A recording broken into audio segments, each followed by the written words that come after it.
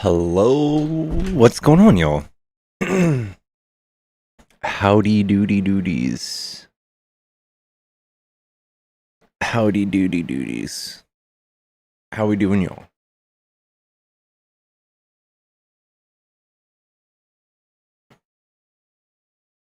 What is going on? We are doing debates, TikTok.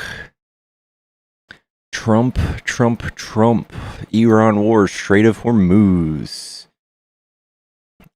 If you like Trump, if you voted for Trump, we are looking for a debate. If you want to tell me why you like Trump, hop on up. I see Trump's new post. Let's see it. I just woke up. Let's see.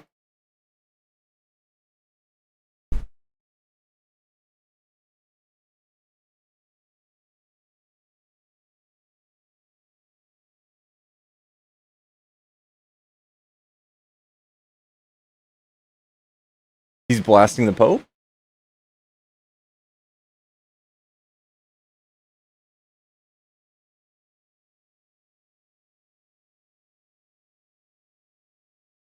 Oh, just the one that's fucking like 30 pages long. Somebody wrote that for him for sure, dude. The way that it's written, it's I think it's Stephen Miller. Trump can't write sentences, dude.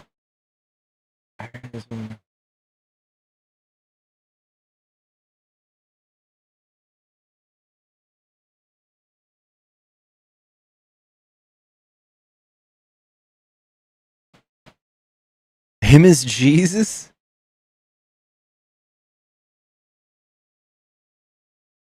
Please tell me he did that. Please tell me he did that.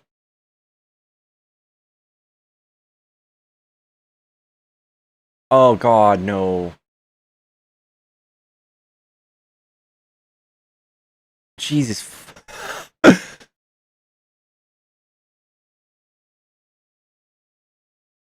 Yeah.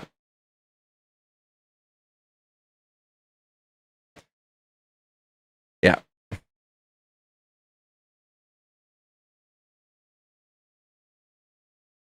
Wow. It's powerful.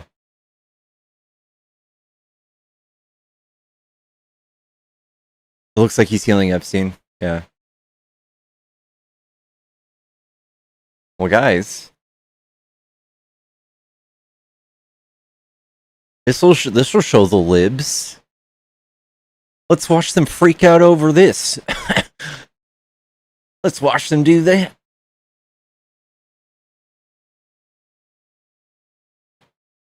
My Discord notification that I'm live didn't show. Uh-oh. You guys are so easy to trigger. Cecil, do you really think he's doing like that's so problematic? First of all, if he's doing these things like just to trigger us, that's pretty bad because he's sitting here trying to tease half the country or half the world or maybe 75% of the world. But the other thing is, if he's not joking, this is just malignant narcissism. Like he truly thinks about himself like this. Truly, I think he really does.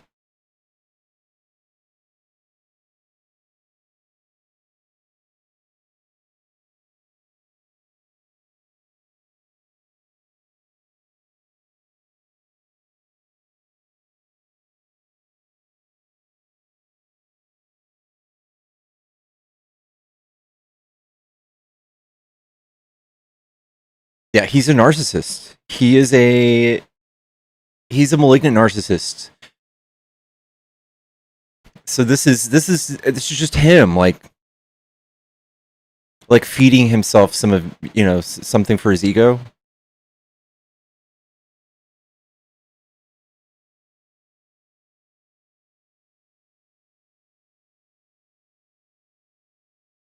Like, is he being mean in the post? He's just not a big fan of the Pope. So he's obviously not Christian. And then he wants to depict himself as a more holy, like a better version of the Pope. Textbook malignant narcissist. I believe that to be true too. Like, I don't even say that to be mean and to bash MAGA and to like be loud and bombastic. I genuinely think he is a malignant narcissist, and so do many doctors. There's a whole movie about it.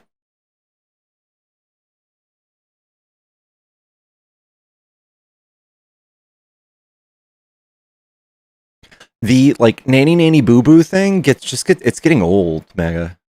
The nanny boo boo, like, you're so triggered, LOL. Election time's over. He's our president now. He doesn't need to like do messaging to align people. This is it. Like, he's president.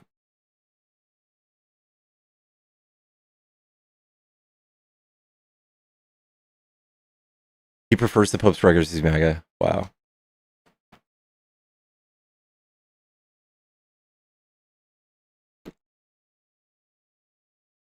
Both things are bad. Both things are bad.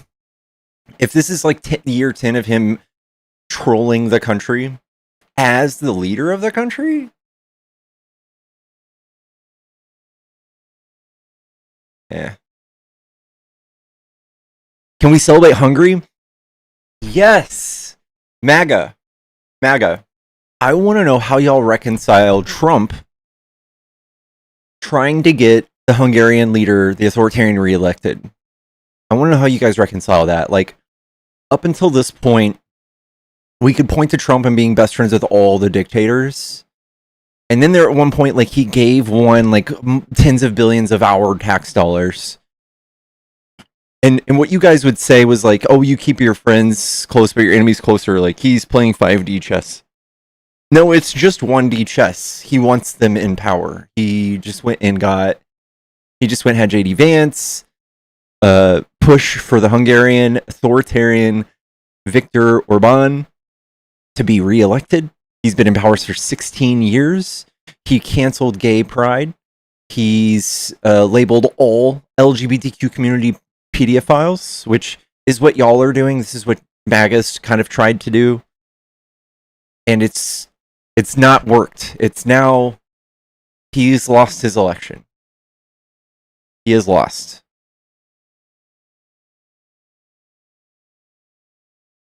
But MAGA, your guy tried to get that guy reelected. How do you reconcile it? How do you... Like, Trump's not a dictator, but he's shilling for dictators. He's stealing their playbook.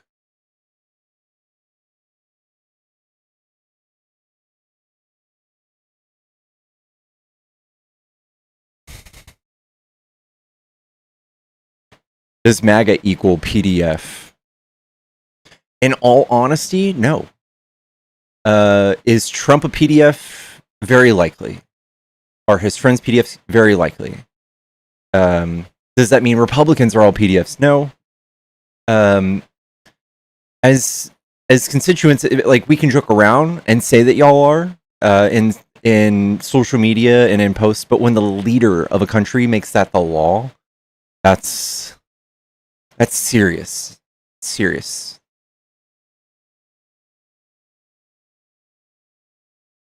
Hollywood is not a PDF. The only thing, this is kind of what I've derived from all this talk. Trump supporters have this muscle for confirmation bias that's bigger than all of ours. So anytime they see somebody, for instance, that they know of that sticks out, like somebody in Hollywood, like, you remember when a PDF is somebody in an actor, like a movie that you know, that You remember that, and that's confirmation bias. You don't remember anybody on your side. The Republicans, they get jailed and they get a slap on the wrist for touching kids. You don't remember any of that. You don't think about that. The numbers don't click. But when we just look at the data, it's very heavily skewed towards like churches, towards the right. It is. So they really do just like look at singular incidents, and that's their entire truth.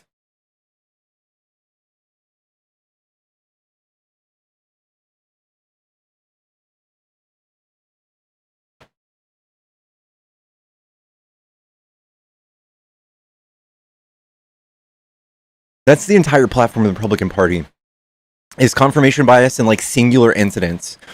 So they like took Blake and Riley's death, for instance. You play that over and over and over and over again. Obviously, that will just convince all of the negative IQ MAGA that all immigrants are murderers. No critical thinking in sight. And it just goes on and on.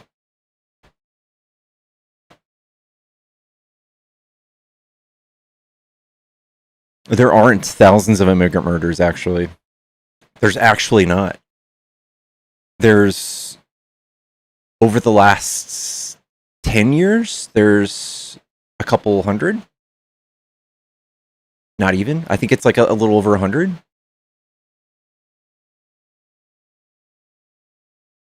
And it's sad because you just believe that. You've never looked it up, but I have. I've looked up. I have the data. I can show you real quick. If you want to hop up, come on up, get embarrassed. I know you'll love it.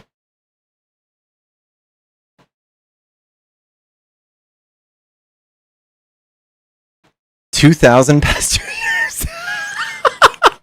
Last year was 29 murders, and the year before was like 60.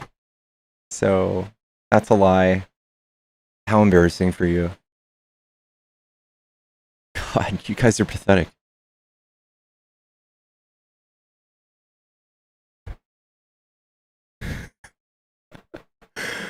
They're dumb and loud as fuck, man. It's sad.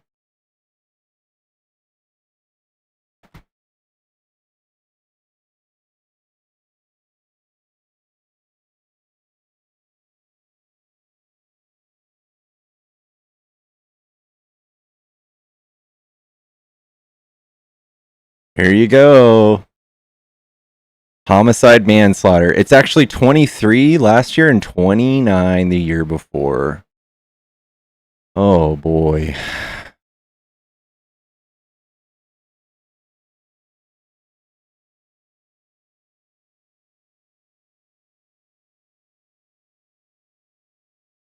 Yikes.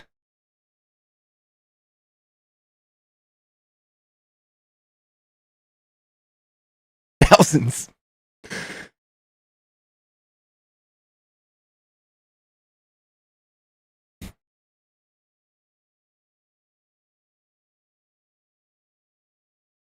Chat, tap the screen. Thank you guys for 11K. Guys, I didn't even ask you guys to chat, to tap the screen. Why would you do that? Why would you do that? I didn't ask you to do that.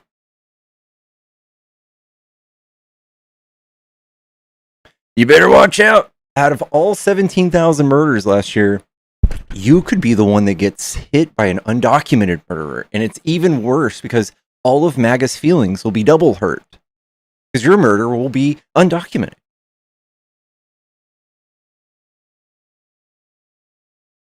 And then they'll say, one's too many. One's too many. I want that 0. So why don't you guys start balancing a budget? Then we'll work from there. You guys start balancing a budget. You guys start figuring out education in your states. Maybe get a grasp on the bigotry and the teen pregnancy and the crime. Then we can work our way up to shapes and colors. And then maybe we can teach you the economy. Maybe.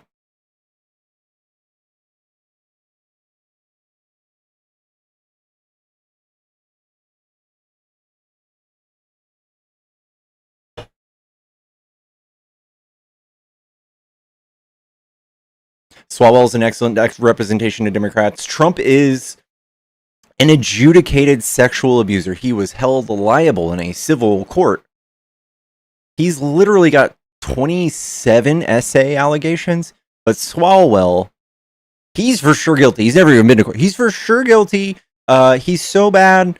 I mean, we've already disowned him as a party. He's gone. We're already a better party than you. Your guys already, he's the president. You guys skyrocketed him to the top. You put jet fuel in there. You go, you touched kids? You love your daughter? You're Oval Office material. Get in there. Get on in there. Get on in there. Also, you know, we like the fact that you try to get another PDF as Attorney General, Matt Gaetz. We love that. You forgave him. Nothing to see there. We love that Howard Lutnick and all of these other people in your administration were all, you know, pictured on the Epstein Island too. And that's chill. That's okay. We know that there's emails saying that even Jeffrey Epstein himself consummated the relationship with Melania before Trump did.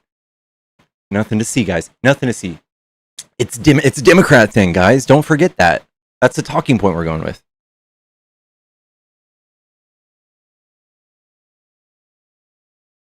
I'm the most cucked person alive. Guys, you're sitting here simping for a billionaire, sending you to war and your children to die to cover up the Epstein files. Who's the cuck?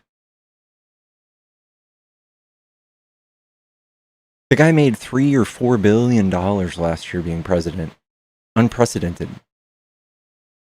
And you're like, that's what I voted for. Higher gas prices. Higher grocery prices. The whole world hates us. Civil Rights Watch is looking at us like a hawk. We're killing it. The economy is on fire. The whole world's economy is on fire, but we're winning somehow. You guys are really good at politics. How much we sent to Ukraine, you sweet spirit. How much is Trump sending to Ukraine now? We spent $75 billion to Ukraine in humanitarian aid. Trump has spent that already, more than that on Iran. He sent 40 to Argentina. He went and did Venezuela, and now he's doing Cuba. Now he wants Greenland. He wants Canada. He's on like every side mission ever, and it's only been 2 years. He is responsible for 25% of the debt, and all you care about is like $75 billion went to Ukraine. Tell me you're propagandized without telling me you're propagandized.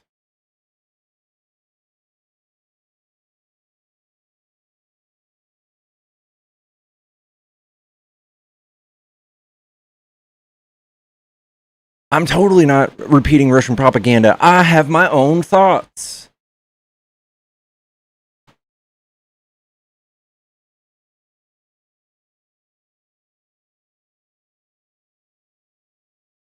I have my own thoughts.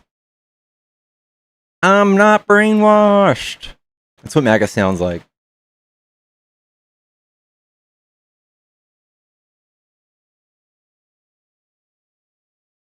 Sent to a war that wasn't ours. And what are we doing in Iran? It's Israel's war, right?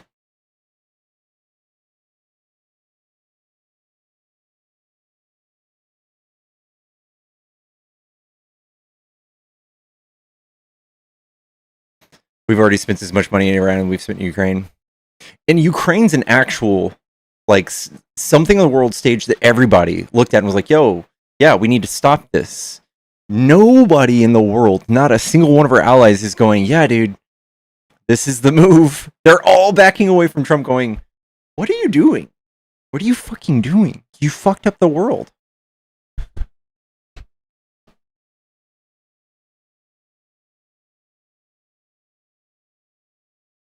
I did see AI Trump Jesus, guys. It's just on par with Trump.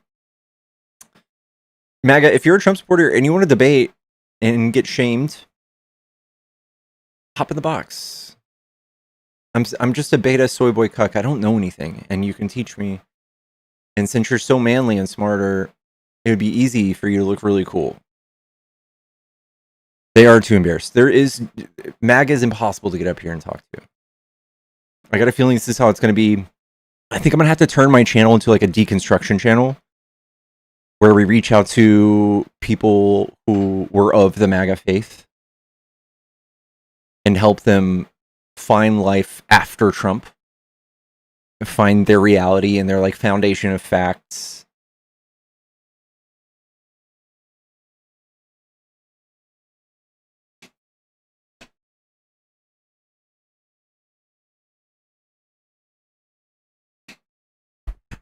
A soft place to land. Maybe even raise some money. We'll partner with like UNICEF.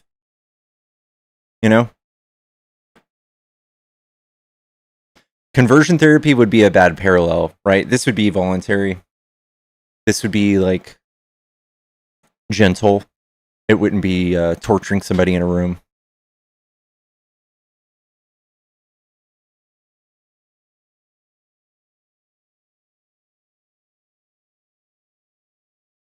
He's attacking the mouth of God, by the way, y'all.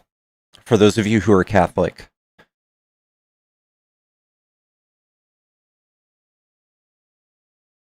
MAGA's a club for people who weren't accepted anywhere. I think Hillary said it right. Deplorables.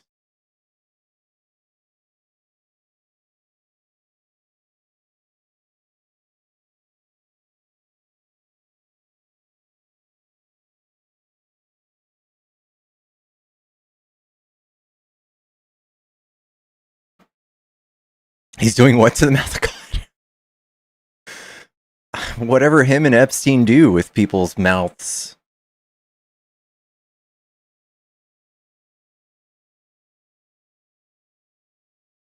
I feel like they're victims of the Republican war on education. They are. And we can stop memeing for a second and being antagonistic. I do truly feel like these people are victims. Like I think of my family, and instead of wanting to attack my family for their beliefs, I feel sad for them. I feel sympathy. I treat them kind of like somebody with cancer, somebody who's sick. And at some point, you can figure out what's acceptable to you. Like if it's too much for you to handle, you can definitely keep your distance. But like if you're willing to talk to them and walk them through some of their bad ideas, then good on you.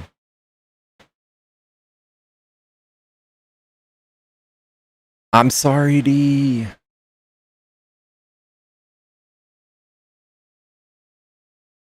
Can Carlson win in 2028? No. Trump called Carlson stupid, remember? So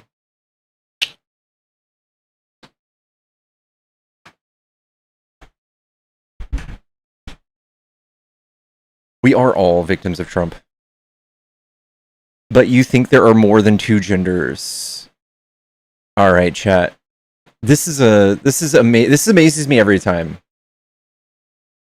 This is how far MAGA. It's been 2-3 years since they started chanting this.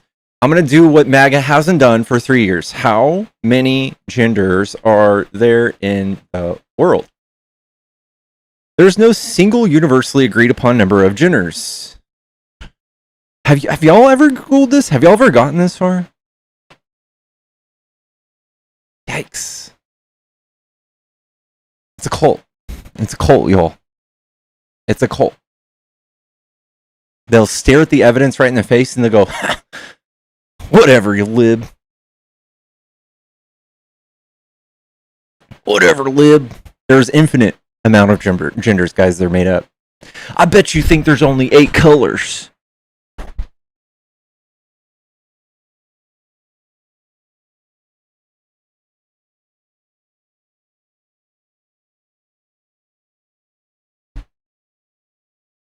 They don't understand, like, what a gender is. They don't understand what it is. And they're celebrating. And, like, pretending like they're smart for it. Fuck.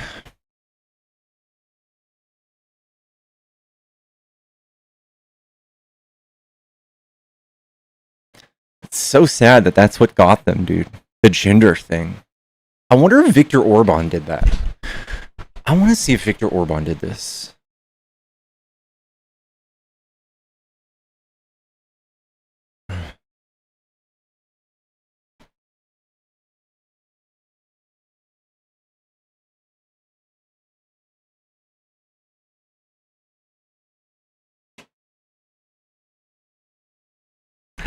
Guys, the authoritarian of Hungary, who is also Trump's bestie, is the one who taught him about the two-gender propaganda.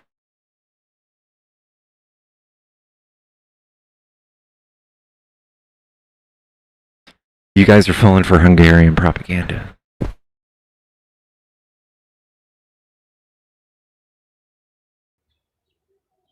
Hello. Hey, what's up, bro?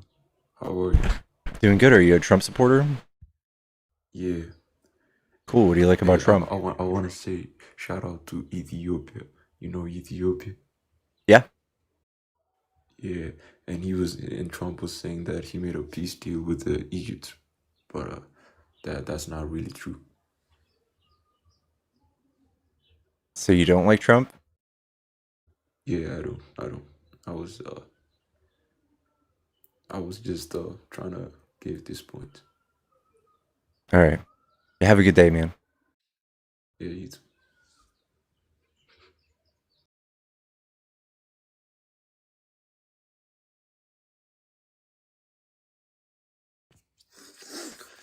What do you Hello. say, Pickles?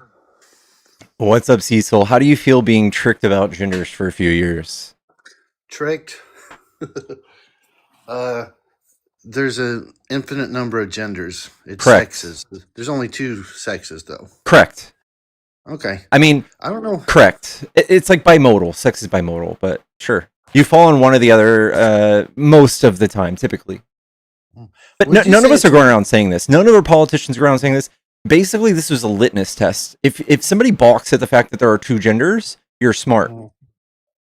Okay. Right? Do you agree to that, Cecil?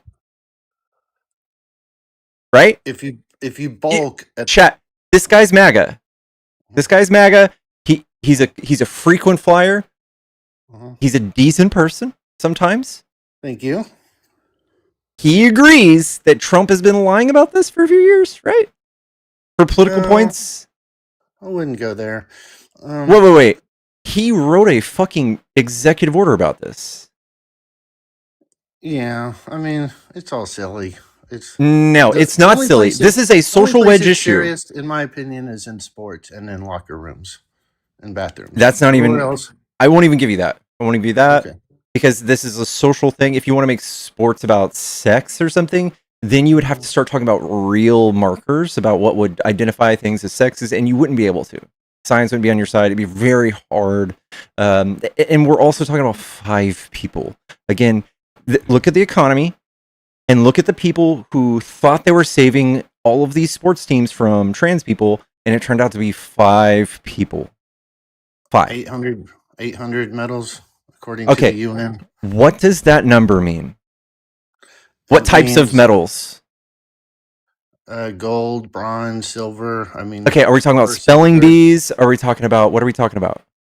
Sprinting, boxing, all just, none of these are tracked at all. These are all self-reported. These can be anything. So it could be like a 3rd grade spelling bee. It could be anything. Not according to the report that I read. Maybe you're referring to a different report. I know exactly what you're talking about. It is a self-reporting. It's a light blue website.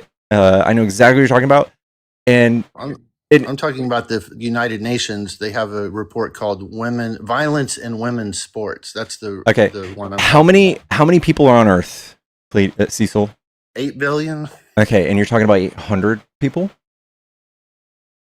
I don't know, dude. I can't explain to you what's fair and what's not fair if you don't know by now. There's no way I'm going to be able to explain it to you. You don't see that 800 out of 8 billion is a even smaller, insignificant number? Women should have a protected class, and I think just because they step into a ring or any other forum, that they should not have to give up their rights just because of that. Yeah, I mean, if I came into you don't have kids, but if I went into your kid's school and said, okay, $100 for whoever is the best arm wrestler, and then surely at the end of the contest, it's going to be a boy who wins. Is that going to be fair to all the girls who competed? No, boys are stronger than girls. That's already a thing, though, right? Like, out of all of the arm wrestling contests in the world, there's way more for men. People enjoy that more. People look at that before they watch 2 women arm wrestle. And men are undeniably getting all of the money and all of the revenue of arm wrestling more than women. Don't they bring in more revenue too? As a matter of fact, So women you're are saying overpaid. it's Women in sports are overpaid because if you compare what they draw, what they pull, the revenue that comes in compared to what they get paid more of a percentage of that revenue than the men do who bring in billions of dollars. okay. So they're actually overpaid. Okay, perfect. So you care even less that like you want women to have even less than they have now. Got it. No, I'm just saying if the audience is what determines the revenue and you have a small audience, but they say, oh, well, because you're a woman, we're just going to give you 20% or whatever instead of the 5 that men make I'm talking percentage of the revenue that's brought in. And men's sports brings in many times. So you're sitting here just glazing more and more about men's sports and showing that, that's what really matters. Is that what you're saying? I'm talking about fairness.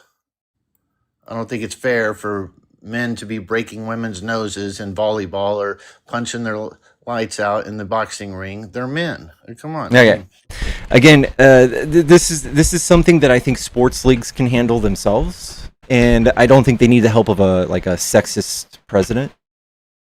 I agree. They don't need our help because the Olympic Committee already said that that's a no-go, men and women's sports. But hey, perfect. So you guys can't run on it anymore? I don't know if we have. We're just everyone's outraged by it, but was there ever a big campaign or was it just a group outrage? You guys suddenly thought that there was like an infinite number of genders and sexes. No. This has always been the Democratic understanding. I'm surprised that you guys pulled this one out of the hat because it makes no sense whatsoever. No, none of us said any of this, by the way. The first mention of any of this is from y'all's side. You guys repeated it. You found a lot of political points in repeating this, and basically just making fun of Democrats who are smart when they balked at the fact there are more than 2 genders, because it's obvious there are. It's like it's so negative IQ to not understand what gender is that when someone says that to me, I just don't know what to say. There's more than 2 genders? Yes. What are the names of the other genders? There's an infinite. I can make one up right now. That's all it is you guys make stuff up and you think that it's going to replace 400 genders are all made up. History. Genders are all made up. Concepts. What do you mean? Our version, your 2 genders, is not even as old as the rest of people's. Like we have all the other cultures across the world that have more than 2 genders. Judaism, it's written in the fucking Talmud. And you're going to sit here and tell me that your 2 genders is right because of the age? Did you hear about that lady who had 2 children who were on the spectrum? Both had gender dysphoria? What about them? Well, the odds of that are incredibly high. What's her name? I don't know. I heard Jordan Peterson was talking about her. He was talking about one of his patients. So had 2 children. Both of them were, on the question mark, didn't know what sex or gender they were, and it had nothing to do with the parenting. It's just a statistical anomaly that. Right, because trans people do come from conservative households just as often, right? They do. Sure. So, do you think that we have science that shows that even if we tried to make somebody trans, we couldn't? We have experiments on that, right? I don't know, but I would think those experiments would fail. Yeah, they did. Like they would just end in sewer slide. So we can get rid of that talking point, right? Well, it's a good thing that those chemical castrations are so rare, because can you imagine 2 family members in the same family getting chemically castrated? You might grow up to an adult and think to yourself, I wonder if that was really necessary. Imagine being evangelical and a Jehovah's Witness, and your entire family just so happens to be so brainwashed that they all die from a common cold. What do you think's more harmful?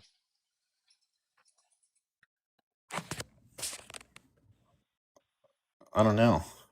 You don't know if dying from a fucking stupid common cold, something completely preventable, is more dangerous.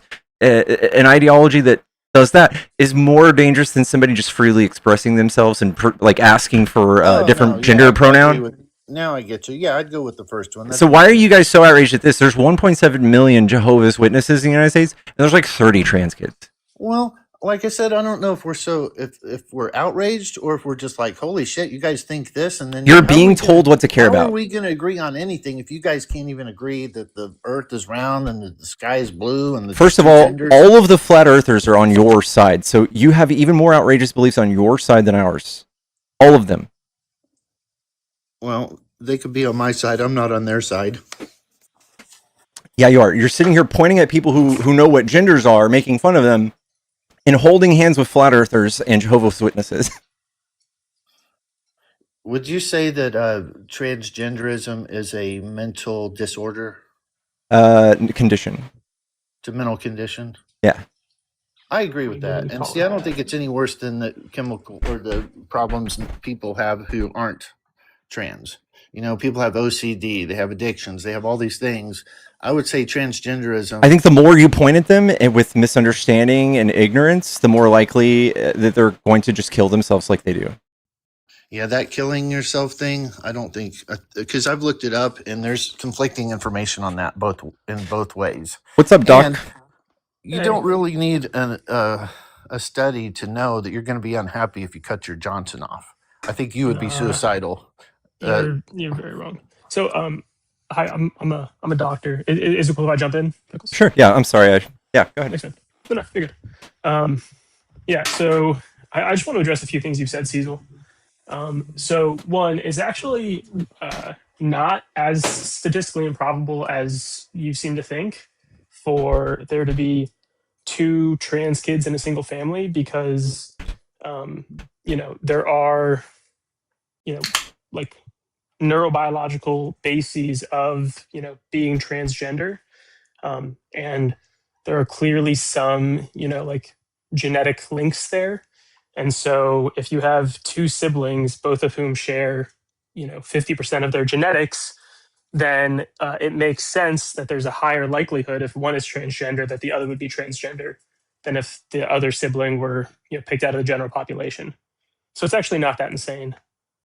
So that's point one. He thinks it's wildly inaccurate and far-fetched. I think it is. Jordan Peterson is a, like mid-rate psychologist. He has like no real knowledge or understanding about this stuff. So I don't know why you would defer to him as the expert.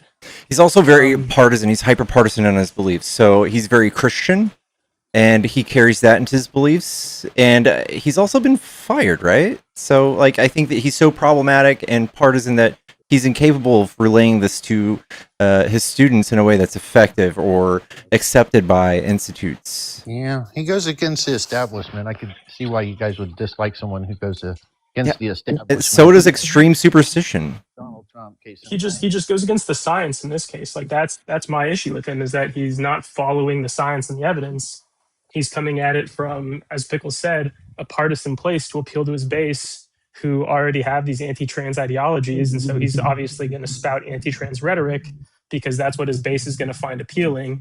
And they're going to, eat it up and consume more of his content. So it makes total sense. But that's one point I wanted to make. Be willing to bet $100 that in 5 or 10 years, those 2 children in that family, one of those 2 children is going to snap out of it, grow out of it, whatever.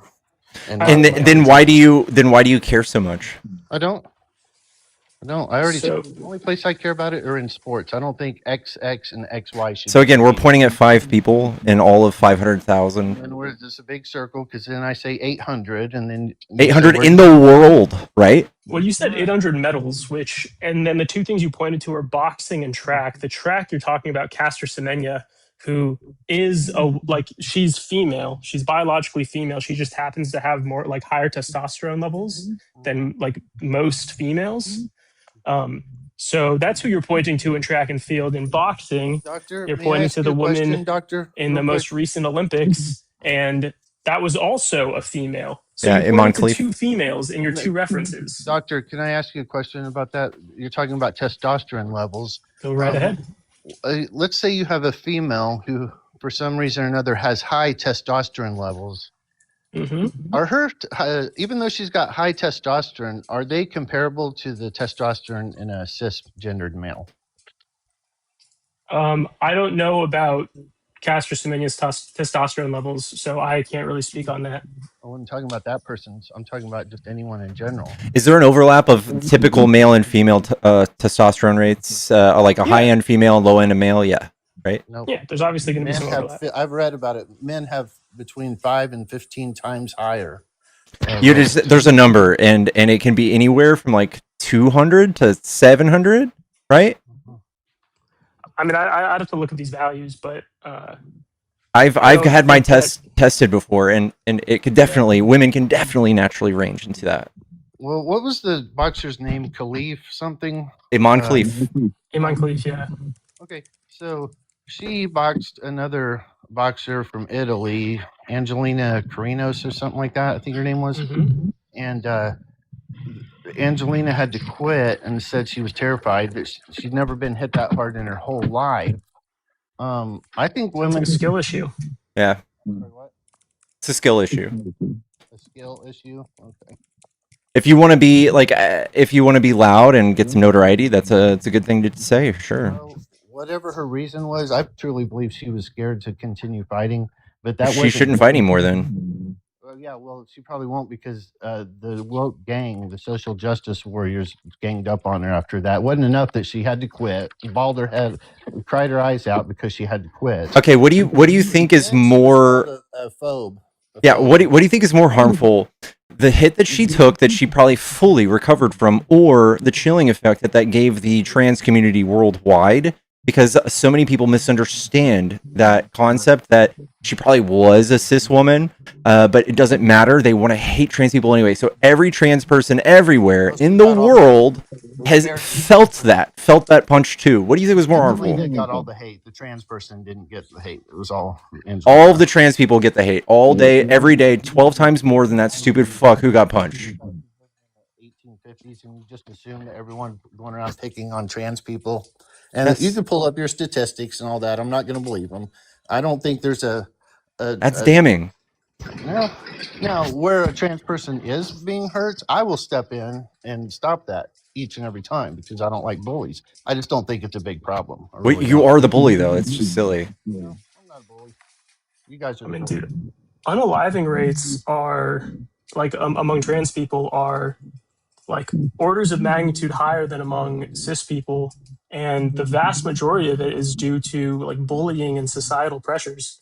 So like you're talking about stepping in if somebody's being physically assaulted, but it doesn't seem at all. They can't accept themselves, and then you want to blame society. They're the ones who have a problem accepting themselves. No, you have a fundamental misunderstanding of how it works. So just some education, some free education for you. So gender identity has a neurobiological foundation, and someone's gender identity typically develops around the age of like 4 to 7 years old, right?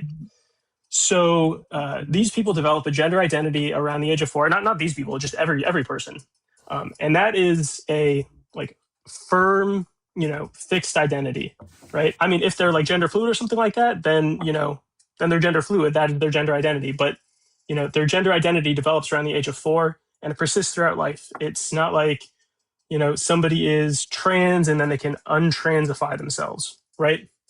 So this thing, it's not purely psychological. It has a neurobiological basis. There are papers comparing the brains of trans individuals to the brains of cis individuals, and there are clear neuroanatomical differences between their brains. Right? Yeah, especially if you're biased, you'll see it right away. This is not a bias. This is science.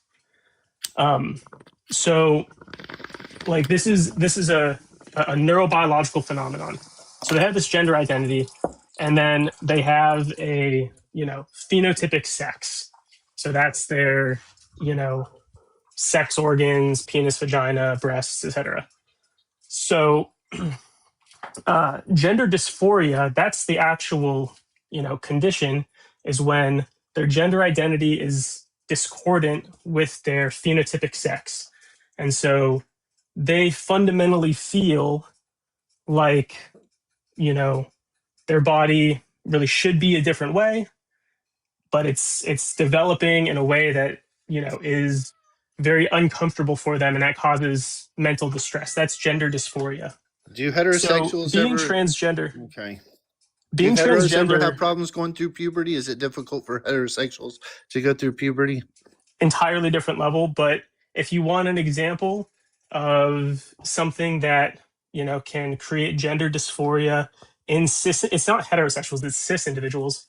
But if you want an example of that, there is a condition called physiologic gynecomastia of puberty, where like adolescent boys, their enzymes that are responsible for um, like converting between estrogen and testosterone. I can't remember the exact specifics, but it's something like like the enzymes that are responsible for converting estrogen to testosterone or something like that.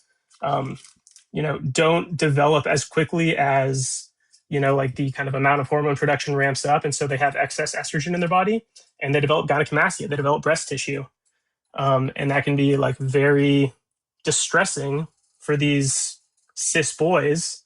And so, Can I stop? Approved treatment for that. Go ahead. Cecil, do you feel like there's some validity in a child or a teen experiencing this? Like if Absolutely, I do. And I do you think you should shame them if they were to like unalive themselves? Compassion is. What if they unalive themselves?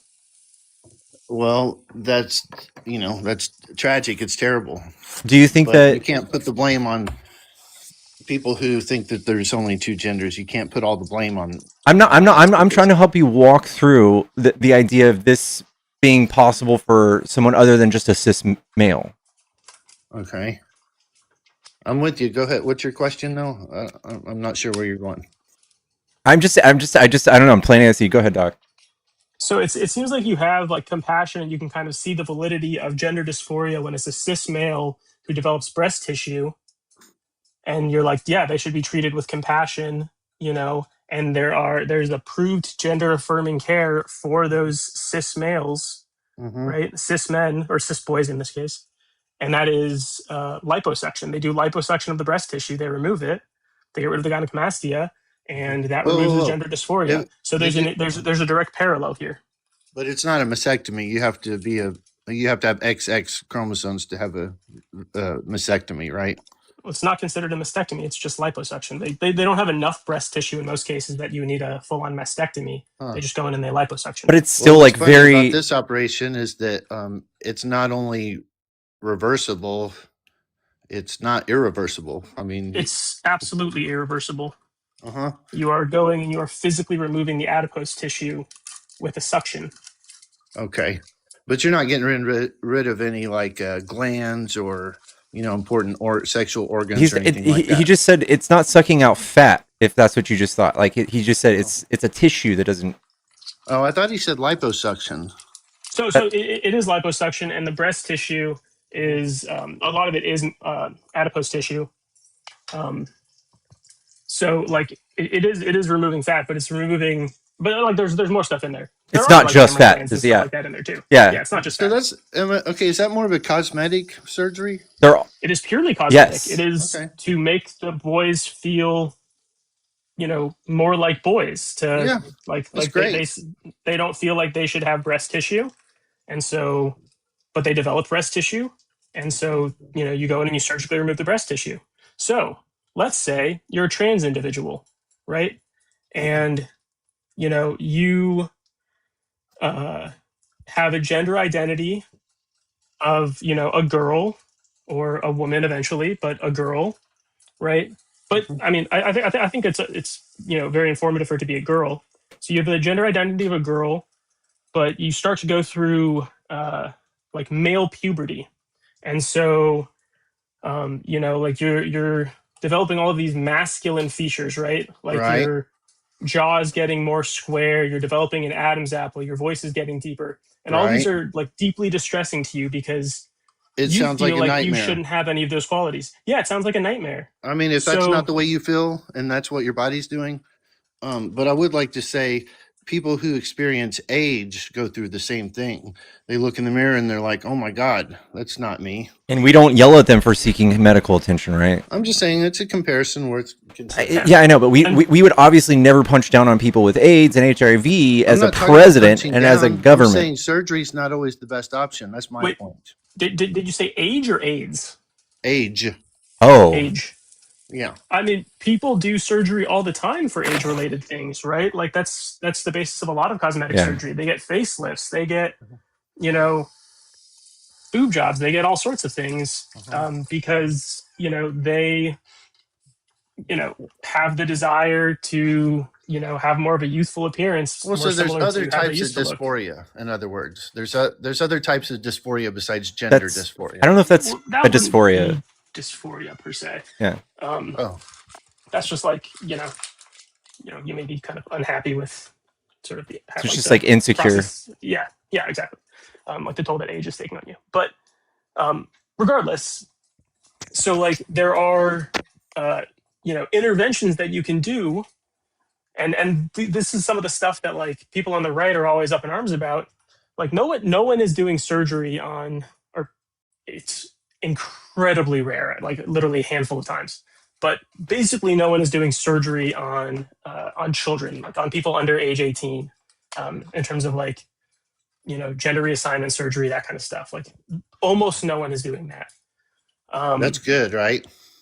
No, because that, well, no, like because that is irreversible. Once they're over 18, like have at it. Exactly.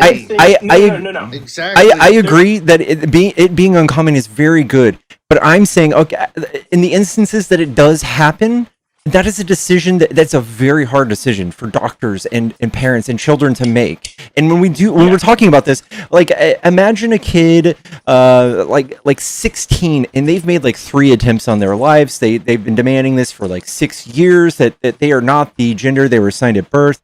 Yada yada yada. I mean, in the next year or so, they could just end up just straight up unaliving themselves. If that was your child, would you take a shot at letting them do whatever surgery they might want to do? I'm already to save their life. I've had to make decisions as a parent before, and it always comes out good for my daughter. So as long as you come from a loving position, that's all that really matters. But I just don't think chemical castration is ever a loving act to do. So like, I don't know where you're getting this chemical castration idea. No one's getting chemically castrated. I think what you're referring to are like, you know, androgen blockers, where, you know, you take a medication and it just, you know, blocks the androgen receptor so that, you know, the things, so they're puberty the hormones blockers? that are, yeah, so the hormones that are, okay. Go ahead. Is that the same as a puberty blocker? Yeah, so that's what a puberty blocker is. I don't believe in puberty blockers. Now I can put my finger on it and get more specific. But that is like that's bad. And like they're, you know, people are trying to legislate that. Republicans are trying to legislate that in a bunch of red states. It's just based on you're feeling icky about it, right? Because that's not based on science. No, I don't think it's icky. I can just imagine myself as a child that got talked into doing something that would be irreversible. It's not irreversible. That's the thing. That's no. The puberty blockers. It's not irreversible, right? You're saying puberty blockers are not irreversible, so that you could stop taking your puberty blockers and boom, all of a sudden you're going to start going through puberty. Yes. Okay. All right. So they are reversible, A, and B, like that's what causes a lot of the gender dysphoria for these individuals is they start going through puberty of, you know, quote unquote, like the incorrect sex. And so if you can prevent that from happening and, you know, allow them to, you know, get to age 18 and to start taking hormone replacement therapy, right? It's a temporizing measure. You stop the puberty and allow them to get to a point where they can make definitive decisions as an adult on their own, without having to deal with the lifelong effects of going through, you know, a puberty that they don't want to go through. But it is reversible if they ever change their mind, and no one's forcing it on them. It's really sad how far you guys have fallen. The liberals used to be all about people should learn to love themselves, accept themselves, and I feel the same way. Surgery, as an adult, you should be able to do whatever, but as a child, you should never be put on puberty blockers. I think that's a crime against Mother Nature. Okay. What Well, you are then doing so is are you're condemning glasses. kids to you're condemning kids to unaliving, right? Yeah. This kind of Nope, rhetoric, this kind of nope, thought process is nope. condemning kids to no. There's You plenty are of wrong. studies I that can show tell the you. opposite. No, There's because I no. looked. You're gonna point Pickles to always one brings up study. these studies No, about the you're gonna S rates point. going down. There's studies that show the exact Nope. opposite. Can I You're gonna see point to them? one study. You're gonna say that like self unaliving rates are higher among individuals who transition. It has nothing to do with transition. It has to do with the fact that they are transgender in the first place, right? Being transgender comes with a much higher risk of self unaliving. And it's not because they are transgender, it's because they get bullied and they have to listen to rhetoric like the shit that you're spouting. Yeah, see, Directly that's from why the I don't government. believe you guys. I don't It's believe from you the And guy. guys. that's what leads that. Dude, then you're disagreeing with the science, No, right? Like I've been around when you them. have the entire I'm older than you guys. I've worked when you around have the trans entire people. I've medical got friends no, that are shut on the up, dude. LGBT. When you have the entire medical community disagreeing with you, I don't know why you think that you're in a more informed position, or you're in a position to say, no, I disagree, I think it's this other way, right? What qualifications do you have? What research have you done? Because it's commercialized. When I see things get commercialized, I lose faith in them. The And only people who have created, like, who have turned this into this like societal talking point, it's the right wing. The right wing did it so that they could have a new wedge issue, right, to weaponize against people who generally lean left, right? says you, most of the Trump supporting friends that I have agree with me that do whatever you want, but children should not go through puberty blockers or That's chemical that's the castration. talking point, man. That's Well, the whole that's just fucking our talking point. opinion. Deal with it. Yeah, It's y- opposite to your opinion. y'all, Tough but to no, do. but it's no, it's not tough doo doo Yeah, because it it's tough flies. to do. You No, guys because are it like flies up against the against medical consensus, 400,000 years worth of human and then history. you try to make fucking laws, right? You try to legislate this shit, and these laws materially harm people. Did you just say 5,000 years of human history? I said 400,000 years. We don't have 400,000 years of human history. We Oh, know yeah, we when do. humans Yeah, we emerged. do. Oh, Yeah, we okay. do. We have Thanks for recorded history from Let me 400,000 years tell you, ago. yeah. two Thanks and a for half thanks for million telling me years that. ago, we would have been sitting around without any sweat glands, huffing and puffing like dogs. But yeah, we were around 2 million years ago. It's just taken us this long to No, get we where we weren't are now. around 2 million years ago. Are you okay? What's Yeah. happening? Modern Homo sapiens No. emerged around See, 200,000 years ago, man. I don't know. yeah, like written history is not necessarily like we don't know what happened like 400,000 years ago. We don't know. Oh, okay. We But hypothesize. you know and what the do temperature things. was like then, but that's about it. Yes, that's called ice core samples. I know science is wild. I know we can also like look at other things. How far do ice core samples go back? Depends on where we're drilling for the ice. Where's We're not what's pivoting. the We're not pivoting. Oh, okay. Yeah, I Well, came up here. I don't to know tell why you guys are that angry with me. I agree with you on I- everything except for the puberty blockers. I came up Everywhere here to else, talk to you specifically about puberty blockers. You do understand that they treat other conditions as well, and that many young girls could receive actual help for endometriosis if they had access to freaking puberty blockers. But y'all are so goddamn confused on what they do that you're not allowing people to get treatment for that, or also females that start puberty too young. Precocious puberty. Yes. Mhm. I think that if this were all left up in the hands of MAGA, we would have tons more unalivings. We would have we'd be taking a step back, and this is simply for control. Look at Cecil. I urge you to go look at Viktor Orban's model for maintaining power for 16 years, and tell me the difference between what him and Trump are doing. It's identical. Sure. Hey, you may think it's irrelevant, but Kamala Harris was our last contender for the Democrats. Do you guys remember when she was the vice president and they had a summit in Alaska with Putin and a few other countries, and China was there, and she tried to give them a hard time about their human rights over in China, and their response to her was, you guys are committing genocide. Your police are committing genocide. Devildle 641 super chatted $5. THX Pickles. Appreciate your trans stance so much. My trans son deals with uneducated people like this caller regularly. Science is real troll caller, middle finger emoji. Thank Okay, you I so love when it much. read out the emoji. And the Chinese president said, "We can't listen to you. You guys are committing genocide on black people, your police force is." And that's all because you know where they got that bright idea? Is because her exact words were, "The United States police force is committing genocide on the black people of America." Do you guys She remember said that? that? Yeah, she did.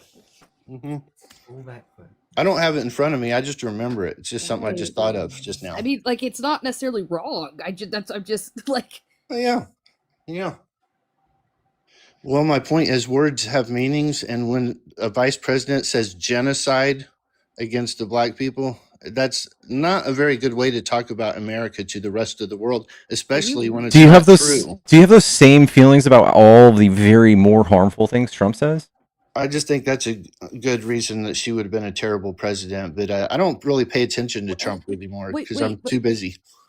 wait, Cecil, we are funding G-sides in like multiple places all around the world. Are you unfamiliar with like Syria, Yemen, Democratic Republic of Congo, like Yeah. South I don't. I don't have Sudan? any. I don't have any evidence of her saying this. By the way, Cecil, I'd love to know where you heard this. Oh boy. I don't want to have to get on my computer, but I will. I'll roll over there. I'm so glad I got off these pain pills. I ran out of them. I was getting way too emotional. I started crying the other night watching this movie called The Banger Sisters with Goldie Hawn and Susan Sarandon. But let me tell you, if you haven't cried in a while, it really feels good to get it out sometimes. You know what I mean? MAGA learning to My get in dad touch with passed their away in emotions. February. I'm My sorry dad to hear died in that. February, and I hadn't cried, and it all hit me. And then this Whitney Houston song came on the radio, and that made me cry too. I think there's a lot of repressed emotions on your side of the aisle. Yeah, I'm healthy as a horse with my emotions. I listen to a lot of glam rock. No, I can't. I'm not turning on my computer right now, guys. I don't have anything, Cecil. I just googled this. I'll show you my results. It definitely would have pulled up a quote, something similar. I don't see anything, bud. Okay, I'll find it, and next time I call in, maybe you'll be so kind to let me share it with you. Sure. All right, I'm gonna hit the feathers. Thanks for talking to me, you guys. Have a great night. You too.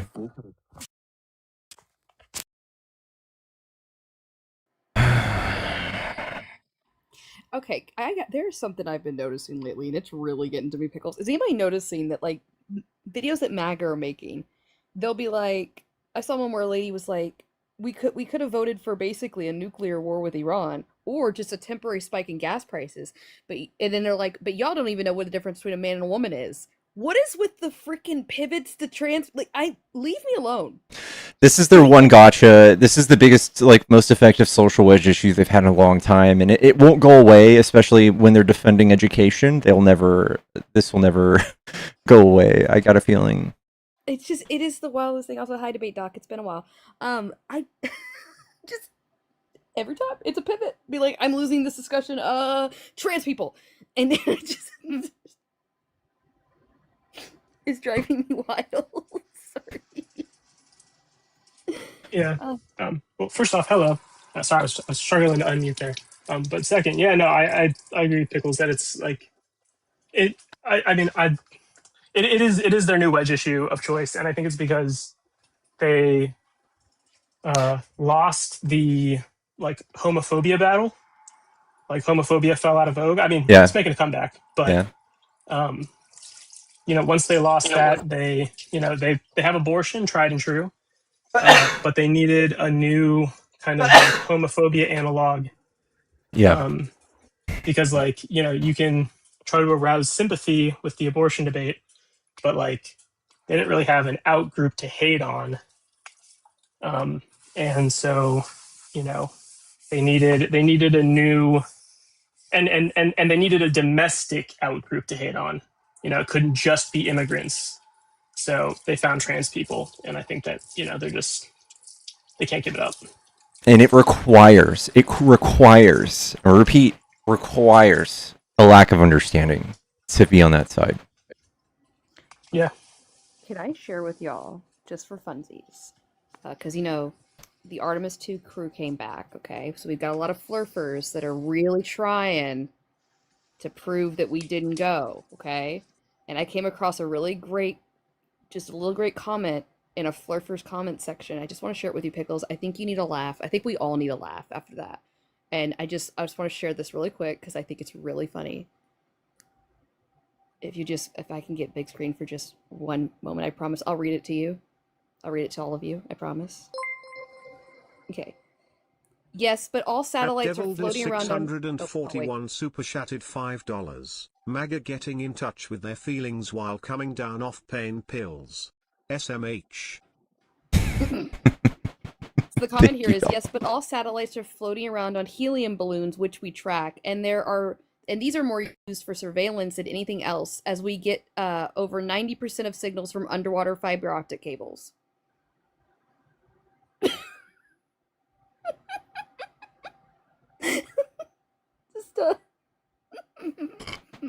I mean, we launch satellites into space with balloons sometimes, but that helium doesn't do anything in space, right? I know, but it's also the fiber optic cables underwater. It's just, I had to share that with y'all. I'm also like, someone said, NASA's the biggest purchaser of helium. Helium does what? It's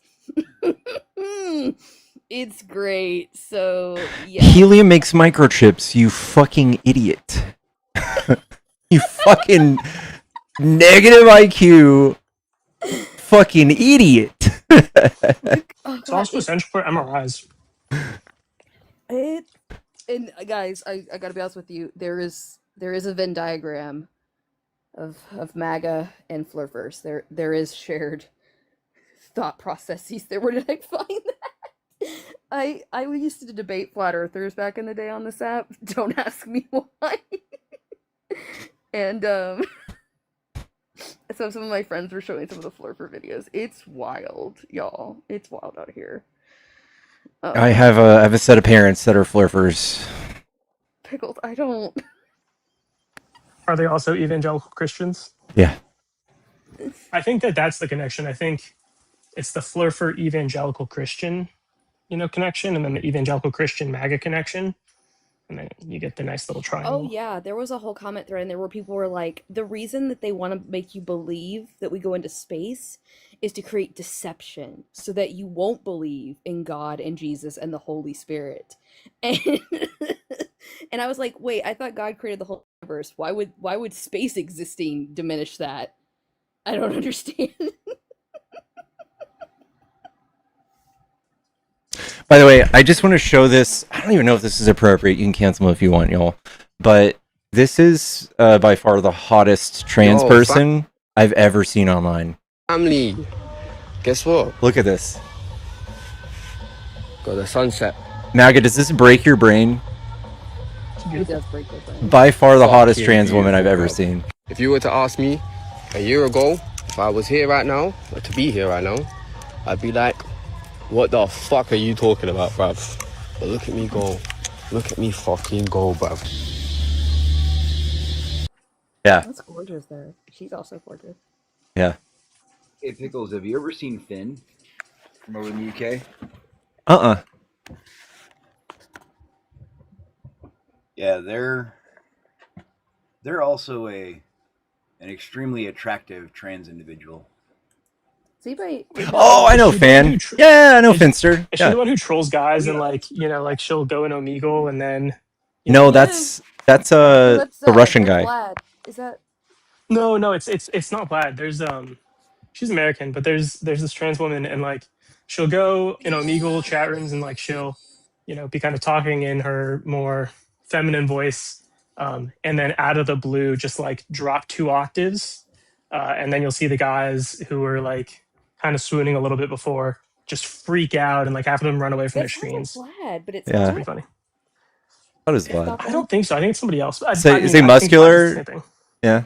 No, I don't think they were very muscular. Oh, okay. Yeah. I don't know. Finster for a long time. They've gone through the whole process of discovering that they're actually trans. Because I mean, Finn started out originally as just a femboy.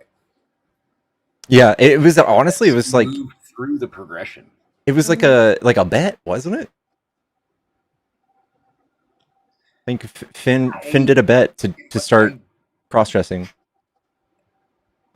I think so. Don't quote me on that, but I think so. I've been following Finn for a long time. Yeah, I think But people I don't also remember like that one.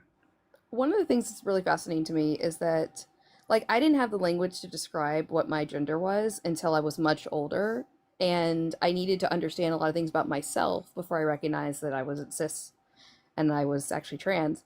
And I think that like a lot of people think that because people come out later in life that like that doesn't like validate who they are like now because oh well they didn't come out until they were 20 or they didn't come out until they were 30. But it's like maybe they didn't have the language or the understanding to actually like express who they are as a person and that they needed to understand that better or do some self-discovery. I don't know. Also, like kids do self-discovery as well. Like people, like I don't understand why it's like odd if a child's like, you know what, I want to try to go by they them pronouns or he him or she her.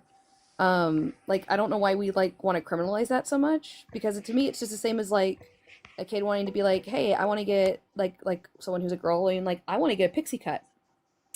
Or a boy being like, I don't ever want to cut my hair. I want to grow it out. And it's like, I don't understand. Like, people are just discovering themselves, not the anime wow. Waffle, thank you so much for becoming a super fan, you beautiful man. I mean, I think that's why it's so important to teach it in schools because then you can help all of these, kids Destigmatize. Yeah. destigmatize it and avoid decades of confusion because they don't understand that like there's more than this binary and they can like contextualize, these feelings of having a like non-cisgender identity and be like, oh, that's what that feeling is. I can put a name to it. I can look it up. I can research it more. It can sort of aid in this exploration process. Guys, I want to read a donation I just got from MAGA. You look like a gay ass N-word. Thanks, MAGA. There's a lot to unpack. Hard R. Hard R, by the way. That's a lot to unpack there. What?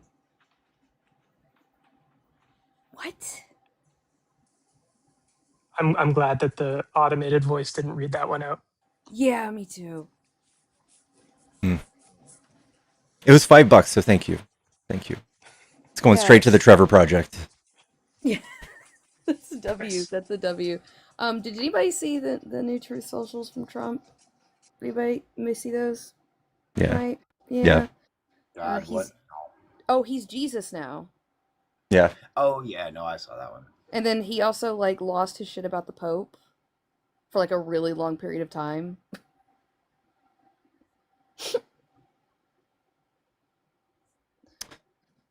Yep. Yeah, just look up like Trump True Social post. Like people have already reported on it. It's Yeah, an it AI was. picture. Okay, yeah. We were showing it at the beginning.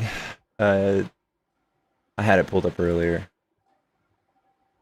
Wait, is it an actual AI pic of Trump as Jesus? Yes. Yeah, healing people too. Yeah, that's unbelievable. I want to know what's going on in the clouds. That's what I'm trying to figure out.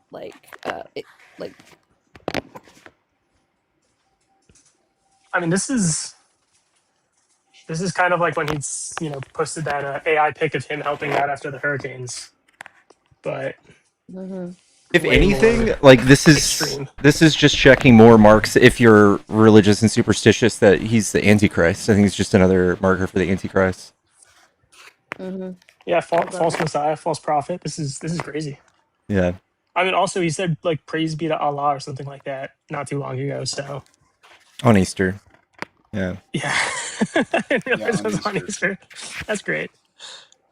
And weren't the right all up in arms about like transgender day of visibility or something like that being on Easter a couple years ago? They didn't know that Easter like changes dates. Yeah. And now you got Trump posting praise be to Allah on Easter and radio silence. Trump could have very well have made this. He posted this on his own Truth Social. I'm gonna assume that he just made it. Yeah. I want to know the prompt. I'm sure it was in all caps. Yeah, if you pull up the full picture, there's like angels behind him, and one of them has like 3 horns. It's really freaking funny. That like, I'm sorry, you would think with all the money he has. Picture. Yeah, with all the money he has, that maybe he could like afford the best AI systems, but I guess he can't. I want to slim down again to a smaller panel. Oh, I gotta go to bed. I've seen a few people come in and out of the request box, and I just want to make sure that this is more inviting than anything. Yeah, thanks for having me out, man. I was just going to ask, what do you guys think? This is my new background for going into faith debates. Jesus, This is my new god, the cosmic cheeseburger. I love it. I so love that. much. That's great. Holding the world gently between its buns. All right, I'll do Well, thanks, Pickles. speedy. I'll catch y'all later. Oops. Mod thing, real quick. Speedy mod thing. Okay. Repost the live. Send in your heart me's. Share the live to your frenemies or enemies. Screen. Your frenemies. Tap that screen. Let's get up to 100K. I think y'all can do it. I know it's a little late, but Pickles is on tonight, and that means that all of us with insomnia get something to watch. Yeah, if you're not following here, make sure you are following Pickles on this account. This is his new main. Thank you so much. I'm gonna drop down. Good to see you, Infectious. Bye, Pickles. Love ya. Love ya. Thank you, Infectious. Smooch Badoochies. No problem, brother. All right. If you guys are a Trump supporter and you want to debate, or I guess be educated, hop in the box. Come tell me why you like Trump.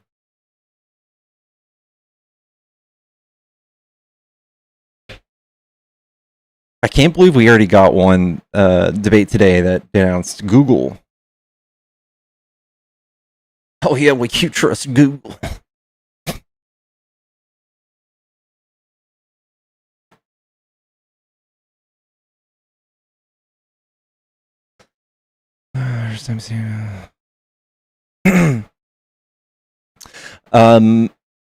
Did we miss any other good news while I took a nap earlier? I've been napping for like 4 or 5 hours.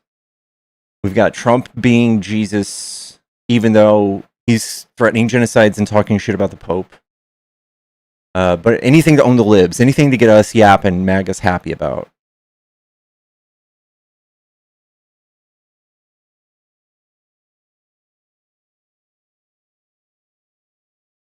Looks like Eric Swalwell stepped down from his campaign for governor.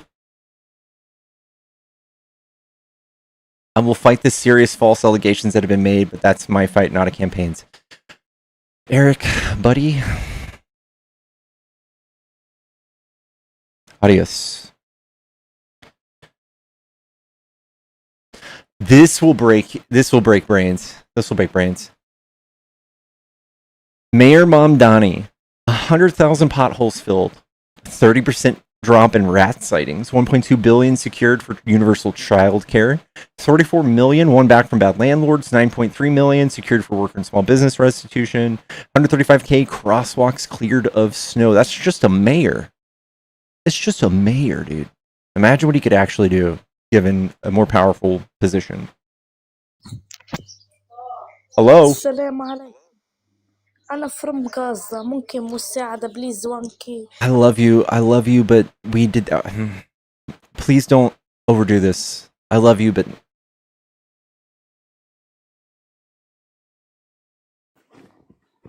hello. Hello.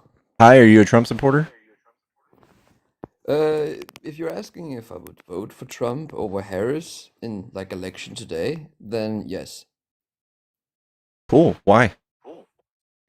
Well, I think the best way to answer this is I think I have adopted a perspective where if you take most of the American people representing why they would vote for Trump over Harris, I think it boils down to a key few issues. But for me personally, I think the geopolitical landscape and the stance of how the Western axis as a whole has to form a front against the BRICS nations and the democracy values and freedom values that we have Against comes those? best with him as a president. So that's like the overall perspective. If you want like a specific policy or something like that, we can dive into that. Yeah, I mean, I can help you with your misunderstanding on that real quick. Is NATO closer or further from just straight up breaking up with Trump in office? So can you say that one more time? Is NATO fractured more or less with Trump in office? Oh, it is definitely fractured more. Like, obviously. So does that You know, create a like, more safe or peaceful world, or not?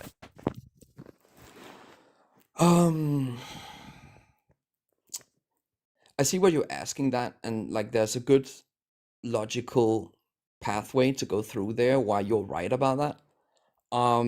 Without sounding like pivoting, can I explain why I think there is a potential, should we say, like, down the road, more future safe path with the things that Trump is accomplishing, that I think, for example, that a Democratic president nominee like Kamala wouldn't have been able to achieve. Sure. So there has been some debating going on TikTok and everywhere about how the Iran situation is like, oh, well, for example, there's an argument, well, we haven't been under imminent threat, the United States or, you know, Europe or something like that, from being attacked by nuclear weapons or anything like that. The way that I see it is, and that's just the Iran situation, right? But that's an example. There is an absolutism in the philosophy of preventing them from having a nuclear weapon, due to the risk of them becoming a rogue state would lead to uncalculatable, All right. extremely long-term consequences. I'm going to stop you. I'm going to stop you. You can stop me, sure. Is attacking Iran like this the only way we can go about this, or did we have another way in the past that we dealt with this? That it resulted in no people dying and gas prices not skyrocketing. Was there perhaps like something else in place that was better and softer? That was the JCPO that the Obama was trying to build up, right? Not try, he did. It was broken up by Trump, right? Yeah, because, and here's my guess. Maybe you can give me yours, but the only reason I think Trump pulled us out of that was for Netanyahu to proliferate war to maintain power in Israel, because his election's coming up again, and it just so happens he's got to start another war, and they don't get to vote when he's in war. You could you know, take the conversation over to an anti-Israel sentiment. Can I just ask, wasn't the official outline or the official reasoning behind the Trump administration or Trump himself, that, I don't know because I don't recall, but wasn't it that was being wasted a lot of money by funneling it to this JCPOA agreement where Iran will receive a lot of money, the uplifting of sanctions, and then they said that, well, they're not really living up to the agreement anyway. That's not true. They said, so all the way up until the day they pulled out, the IAEA, the governing body, which is made up of all of the countries who have nukes, they go and they monitor this stuff. They have 24-hour access. And every single report they came out with, even the last one, they said that they were adhering to not enriching uranium past this point. And every single signatory in the agreement said and disagreed with Trump from pulling out. So the thing that caused them to want to start enriching more uranium was that when they pulled out and threw sanctions back on Iran, then they had to start building another negotiating chip because they had no more cards. So that's what happens when Trump's in charge. So Trump is fixing the mess he created. He doesn't get any points. In fact, he's not fixing. He's making it 70 times worse. He's handling it the worst way I could possibly imagine. I don't think he's got the tools mentally, emotionally, to do any sort of real diplomacy. Right, yeah. So just to keep on this specific topic here, on this, whether we go for a diplomatic or what's happening now, right? Are you kind of saying that if we had upheld this diplomatic road that we've had, the JCPOA specifically, or something similar, like not completely demolishing it, like what happened, and you know, just admittedly, I might not know enough or have looked into that. No MAGA does know any of this. Every single person that is pro MAGA, I've had to explain, just like you, they have no idea the timeline of this. They just know that they need to go stop this now, and this is the story that Trump's handed them. Trump is an actual disaster in this regard. I'm not sorry for interrupting. It's just that just to finish this quick point, if I can, because I think a lot of the presently supporting people of this specific issue, especially in the United States right now, they might be thinking, okay, and some of the people that might get educated on this by the knowledge that you have or whatever would be on the internet if you dive into it, they might say, okay, we might have fucked up in the past. Now we have a chicken or egg situation in terms of well, you could argue probably that Trump would have fucked up the relationship that was been building. Now, again, I'm not necessarily conceding any specific points here, but I can see the logic of what you're saying, and sort of at the top of the value of what I have been researching very, very, very topically on this specific issue, it does seem like the diplomatic road was kind of thrashed for no reason. But since that was happening, and then what has been happening up until the last year's bombing of the nuclear sites, and then now that they would quote unquote have to go in because of an imminent nuclear threat, which That's not a might be thing. very That's not a thing either. So that's kind of like very poor choice of words if that's what actually what they mean is what the value of the words were. do you know who Tulsi Face Gabbard value is? that they can attack the United States. Sorry, what did you say? Do you know who Jump in. Tulsi Gabbard is? Tulsi Gabbard. I'm slightly familiar with the person. It's like one political person in the United States. She's the director of national intelligence. She's the director of national. Yeah, good. Sure. So this specifically would be her wheelhouse to go tell, hey, Trump, this is the situation in Iran, right? Right, and the intelligence officially was that they didn't have and were not close to having possession of actual nuclear weapons. Do I remember correctly? Yeah, they don't even have a delivery system. Good. So I have a question on that. So can you explain to me, as someone who could be potentially still in support of the war, right? Can you explain to me why the Trump administration, if they received that information officially, and this is what they have come out with, the NSA, or maybe the CIA have said something similar, I think they did, right? If they say they're not immediately in need, in close possession of an actual nuclear weapon that can be fireable, can you explain to me why Trump comes out and says we are close, we have an imminent nuclear threat, like worded and phrased like that, rather than saying something like this, which I could potentially support. So every single time, like dictators or authoritarians want to stay in office, they absolutely have to give you the threat of national security so that they can invoke superficial things. I don't know how this is so far-fetched for people on the right, but this is absolutely a thing that him and all of his friends do. All of his friends. Viktor Orban, Bukele, Putin, all of them. 30 seconds. So, Yeah? so why didn't they come out and say, we have to step in now? Not 5 steps, not 10 steps, not 20 steps, but 100 steps before the imminent nuclear weapon. I told you, Israel. Because if they have any conventional defensibility in Iran, and we have to step in and do it now, It's because if just they turn Israel. into a rogue state, blah blah blah, they can control Strait of Hormuz. It's Israel. Much more strongly than they would do now, and they have a strong geopolitical decision. Blah blah blah blah. You know what I'm getting at. It's just Israel. Yeah. So Israel tricked Trump into doing this, just like Hillary said that he could be like pulled into and baited into something with just a tweet. It's very much true. It's very much true that Jared Kushner, Trump's son-in-law, and his father are both very close friends with Bibi Netanyahu. Trump has a very close tie with Bibi, and was very easily sold on the idea that this was just going to be an easy mission, in and out. We're going to go do this, just like you did Cuba, just like you did Venezuela, all these other things. Trump is, he is irredeemably stupid on the world stage. He has no he's a game show host. He doesn't know any of this. He's never been in the business of knowing this. He looks in the sun without the protective sunglasses and yes, he's profoundly dumb. And this is something that we all think worldwide. If you're in the intelligence community, people are saying this, no matter what country you're in, that Trump is doing this to either hide the Epstein files, get people to stop talking about it, or just because he's under the control of Israel, Bibi Netanyahu. Okay, so I hear all of that. I can see why a lot of people are talking about like the control of Israel and like, is this really America first or is it Israel first, etc. I'm not sure if I have time just to get into that, but just to hold. Do you think he has a hold on him? Philosophy. Do you think he has a hold on him? Can I ask? Like we did a ceasefire and Bibi's out there still bombing Lebanon and committing war crimes with white phosphorus. I would need a half an hour to discuss Israel. And to be honest, if you just want to ask me quickly, do I think Israel committed genocide on Gaza? Yes. Like we can go into an. So would you put it past them doing something just as disgusting to Iran? Oh, and so we're asking sort of like just because they do it, which kinds of groups of people deserves which kinds of treatment? Because if Israel does this, why would you support this?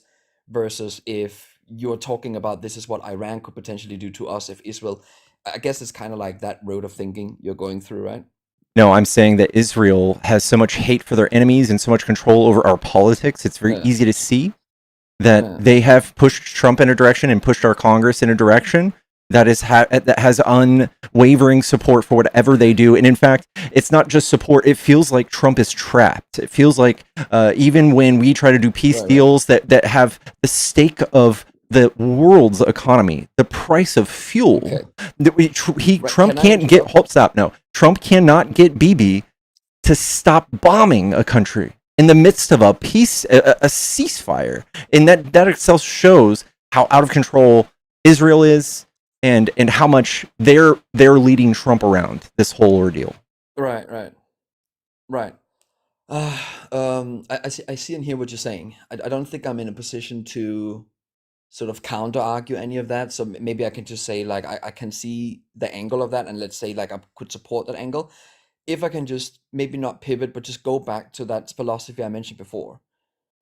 What would you have said hypothetically if the phrasing from a Trump administration to Trump to try and justify quote unquote the war, right? Rather than what they said, and like it's an imminent threat, and it's and then you Because say this the is like their reasons third behind reason. it is because of Israel. I get all of that, but the philosophy of that you have to step in now before you even think about thinking about whether Iran would have the conventional defensive capability to actually protect themselves until they would acquire a nuclear weapon. So under the guise of We're thinking enriching them, what? aren't they? Say what? We are enriching them. They are now more in a position, and they're in a better position they were 'cause 6 weeks ago. They can profit off of the So they didn't really think about this. They didn't really think about this like that. That's true if you look at through things from a short-term perspective. I mean, I guess if it's true that Now this is Trump going to be was long trying term to commit too. suicide at complete political risk, he could do that, right? And bomb everything, right? Like he's kind of. But that wouldn't help us destroying either, because civilization. radioactive oil is no good to anybody. I mean, what I'm saying is this. I can't really think, and I think it takes someone else than you and me that, obviously I would say honestly would need to be much smarter than you and me to sit and weigh in the options and long-term and short-term perspective of what Iran can do enriching themselves due to this war, which is happening in the, my opinion, short-term perspective. If they actually got in a position where them getting a nuclear weapon would be unstoppable, unlike North Korea, and still their affiliation with BRIC nations and all the interests of promoting one and all of the things that goes through that kind of geopolitical interest, right? The Strait of Hormuz. Right now, you can argue that there is a element of counterplay from the Western side, from America specifically, and you can argue that, well, we are trying to take over it and all that stuff. But if we save that phrasing, that line of thinking for now, if they actually were able to get a nuclear weapon, what prevents Iran from sort of like a perpetual, constant control of the Strait of Hormuz?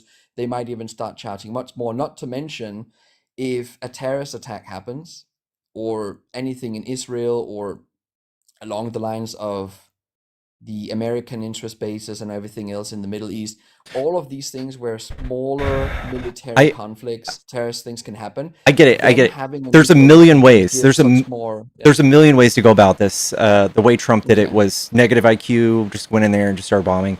In fact, he ran away from the diplomacy that was going to take place 3 days before. He's not interested in actually denuclearizing them. In fact, our first reason going in was to stop those civilians from getting killed. And then a few days later, Trump said he's just going to kill all of them. So none of it makes sense. If you're just trusting and giving Trump the benefit of the doubt at this point, I also think that you've just been fooled and you're just stubborn and your ego is stopping you from like seeing past these lies. I don't think there's any real president that says, nobody in NATO even says that this is the right move. All of the NATO allies have backed away and said this is dumb, this is horrible for everybody. So no, all of the people who are laymen and all of the experts say this is bad. Yeah, and I think maybe you could have established a diplomatic route again. But he didn't. He specifically turned away from that. Ways that you can communicate and exercise political discourse, being Trump, where it's like even when he said this thing, it's gonna be the end of a civilization, and then he's in the same paragraph, he's like, long live the great people of Iran or something like that. No, he said praise be Allah. Even if he doesn't mean like you make this kind of excuse, even if he doesn't mean literally going in and bombing everyone, or he's trying to make like some kind of media messaging for negotiative purposes, No. he should absolutely not say something like that. Oh yeah, And for I that, agree. I completely agree. Yeah, no, yeah. I think he's incapable of actual diplomacy. He's got two modes. It's like 0 or 1,000.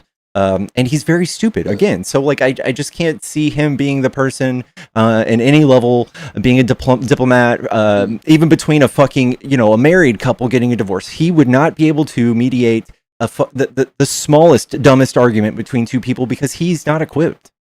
He's just not. Yeah, like I definitely say. Like, can I ask a quick question? I have maybe 2 or 5 minutes left.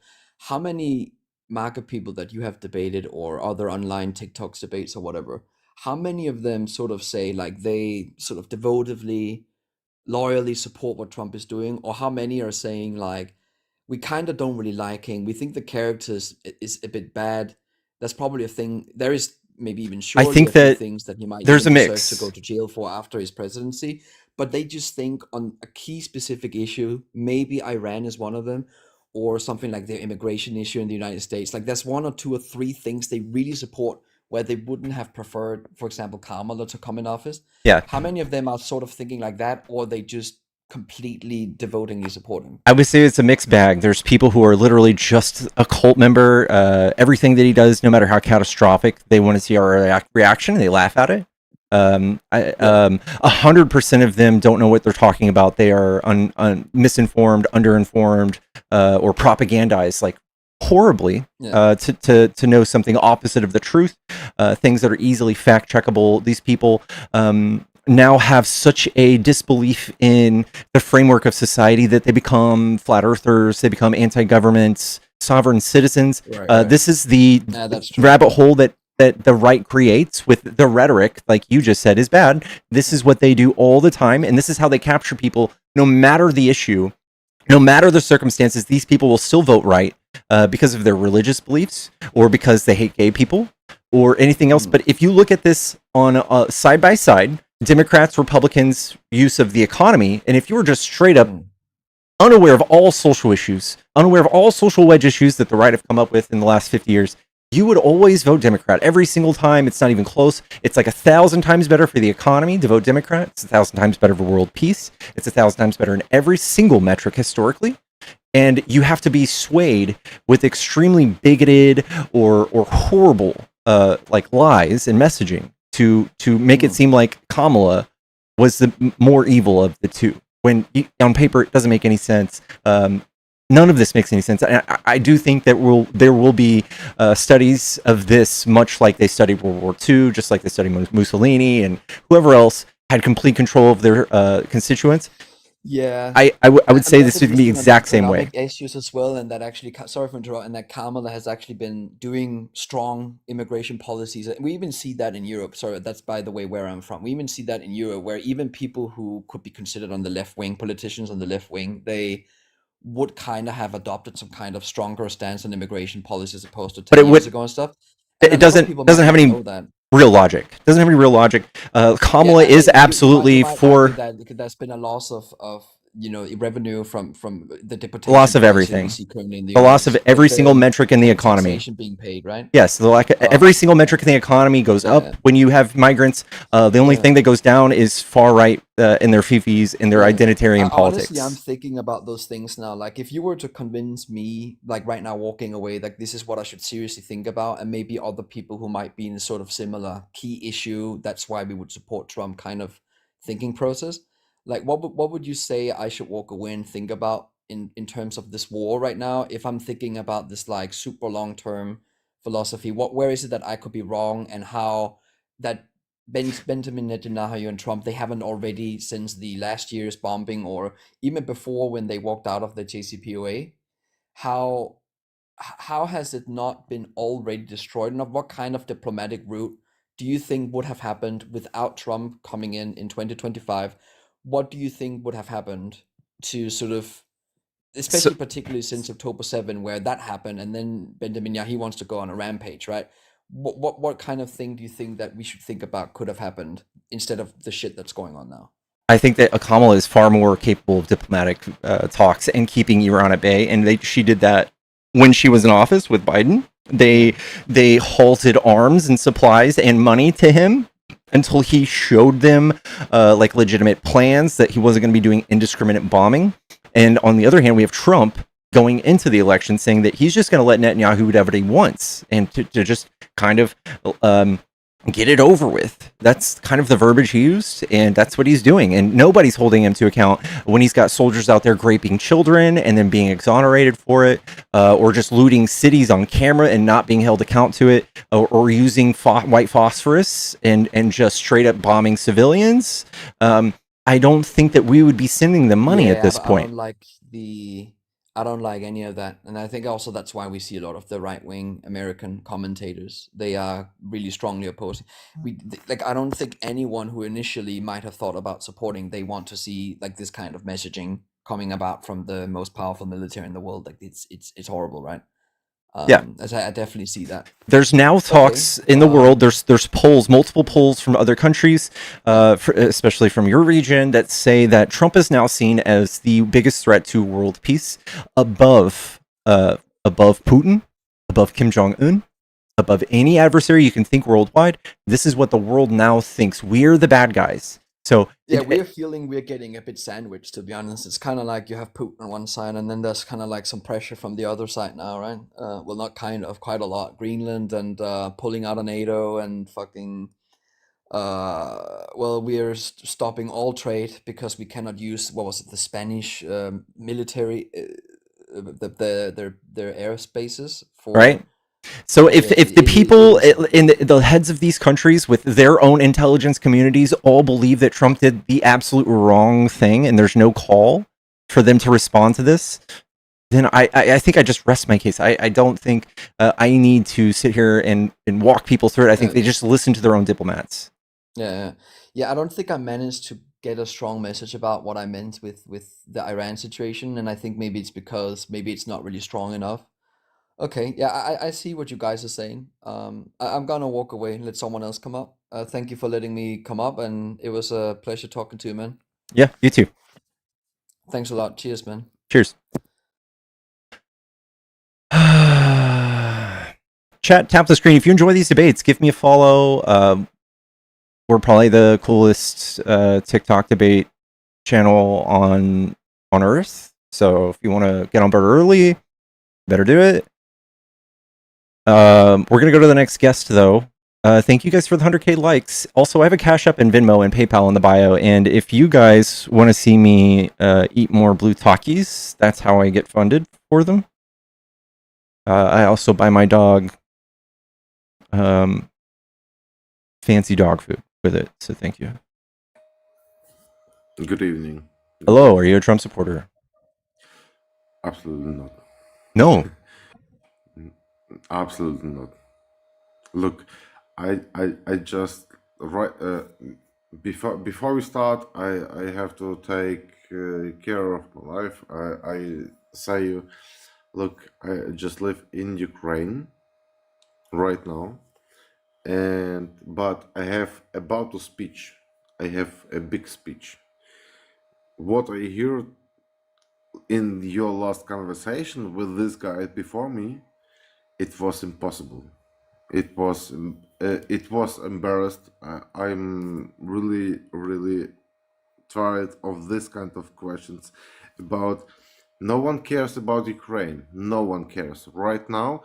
Everyone just wanna hear about war in Iran. Okay, we just help USA in Iran, but Donald J. Trump, what he said? We don't know. We don't need any help. We have the best drones. We have the best ships. We have the best. This kind of shit. It sucks so much. Really. I'm very tired of it. Because we learned about last 5 years we are in war. We have the best interceptors for this kind of drones. When we just offered United States last year this kind of interceptor drones to US president, he said, no, we don't need it. We have the best drones. We don't need it. Really, look, I'm not a Trump supporter. I'm absolutely not. Okay, are you alive? Yeah. You're listening? Yeah. Hmm? Okay. I'm fine. So that's kind of keep alive question. I'm just But listen. I am looking for mostly opposition, and I am a huge supporter of Ukraine. I just pulled up a post that I made on my own Facebook, March 30th, and it says, "If you motherfuckers cared about innocent slaughtered civilians, you would have funded Ukraine." And that is been my position. I've been teaching people about the Budapest Memorandum this for over a year. motherfucker, I'm sorry to tell that, but I live just right now in Ukraine. We have okay, I live in Western Ukraine, but sometimes we have drones here. And when this motherfucker, I'm very sorry. I don't wanna be very disrespectful, but I wanna be in care to your president. I don't wanna be disrespectful. I'm very helpful. I'm very respectful. I wanna thank when it needs to be thankful. But when this guy say shit like this, it's kind of he don't owe us everything. He don't owe us anything. Any rocket. Look, He doesn't owe you anything. Of course we do. In his mind, when he gave us at 2022 5 complexes of javelin. He think these 5 javelins they defend every kind of Ukraine. Oh my god! For a couple of months. It's so freaky stupid. It's so freaky stupid that I look. My English is very bad. That's okay. If yes, but what this turtle tried to say me, that's most stupid thing in my opinion. That's the most stupid thing. What he say? Only his javelins, 5. What he said? 5 of his javelins. They stopped the whole Russian invasion. Yeah, no, I listen, Aztec. Okay, you have a question to me. I am ready to listen. Nothing. I just want to end this by saying this. We care about Ukraine. Every step of the way, I advocate for protection of Ukraine. And like someone in the comments said, Covey, there are other situations where we could definitely help more. And if there are people being harmed by their government, or if there's a civil war, people being slaughtered or genocided, we should be helping. And I don't think that should be controversial at all. May I ask you a question? Sure. What do you believe? Donald J. Trump in the midterms, will he win or lose? Lose. Of course. Yeah. High five. High five. Bro, really, I believe in it. But really, he did everything for this. He did everything for this loss. I believe in it. And I think okay, in your mind, what will happen next when he will lose? I don't know. I think he's probably going to face some impeachments, and if he doesn't get impeached, he'll probably unalive naturally before end of office. I agree with that. But hey, it's Aztec. I'm going to move on to debates. I hope you have a wonderful night. Yeah. Be good. Be safe. I like. Thank you very much. Unalive some Russians for me. Thank you. All right. Thank you. Hello.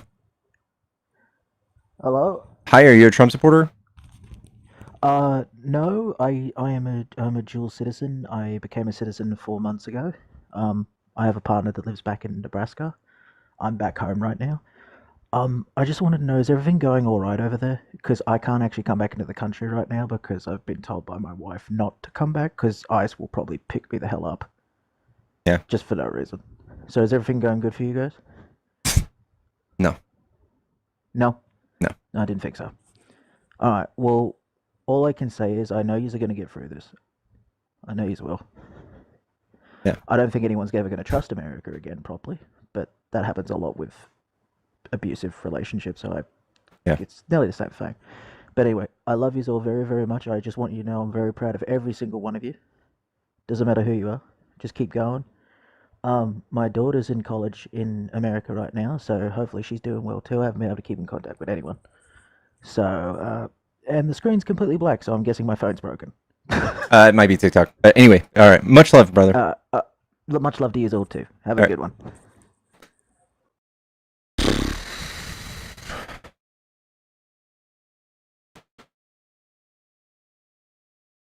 We're seeking a serious business partner for a $20 million transaction.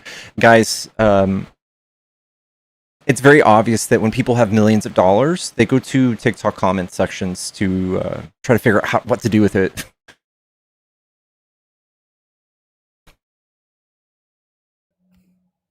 Nigga, how Hitler? Nigga, how Hitler? They don't understand the things I said on Twitter. They don't understand the things I said on Twitter. All my niggas Nazis, nigga, how Hitler? Nigga, how Hitler? Nigga, how Hitler? All my niggas Nazis, nigga, how Hitler? She wanna fuck with Japan. Is that Ye? I'm on the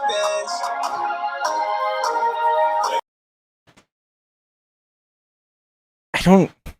I don't get, like, you're MAGA and you like Hitler, but you guys are tired of being called fascists and Antifa's evil. Make it make sense.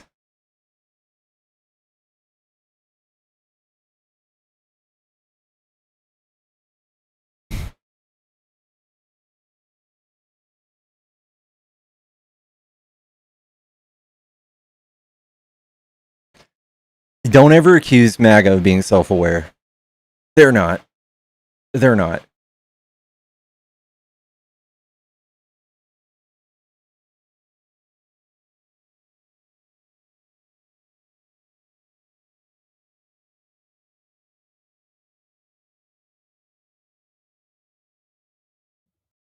Yellow. Nigga,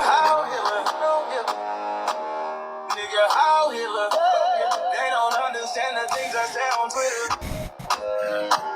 Nigga, how Hitler? They don't understand the things I say on Twitter.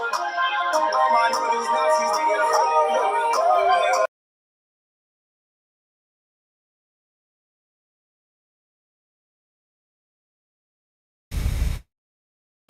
I bet that song's got many listens on Spotify. Mostly in the Deep South. Mostly in Trump country. I'm sure that AI song is making bangers, dude.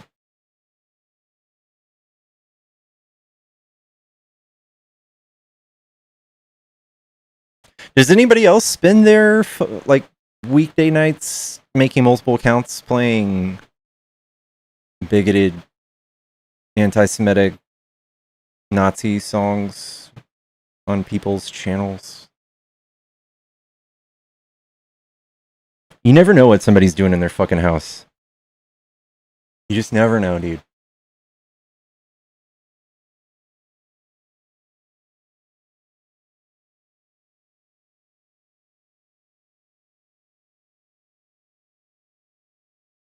Nobody listened to that song.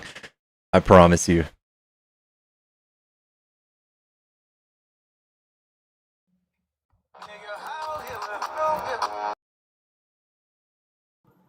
Hello. Hello.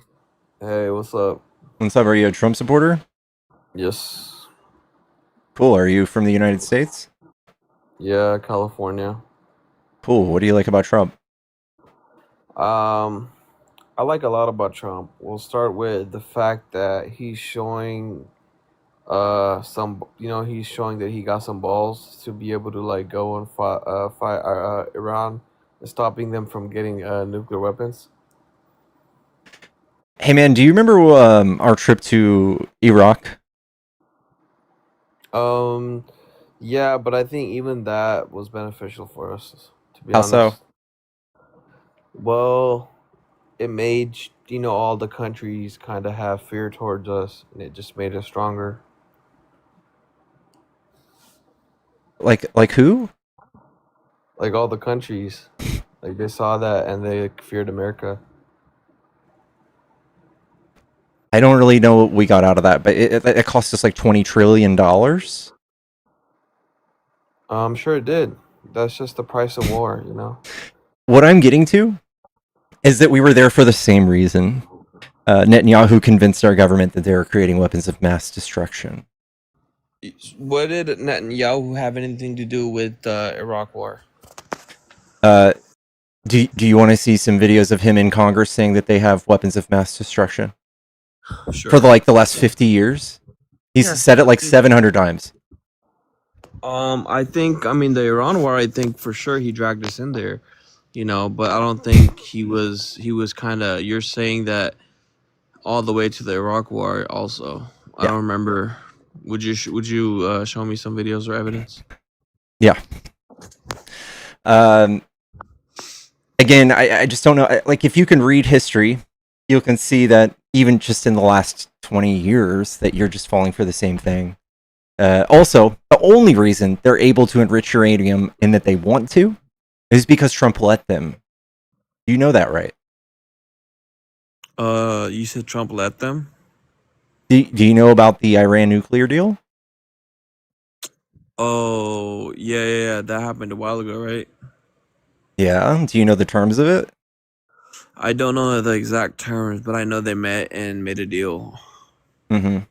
So Obama, without any closure of the Strait of Hormuz, without people dying, without 13 soldiers losing their lives, without us losing an F-35 and F-15s, he went there and he said, hey, if you guys want to do trade with the rest of the world, you're going to have to just let us monitor your nuclear program. And if you want civilian use uranium, you can have it. You can have it for medical purposes, whatever the fuck else you want to use it for. And we're going to just monitor it, and the world's peaceful for it. And that's what happened. Yeah. And okay, but then how's that Trump's fault? So Trump came in, and he's best friends with Netanyahu. His son, Jared Kushner, was literally, there's pictures of him. Jared Kushner, Bibi's Jared Kushner's godfather. Do you know that? No. Yeah. What is the evidence in all this? You're just saying a bunch of things such as, oh, he's related, this, that. Yes. So Like Bibi is a very close. Right this is not a conspiracy. Also, Jared Kushner in his first administration was put in charge of the Middle East. And the second that he left, Jared Kushner got a $2 billion deal with the Saudis to control pretty much an avenue of trade between Saudi Arabia and Israel, because them trading directly used to not really be a thing. Now they can trade directly through Jared Kushner, by the way. Every penny goes through him. This is, if you just look at this in a wider scope, you can just see that Trump was told to pull out of the Iran nuclear deal because this put a stop to Bibi's ability to bomb these other countries, to have conflict with these other countries. And there's more to this story too. Bibi has been in office for how many years? Do you know? I know. I don't know the exact years, but I know that he would. It's long time. It's decades. 22 years. Right. What happens every time there's an election? They just reelect him because he kind of, I think it's corrupt or something. You said, right? No. What? He gets into a military conflict and a war, and then elections are halted. That's how he's maintained power. Guess what's coming up? Okay, so you think he's doing this all because he wants to pause the elections? Yes. So you do think he's gonna stop with all this fighting, and you think he's gonna stop attacking these countries once the elections are probably every 2 years? Over.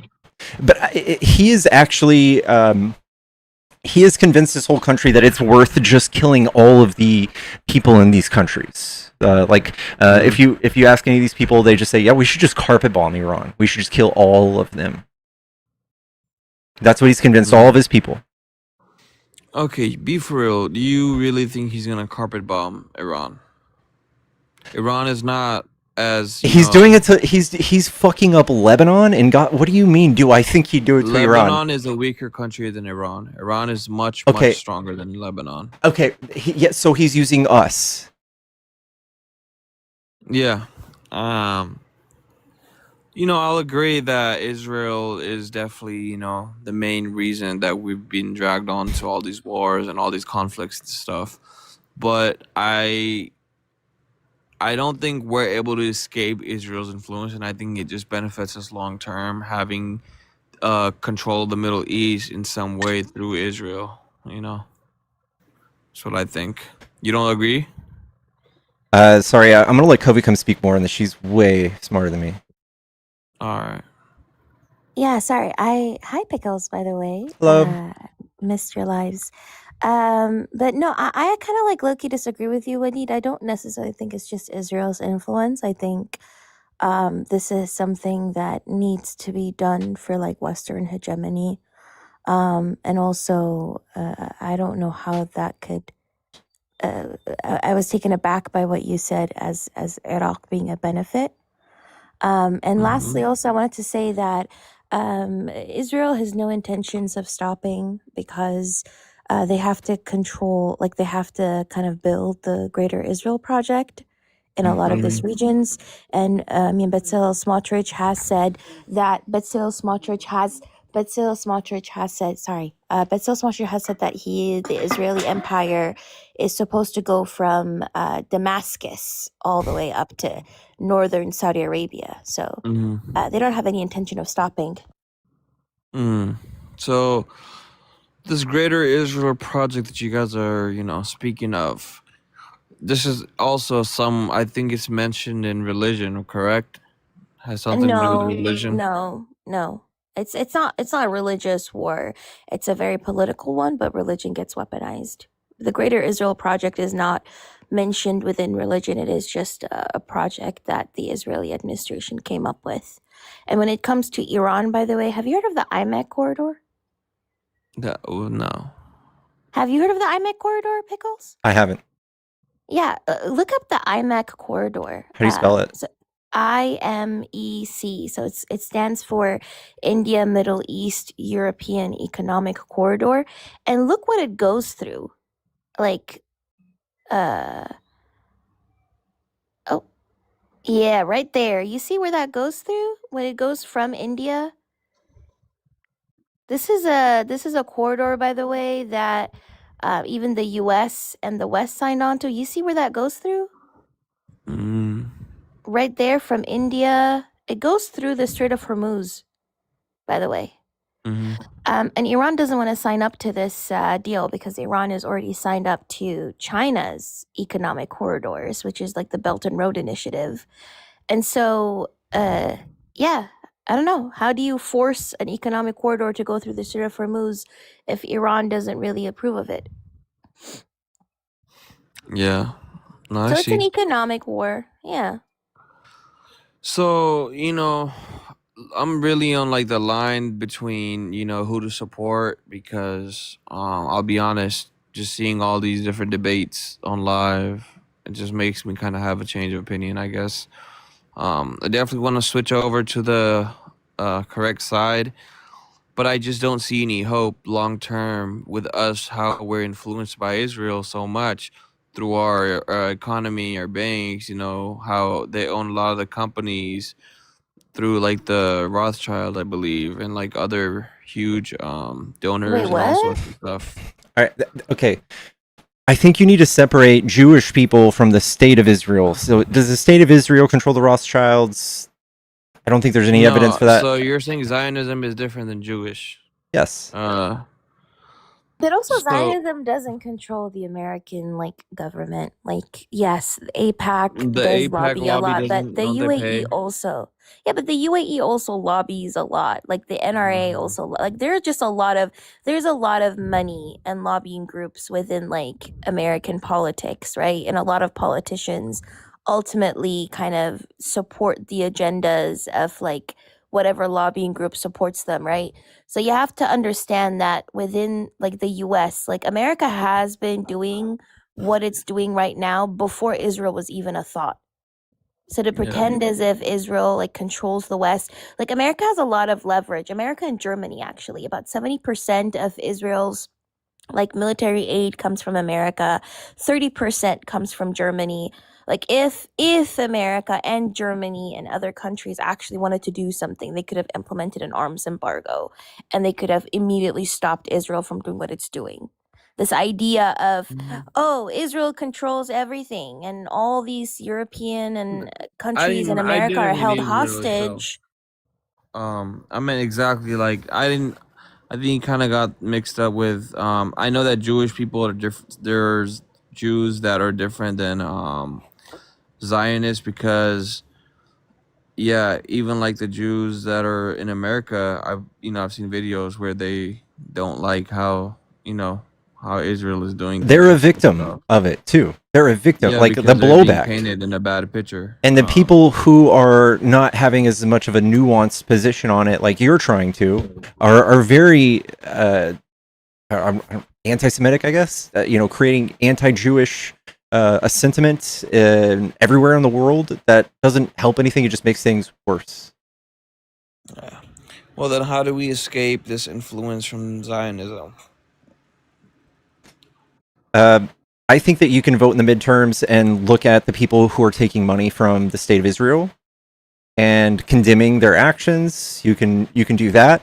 I don't think that it's just hopeless. I think that we're going to see a huge shift. I think that anybody has their name attached to money or lobbying money from Israel is going to have a hard time winning an election in the next few years. But don't you think Kamala But it's Harris and all these Democratic Party politicians, they're also somewhat being controlled and being paid by the APAC okay. lobby? Wait, I think wait 1 second. I'm so sorry, Pickles, but I don't necessarily think like it's only like people need to stop pretending as if Zionism is holding like politicians hostage, right? Like you have to also question the root cause of it all. You have to question as to why war continues getting funded. Why does this whole region get destabilized? Why do all of these corporations like Raytheon, for example, benefit off of the destabilization of these regions? Sorry. Yeah. No, as I was saying, I think the Democratic Party is also being paid by the APAC, and they're putting them in office, and I don't think it's gonna make much of a difference, to be honest. I think we're still gonna be stuck. I'll say we can be more nuanced and look at voting records and see who has voted for the the stop of aid to Israel, the conditional stop of aid, the conditional stop of arming them, and saying, hey, we're not going to send you anything else until you show us some plans that you're not just indiscriminately killing everybody. That there is one side doing that. They're not all doing it, but like the last time we voted on whether or not we're going to check President Trump's power to do this unchecked, there were all but 4 Democrats in Congress voted to stop Trump. That's way more than like all of the Republicans. Every single Republican wanted to continue this. There's a stark difference. But you don't think they were doing that just so they could, have a better chance of being the next candidate? No, I think that they would. All 4 of those people are going to be fucking gone. Yeah, I mean, it's pretty tricky with all this stuff. I don't think that. I'm honestly I have no hope. I'll be honest. I have zero hope. I think we're gonna be pretty fucked regardless. I think saying it's all the same is not careful thinking.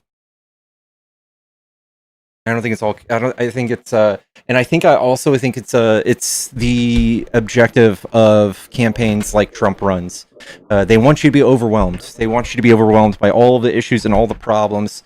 And the default stance of people when they feel this way is to just lean back onto the current government, because I think that's just your primal instinct. So, and this is actually like a new version of propaganda that I've been kind of opening my eyes to. But if they can even put out propaganda that just confuses everyone, that just makes absolutely no sense, that's better for the party in Yeah. power. So why don't you think Trump has been impeached yet? If he's such a bad guy, There's why no don't you think he's votes. been impeached? All of the people in Congress and the Senate have been bought and paid for by Trump. All of their campaigns openly have been funded by Trump. If they weren't for Trump, Trump primaried you.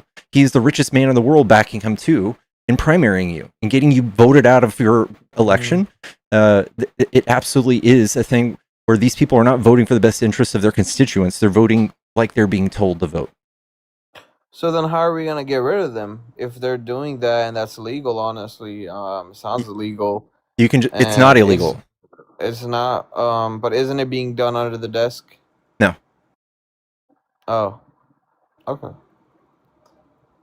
Oh, okay. I think I know what you mean. You mean like he's just voting, he's not voting. He's just getting out the other people. Yeah, so if you didn't agree that the election was stolen, Trump paid millions of dollars for somebody to run against you and your party and get you out of that seat openly. Using money, right? Yeah. Okay. Well, then how did the Democrats even, how did they even get back in the winning race if that's going on? We lost by 1.7% with a candidate that run a 90-day campaign. I don't think it's hopeless. So who do you think is a better candidate going forward in the next election? Every time, no matter who, Democrats. Every time.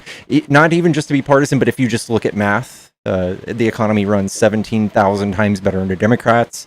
Just look at things right now. It's not just, again, sports teams, politics. It's the Democrats are the only ones willing to balance a budget and introduce legislation that would increase taxes in the right ways to start chipping away at the $37 trillion Trump has put us in debt.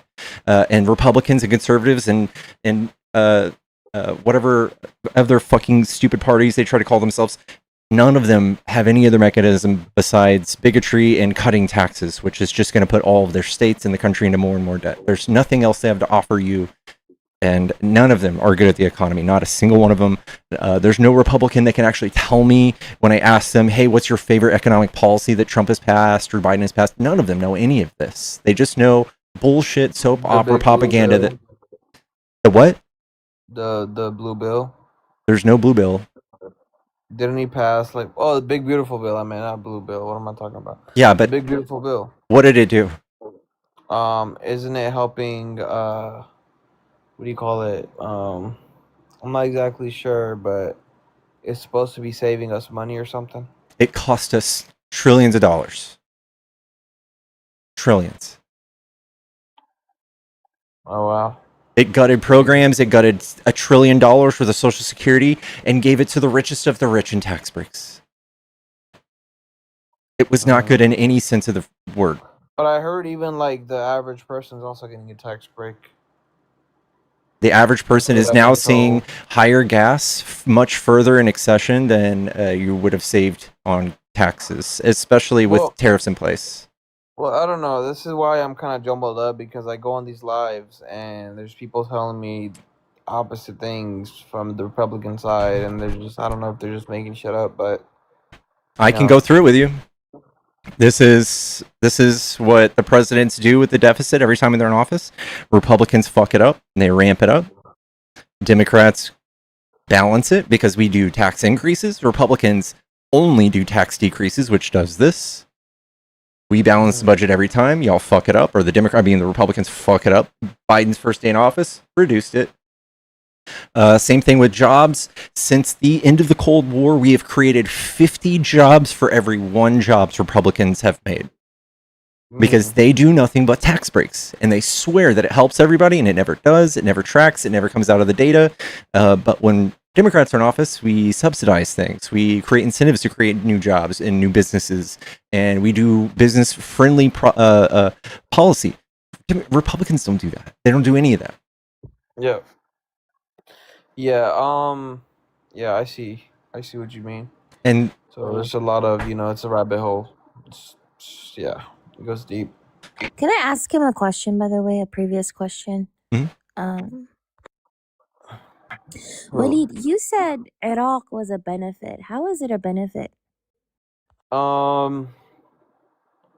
Well, I wasn't saying the war. I mean, it's the whole thing itself was a benefit. I mean, it just kind of put fear in the Middle East with America. It just kind of made it stronger in that sense.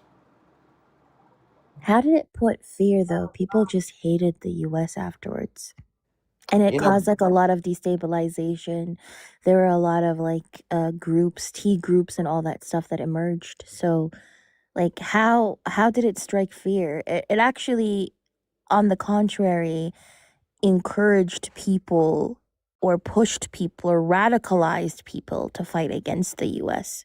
Realistically, the U.S. has the strongest military. Obviously, nobody can do anything against us. So we don't need to do anything at all, and to supplement that, right? Because we've already got that. And plus, like the strongest military still did not help America win in Afghanistan or Iraq. So, like those, like all the objectives that the U.S. had were still not reached or achieved.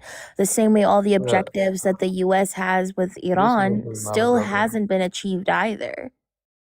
We've simply just spent more money. Yeah. Okay. I mean, I can see that. I can for sure see that. But I think right now with this Iran war, obviously, I think it's just temporary with the strait being closed, and I think it'll open back up soon. And we're on peace deal, so I think we're heading in a good direction. Like we just had our first meeting with Iran, and then they gave their points and what they want. Do you think Trump would ever accept a peace deal in which he gave even 1% of a concession? Yeah, I think Trump definitely would. He would accept a peace deal. No, I like think if it had good conditions. If it had good conditions. Wait. Do you know what the condition? One of the conditions is for the U.S. to remove all its like bases within the region, right? Like to remove all of its like soldiers within the region. That's a reach. That's just And crazy. no, it's not a reach. I'm saying, like this is not a reach, but Iran has put that up as one of the conditions, right? And you genuinely think that like the Trump administration is going to agree to that? Well, no, duh. I mean, we're not going to agree to that, but this is why we have more and more meetings, so then we can come to an agreement that's better than the first one. No, I don't think there aren't going to be any more. Are there going to be any more meetings? Because as far as I know, there definitely is. I think as far as I know, the negotiations are over, aren't they? Neither of us know anything is going to happen in the future, but I'm saying that there's no way they started negotiations and didn't come to an agreement on the first negotiation. They're not going to have a talk again. That just wouldn't make sense. No, but you understand that they didn't even get past the conditions, like the initial, like they didn't even come to discuss like what conditions each side has. The initial point of Lebanon not being attacked was the one that was being discussed, So right? you think it was performative? It was performative, and again, like the negotiations are over. By the way, like the Iran said it's not going to negotiate anymore. The negotiations are over. It was a 21-hour thing. So what you're saying is we went there, we pretended to have peace deals just so we could make everyone happy, and then after we did that, and then they didn't go correct, and then they just came back and they told everyone, "Hey, we tried." They try to make it look positive, but yeah, there's nothing. And again, I just don't think Trump or JD Vance, considering this like strongman thing that they've been perpetuating for years and years, art of the deal thing, Trump will never ever accept a deal that makes him look weak, which would involve any sort of concession. It would haunt him at night. He would lie awake and cry about it because there's not a deal that would even come close to the deal Obama cut. And we're talking about Iran demanding things like the allowance of enriched uranium, the allowance of all these other things, $2 million per ship that passes through the Strait of Hormuz. All of these things would make Trump look so weak. So I just don't think that Trump would accept any deal that like a normal person without an enormous overinflated ego would accept. He would never, ever. No, I agree on that part. I definitely agree. But I also think of it as like a positive thing because we're helping the Iranian people. They're in a corrupt government where the IRGC What? is like Trump threatened to enforcing kill them all, these dude. rules. Well, that okay. He was obviously being sarcastic. He wasn't gonna really kill every. Waleed, are you trolling? No, I'm not trolling. I'm just saying, like, you guys really think that him How is tweeting? bombing people helping them? Can you please explain to me how you bomb democracy into a country? Please tell me how you unalive like thousands of No, I people if don't you agree think with that. the unalivement. The Yeah, casualties but that that's what's happened were happening messed though. up. That's what's happening though. How does bombing people like I'm pretty sure you're trolling at this point, Waleed. No, I'm not. But I'm saying, like, you guys are saying that he's threatening to kill every person in Iran. He did. But I don't think that's gonna happen. I don't think that's as far reach. It's not about You don't- that though. You don't get to give him the benefit of the doubt. He's leader of the free world. He has absolutely done some very insane things. He has crossed every line, and people have downplayed it at every turn. Do not let people downplay this. Absolutely not. I do not ever want a president in the Oval Office ever again that threatens to genocide a country in sarcasm in any fucking way. No. And it wasn't sarcasm. Trump he's not sarcastic. Again, I'm still a bit confused as to how bombing people is. Well, they have a corrupt government. You know, they're also being killed. So do we. Bombing people. So do we. Okay, but our government isn't killing us. Yeah, it is. Indiscriminately. Wait, what? Well, Alex Preddy, Renee Good. I wouldn't treat ICE the same. Those are not the same conditions. I mean, like a government Not that's only corrupt ICE, fully you and know that that's- Black Americans and Indigenous Americans are actively like being unalived. What are you talking about? There has been some cases, such as the Alex Preddy case and the Renee Good one. Those are the two major cases that I know I'm not of. talking about ICE. I'm talking about the absolute neglectful manner in which the American government, State Department, like all these departments and agencies deal with Black and brown people, specifically Black and Indigenous people, especially within the U.S. Like that is also unaliving. Again, you're trolling, like Waleed. I'm pretty sure you're trolling. I'm not trolling at all, no. Yes, you are. Hey man, how much of the world do we have incarcerated in the United States?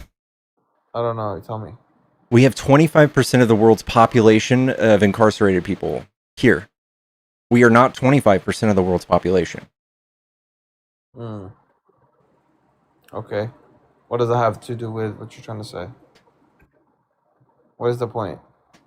We've been doing this for decades. We've been doing this. We put people in concentration camps. We've done this to Asian people. We've done this to natives. We've done this to everybody. And we've excused it for decades and hundreds of years. We've enslaved people. Who gets to bomb us? Who gets to free those people? Yeah, I think, being the strongest, country in the world kind of just, I guess. So we have privilege. We can do this. And it's okay. Pretty much, majority, yeah. Like, we definitely, If that's how your morality works, I'm glad I'm not you. Why do you support this that, is not something Waleed? that I would do. I'm just saying. You're co-signing it. Yeah, why do you support that? I'm not in support of that. I'm not. Yes, you do. You said you came up here to say that it was a benefit, and it's like, and you said you're helping Iranian people. Like, how are you helping people by airstriking them to filth? So, again, we did have instances where we did airstrike the school and etc. And I completely don't support that. I think that's a horrible thing to do. But it's not only the school. How about the Iranians that are going through such oppression? They're being killed. 30,000, 100,000 people dying every day. That's what they're saying. 100,000. Well, that's what Wow. they're saying.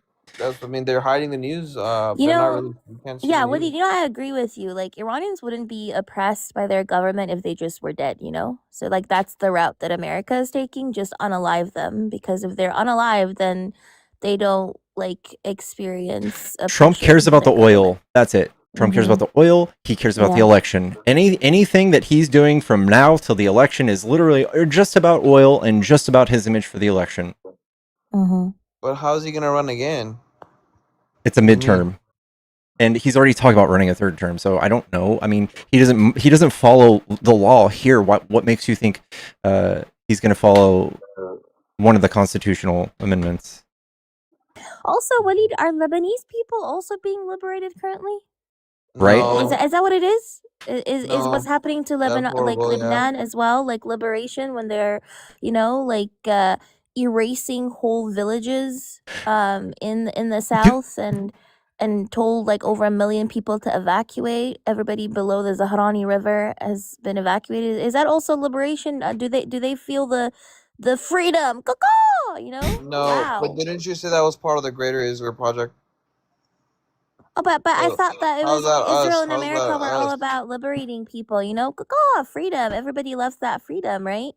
Like, No, is that what it is? I think what's happening in Lebanon is horrible, and I don't think we should be involved with bombing Lebanon or, I mean, Do you think that for instance Hamas sees themselves as a terrorist group? probably not because they think they're accurate. They Would probably you be don't see. willing to consider that you have the same exact viewpoint as Hamas when you feel justified in killing and maybe even looking the other way when people die? Would you be willing to consider that you are the exact same thing in the eyes of someone else in the world? No. You are. Waleed, you should know. I'm so sorry. I'm so sorry, Pickles. Waleed, like, you should know this. Like, I don't understand why you're supporting a regime that demonizes your very existence I'm not and your Arab. very identity. Huh? I'm not Arab. Oh, what are you? I'm Pakistani. Okay, so you're Pakistani. So you're still demonized. Like, are we pretending as if you don't get subjected to racialized Islamophobia? So why are you sitting here supporting actions that actively criminalize your very existence? I'm so confused. We saw how after 9/11 all the Sikhs who weren't even Muslim, who weren't even Arab, were attacked actively because of how like West Asia and certain parts of Africa get racialized actively as Muslims sometimes, right? And Yeah. we know that a lot of the stuff that Pete Hegseth has been saying, a lot of the stuff the Trump administration has been saying with regards to like what was that the complaints that they received about this being a holy war, and Trump was like appointed by God to trigger like an Armageddon or whatever it is. The soldiers who came out claiming that, like they are spreading a lot of Islamophobia as well. So I'm a bit confused as to why you would sit here and co-sign that type of rhetoric. So I'm gonna be straight up. I don't agree with any of the bombings and all that shit that's going on. Definitely don't agree with that. I don't think we should be bombing any civilians or anybody at all. That's horrible. Now, second, I just support America first. That's it. And whoever's in charge of, America at the time, that's who I'm gonna go with, because what I'm thinking or hoping is that they'll put America first. No. America First as a slogan was literally like a racist slogan within itself. It's a slogan that used to be used by the Triple K. So America First has never ever been about putting like your average civilians first. It has always been about upholding white tea supremacy. Like you're using a slogan that used to be used by the Triple K, sir. The party that's So screaming I America don't mean first, literally the by the that. party that's screaming America first is on the most side missions, spending money everywhere but here, pulling Americans' social safety nets out from under them, pulling them off of food stamps, pulling them off of healthcare. The America First party is bankrupting America and funding wars. I don't get it. Why would you, if Hitler was president, would you support them just because you hope he wins or something? Because you hope the person in power is gonna do good? Like, where's your critical thinking, bro? Can you not sit here and criticize your own government? This is like the best thing you can do as an American is talk shit and criticize the government and have discourse so that people like you or people who are undecided. Considered a rebel talking shit about my own government No, when I'm here. no, it's the most American thing you can do, man. Really? Yes. I don't know, man. I just feel like, Have you heard of the First Amendment? Do you remember why our ancestors came? Yeah, but those were the different times. I feel like right now. I mean, so if I just say, fuck Trump, fuck everyone, what's gonna change? Nothing's Okay. gonna change. People will listen to you if you have actual criticisms, not just yelling "fuck Trump." Yeah. How many guys have you guys convinced? Plenty. Plenty. Okay. I mean, look, I'll be honest again. I'm on the line between, I'm definitely not gonna vote for Trump again. I'll be honest. I'm definitely, I think we're kind of stuck right now, and that's why I'm kind of just, staying with Trump because I'm hoping that he'll just stop doing what he's doing and just kind of chill out. Stop doing bad things is not a point for anybody.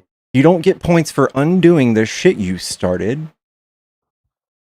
Well, he can still stop it, But you don't get points. I don't get points for stopping punching kids if I'm a serial kid puncher. Yeah, I mean, I'm not discrediting, like, I'm not taking back what he's done. I know he's done horrible things already, but what I'm saying is, he would probably not want our country to just, go straight to shit. So, Well, you would have to. I mean, that's awfully generous of you to assume that, but I absolutely do think that Trump has just made willy-nilly decisions that have fucked millions of people. He doesn't care about us. I think he truly doesn't. I think he truly is a malignant narcissist. Doesn't care about America and yes, the people. Yes, I truly think he's incapable of it. He's a malignant narcissist. Can you show me a thing where he's like done something for the people that has been a sacrifice for him other than getting shot in the ear? No, I really can't, I'll be honest. He's made $4 billion last year I don't see from anything us. that he's done that helps us that stands out, I'll be honest. You're right. Other than him just preaching and telling us that he cares about us. Yeah, man. You know what, man? I'm really gonna probably gonna research and get better at this stuff. All right. Kind of because I really want to switch sides, but I'm just like on the verge. I'm just like, yo, is it is it too late? Is it over? Losing hope. I guess I don't know. But I'm gonna sit with this one, man. I want to sit with this one. And yeah. All right, man. Well, thanks for coming up. Appreciate the talk, brother. You have a nice beard. Thank you. Thank you. All right, get out of here.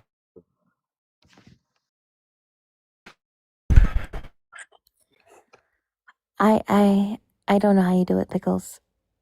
I don't either. I think I have the brain of a goldfish, and it just allows me to just float on throughout my day. Mm-hmm. Because to see how people like so nonchalantly talk about these topics as if it's not costing the death of thousands upon thousands of people, like, to me is just horrifying. Like, I think more than 2,000 people have been unalived in Lebanon, and I think there's more than 3,000 or 4,000 people in Iran. And it's like people, like 6 people get unalived in France, and the whole like the whole world like holds hands and says "Je suis Charlie Hebdo" and like protests for that.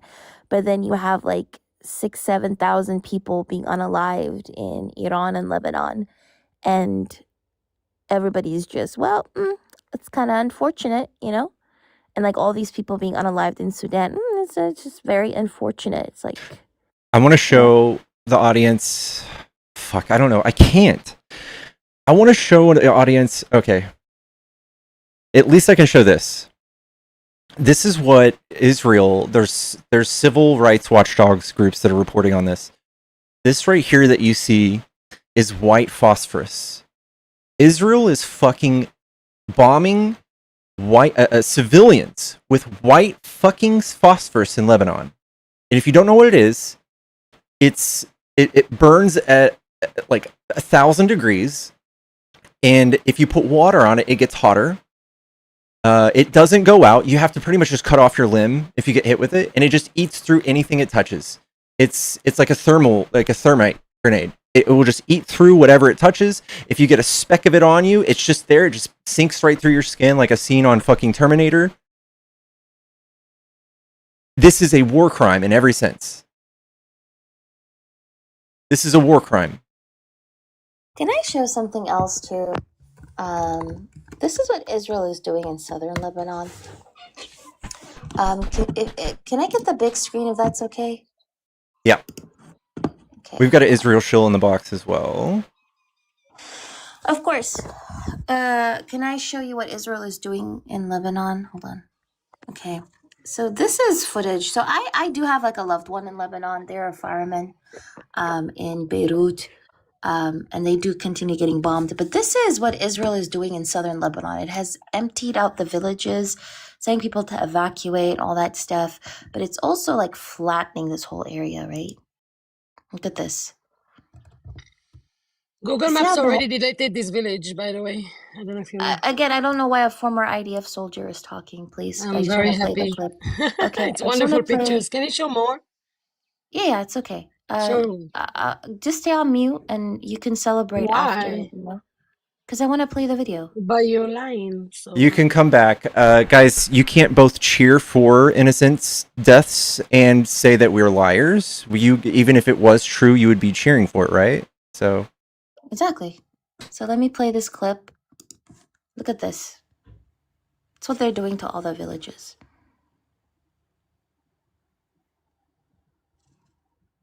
You see that? Look at all the villages in the south they're destroying. Look at this.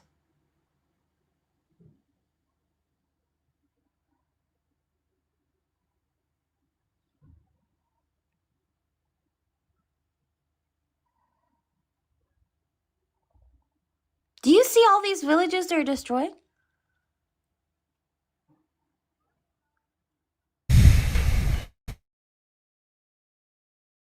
This is what the IDF is doing in Lebanon, by the way. So southern Lebanon. And if you go to Apple Maps, I don't know why Apple did this, by the way, Pickles. They just stopped listing off the villages in southern Lebanon. I looked through this yesterday, where I went, and Google Maps shows the villages in southern Lebanon, whereas Apple Maps only shows like the villages and towns and cities in Israel, but it doesn't show them in southern Lebanon for some reason. Yeah, like if you just zoom in, it's just nothing but like greenery on Apple Maps, on mine. So I don't know how it is on others, but yeah, it's disturbing. So this is what Israel is doing. So when people support Israel and they support like the bombs that are happening in Iran and in Lebanon, and they're so nonchalant about it, you're nonchalant about thousands of people being unalived and having their homes being destroyed. yeah, say it louder for us, Israelis. Anybody that's for this, say it louder for us, so that we know what you guys are actually thinking, so that we know who the good and the bad guys are. Like, we can stand here and we can condemn the violence our government's doing, but you're cheering for it. So, hello, Randy.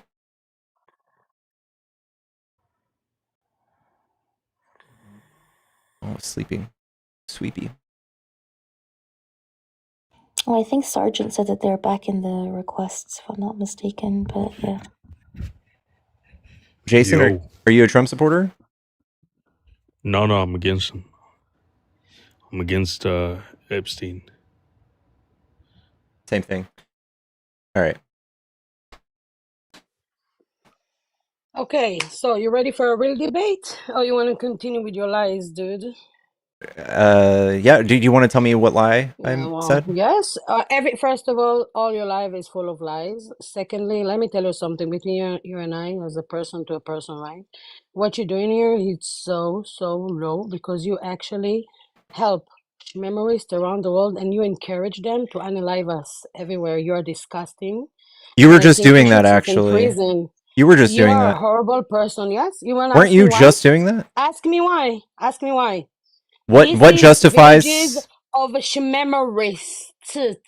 Shmemorists needs to be under the ground. They are So Yahtzees. you Do want? you understand?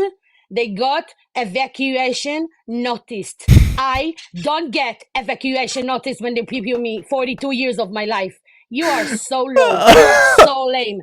W. Trump, we're gonna fuck your asses. We're gonna analyze any shmemorist. Fuck you, bitches. You are a fucking liar, just looking for money here on top. Guys, donate to this guy because he's supporting shmemorism on TikTok. So fucking lame. Go to find a fucking job. You are lame. You are so fucking lame. Yes, you are. Because of you, Muslims can you around the world are trying to analyze me, you piece of shit. Oh my This is how goodness. much. That's my feelings for you. I uh-huh. feel you need to be in prison. You I need to deserve be to in be in prison prison. because you encourage terrorism to kill me. You are a bad person. You Mm-hmm. encourage them to use their children. You are a horrible, horrible human being. Mm-hmm. You belong in prison. Somebody need to investigate you and the little chick that sit here and simp for terrorism. These are terrorist villages controlled by Shia extremists Whole that are villages not are belong The whole to village. Lebanon. What about all the Wait, the Christians in whole Lebanon? You don't talk about them. I don't You give a don't talk fuck. all the about what these I don't. people are doing to the people of Lebanon. all the They're not villages part are of terrorist Lebanon. You villages? are a liar. Wait, All right, all of the Sergeant Eve. villages? Point by point. Point by point. This is gish galloping.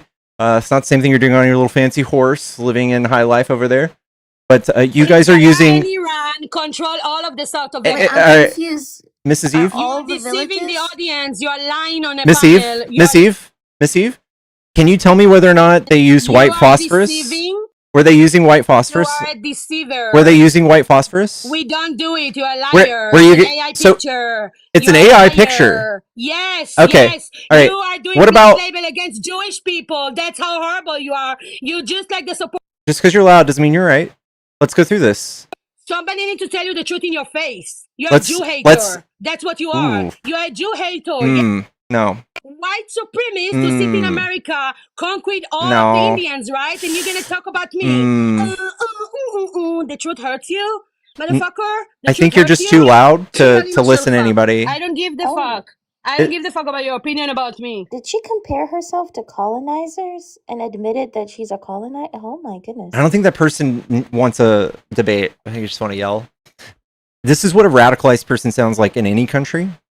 Radicalized by ideology, radicalized by state media, radicalized by lies to justify these disgusting actions that their state does.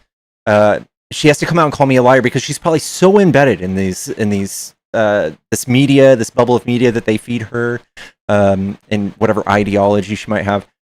There's nothing but third parties out here saying and showing with evidence that Israel does war crimes constantly. The ICC courts want Netanyahu. This is not a mystery. This is something only exclusively people maybe in Israel or just ideologues or hyper-partisan hacks believe. That's it. That's it. We have all evidence in the world that this is happening, and all they can do is scream and tell us that it's a lie. That's it. Can I just, hi Nemo, before you talk, by the way, I just want to say she had former IDF soldier in her bio. So this person was an IDF soldier, by the way. So I'm not surprised that that's how she's talking.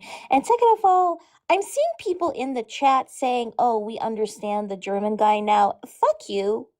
Fuck everybody who's saying y'all. that. I just wanted to say, like, you guys are sitting here saying that you're anti-G-side, so you support another person who's G-sidal. Just fuck y'all, legitimately. Fuck every single person who's too much of a marshmallow brain to sit here and say, oh yeah, we're gonna support genociders. We're gonna support the guy who genocided so many different groups of people. Jalou 94, I see you. Look what Schmittler did to fucking black Germans. Look what he did to Sinti and Romani people. Look what he did to Jewish people. Look what he did to all these different groups of people that he used to sterilize black people. That's what you're saying, that he's onto something? This guy used to sterilize black people. I'm going to guess that that's coming exclusively from the right, by the way. So even the right is turning on Trump and turning on Israel. And when you see messages like that, I'm going to assume that's exclusively on the right. Because anybody with both hemispheres of their brain intact would know that this isn't about Jews. It's about the state of Israel. It's so annoying to me. Like people who sit here. And the worst part is when you go to anti-Semitism, you help Israel. You guys are too stupid to realize that, though. You help Israel. Theodor Herzl, who is the father of modern-day Zionism, he infamously said the biggest allies for Israel are going to be the anti-Semites. That's what he said. He said this. He said the anti-Semites are going to be the best allies of Israel. Why? Because when you sit here and you show your ugly ass anti-Semitic face, you give Israel an excuse. It says, see, we have to continue existing because our people are not safe elsewhere. And then it also it wants anti-Semitism to increase. Israel wants that. That's why it allies with far-right parties. It funds and allies and collaborates with far-right parties all over Europe and all over North America as well, because it wants anti-Semitism to be on the rise, because it wants Jewish people to feel unsafe, so they can have no other choice but to go to Israel. They go to Israel because they feel like they have no other choice, right? And then they can continue being used as cannon fodder by the IDF, by the Israeli government, and they can continue expanding, and they can continue ethnically cleansing Palestinians and Lebanese people and all these different groups of people. So when your shit faces sit here and you think you're edgy because you listen to Nick Fuentes or whoever else you listen to, and you say, well, the German guy was right, you are actively also contributing to the ethnic cleansing of people in the Levant. And I'm sick and tired of pieces of shit who live so far away and who are not impacted by this.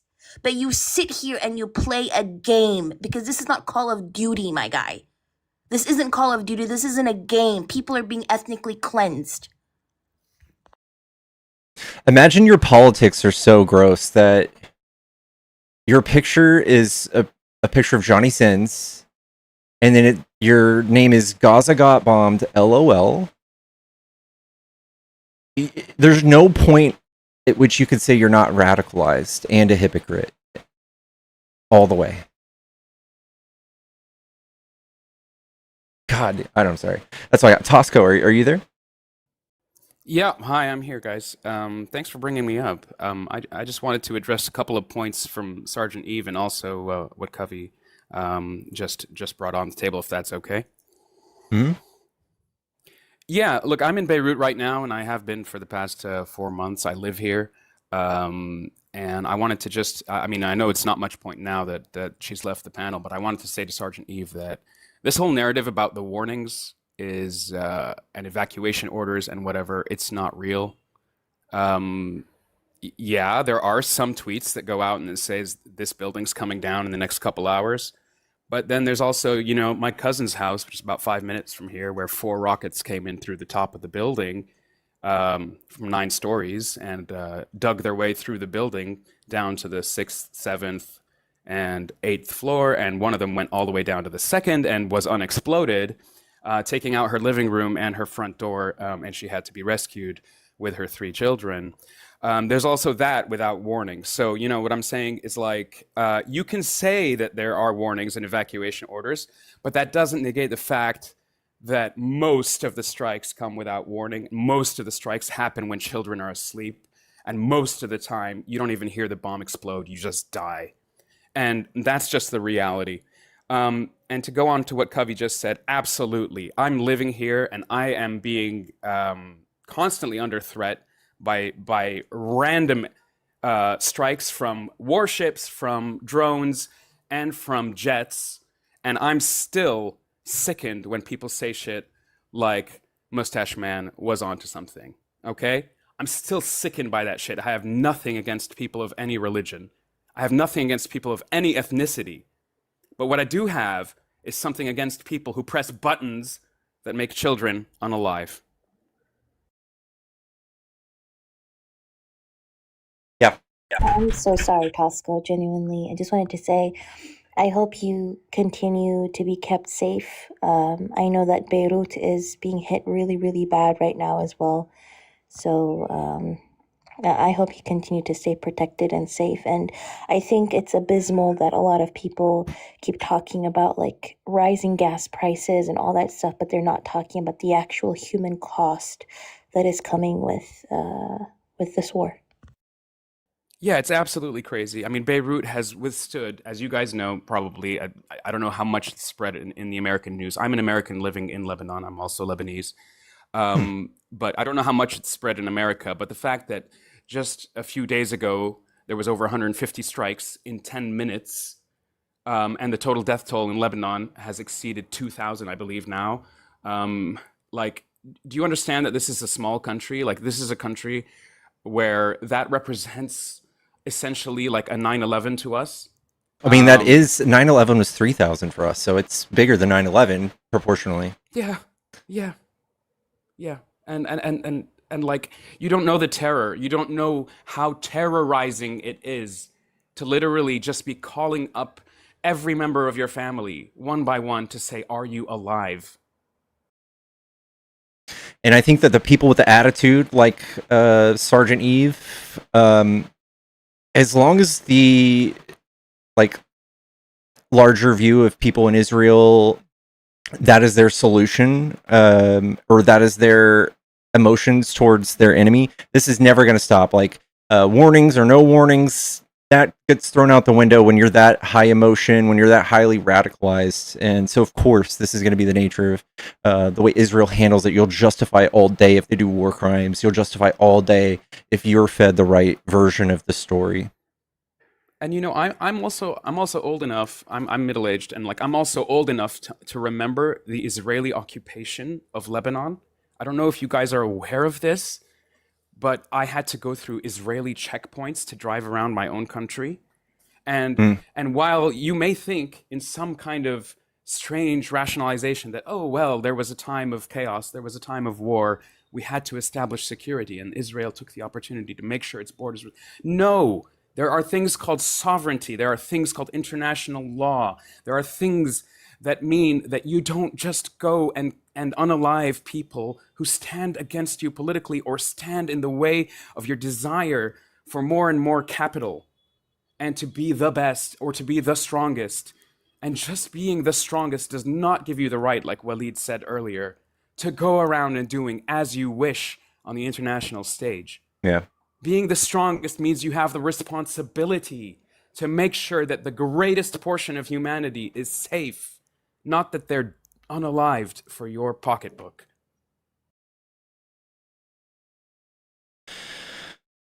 Well said. Well said. Okay, I think I'll land my plane there, or I'll get too emotional. Thank you, guys. I'm going to watch from the chat. Hey, man, be safe, all right? Thank you so much. Mm-hmm. Oops. Guy Fox, I don't know if you're opposition, but you're welcome to come back. I accidentally kicked you. Oh, he's definitely opposition. He's also IDF. Oh, nice. Howdy. What's up, bud? How you doing, bud? Can you hear me well? Way better than you. Why way better than me? I don't know. How do you why do you like Trump, man? Why do I like Trump? Because he has the balls to do the things that other presidents haven't had the balls to do. I don't know if have the balls is the right verbiage. I think it's not smart. I think he's just hasn't seen past his nose when discovering options on what to do with Iran or how to deal with Netanyahu. I think that we can see that he has no idea what he's doing. He's having a hell of a go at it, though. I mean, I'd say that the operation in Iran was the closest to perfect when it comes to military operations in the history of warfare. And I know you guys don't see that because you're deranged, but what was so perfect about it? Well, aside from the fact that we absolutely deconstructed the entire Iranian military projection of power, we decimated 2 layers of their leadership. Why don't we just go ahead and pounce on them then? Pounce on them how? What do you mean? If they're all just struck, like how come we haven't just pushed all the way in? If they've they're in such disarray and destruction. Well, because a boots on the ground operation would be massive and way too costly, and it's not the goal. Why? Got it. So it'd be costly. That doesn't make any sense. I thought that we got rid of all of their military prowess. Huh. No, I mean, I'm sure that Israel would love to annex Iran. Like that's so much land, right? Let's not be childish. Right? No, I'm not being childish. How come the whole world interrogating your logic? Is the whole world a bunch of pussies, or are they just maybe smart enough not to get involved because this is just Netanyahu's war? Oh, once upon a time, the whole world thought that the ideas of Adolf Schmittler were good. Doesn't mean that that's not true. Right. Most of Europe basically capitulated to him. I don't think so either. actually know. For the most part. But I think that you're just kind of scapegoating yourselves by saying that in a time where these people are not radicalized, these other countries opposed to the war are not radicalized. There's no ideology you could point to.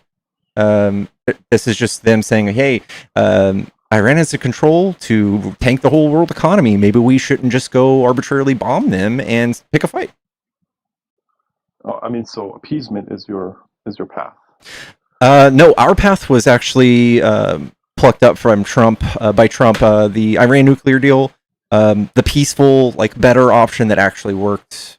Trump didn't like that because Netanyahu didn't like that. So now we get to do this. We got to watch your people die. We get to watch their people die, and gas prices skyrocket, and even more people just die from that. Who are my people? Americans? I thought you were American too. Are you IDF? No, I'm American. What are you talking? You're American? Okay, well then your people. Yeah, so 13 of our people. Mm-hmm. Those people, wow. Including one fake warfighter, jet fighter that got saved. Do you still believe that one? Which military did you serve in, guy?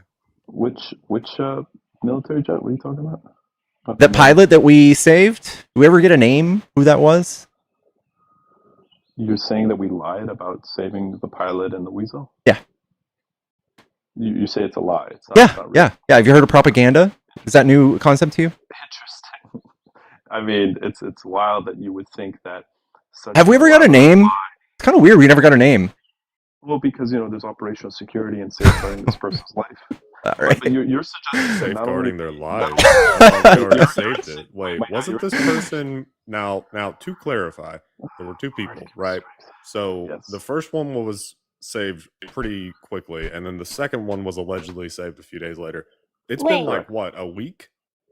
Wait, Guy. I'm sorry, Nemo. Guy. Why did you lie about being in Israel right now? Because you are in Israel right now, right? I mean, is this like an interview of Guy Fawkes? Yes, it is. No. It's not about an interview. You pretended as if. No. Hold on 1 second. You pretended. You pretended as if. No, hold on 1 second. I don't know why you're not talking. I don't know why you're not letting me talk. No, you pretended as if. You pretended. Oh, can I finish talking? Why is he scared? You really can't, actually. Did you just say I can't talk? You could talk, but I don't have to listen to you, and I don't have. You don't to have to listen. You can go on mute. It's okay. Okay. Yeah. So I don't know why, Nemo. When he said he was an American, didn't he pretend like he was trying to distance himself from Israel as if like he had? Yeah. So I just checked your IP address. It says that you're in Israel right now. So I don't know why you would sit here in front of 751 people. Can somebody mute him, please? Because clearly he's acting like a barn animal and he's not letting me talk. Yeah. So it's very interesting to me, Guy, that you sat here and you said, "Oh no, I'm in America," and you pretended I'm an American or whatever it is, and you pretended. I don't know why you're not letting. I thought you cared about women's rights. Isn't that why Israel is attacking Iran? Because they care about women's rights? I'm confused. I'm confused at the double standards because you're bombing Iranians, claiming that women don't have rights there, but you don't think a woman has the right to speak in your vicinity, Guy. So should you get also bombed, Guy? Should you get bombed? Because you clearly don't respect women. So if you think Iranians should get bombed for not respecting women, clearly you need to get bombed too. So my question is again, Guy, why did you, Pickles, I don't know why he sat here and he pretended as if he has no ties to Israel when I checked your IP address and you're literally in Israel right now, sir. So I don't know why you're lying. You're literally in Israel. I can show people the fact that you are in Israel right now. So let's not pretend as if you don't have ties to Israel when you're sitting here, like saying your babble. Also, again, Pickles. When Israel, Danny Danon, right? When you look at the Danny Danon, right?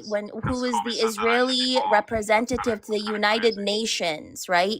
He talked about Iranian women deserving respect and Iranian women this and that, and Israel is liberating Iranian women, and yet Guy Fawkes here, who's on Israel's side, doesn't respect women. So performative, dude. I'm not. It's okay. I'm performative, yeah. But why are you over talking me? I'm confused. Because I'm not interested in conversing with you. Who said I was conversing with you? The There are adults are actually 781 people here. I just listen. Can somebody conversation. please mute him? Because I don't know why he keeps over talking me. So I don't really need to talk to him. Oh, why did he leave? Why did he leave? He can come back, right?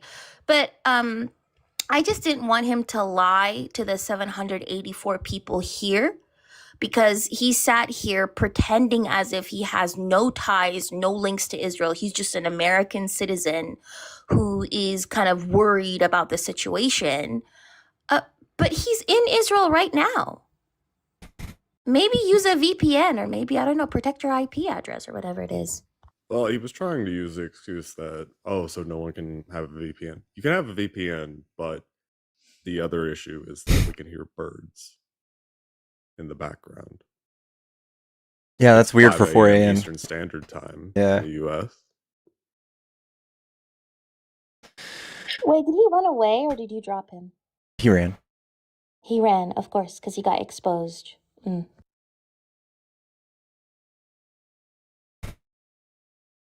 This is what I mean. You have like agents who have their own agenda, who are on these panels pretending as if they're detached,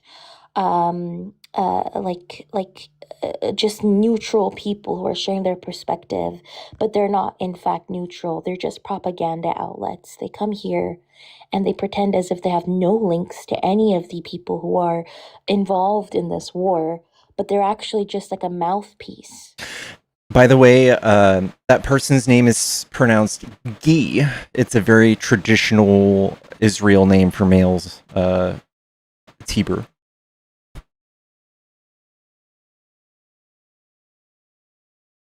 Interesting. I did not know that. I didn't either until I Googled it. It's Gi.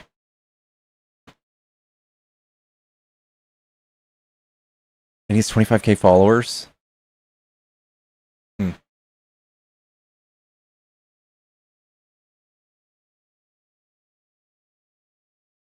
Guy Fawkes is a British name.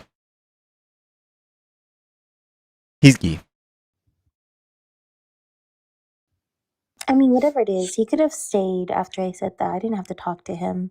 I just didn't want him to lie to the 784 people here. That's why.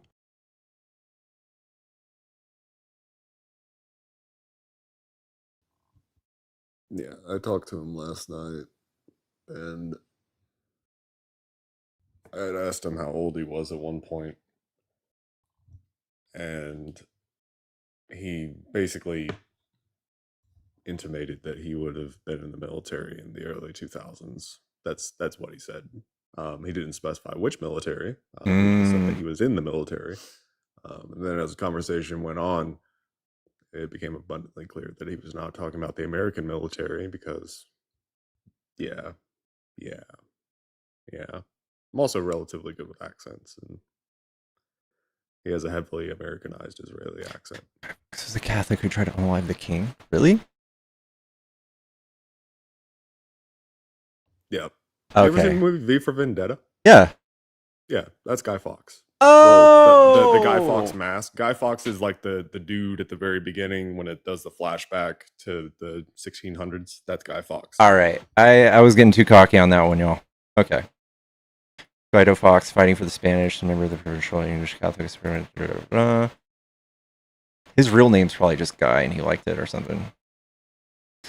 V for Vendetta. V for Vendetta's like awesome, and it's hilarious that the people who are in fascist politics are like pro V for Vendetta, pro the Punisher, pro all these people who are liberators of people suffering from fascism. Right.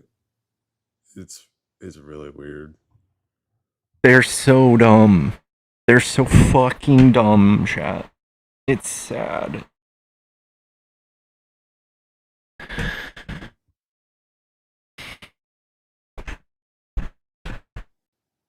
They never saw those movies. Yeah, I know. You named your kid Evie after that movie? Dude, I fucking love V for Vendetta.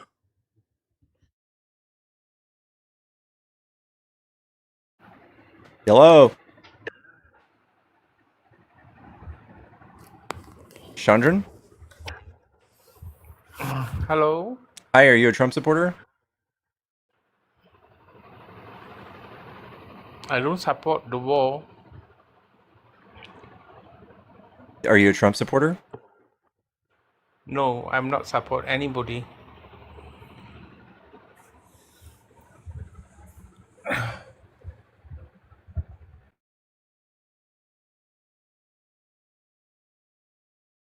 Well, that's interesting. Chat. If you enjoy political debates, we do this all the time. We will be doing this for the next decade. Fucking deconstructing these poor victims of Trump and MAGA. If you want to see it, be sure to follow. Did you see the protests and riots all over Ireland, by the way? No. So there are massive protests all over Ireland. It's because of the rising gas prices.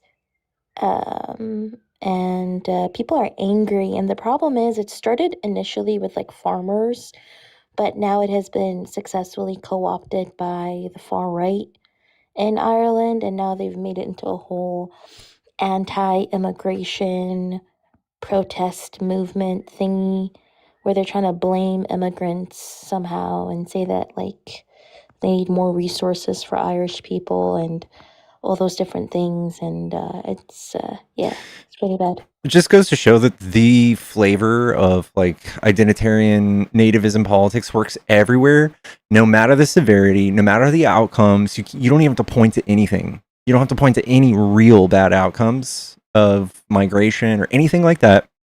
Just to say it. And people with primitive brains will follow. They'll jump on board. And that's MAGA in a nutshell for me. They don't know anything.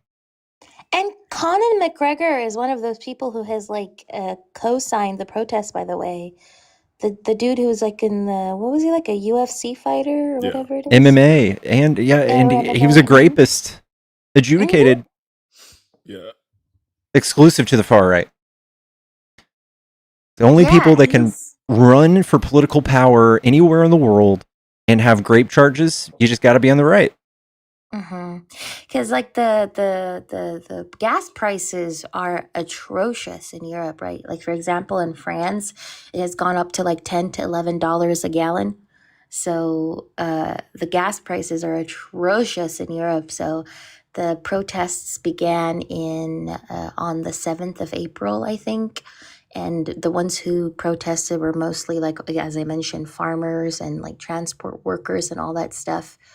But it kind of has been hijacked right now. I think within Ireland there has been, or just generally, I think there has been like a fuel shortage in about 600 plus stations because of what's happening in Iran. So yeah, they're trying to have like price caps applied on fuel. They want carbon taxes to be suspended. They want energy credits and support for more rural businesses. They want to oust the Prime Minister of Ireland and also kind of like anti-immigration movement too. So, yeah. Yeah. Speaking of Conor McGregor, because I can't remember if I showed you this video already, because I know I played it for someone at some point. So back when Game of Thrones was still good, the guy who played the Mountain, his name is Isn't he liberal as fuck? Scandinavian. Oh yeah. Yeah. So Bjorn, big tallest man and he like set a world record right after the episode that he did.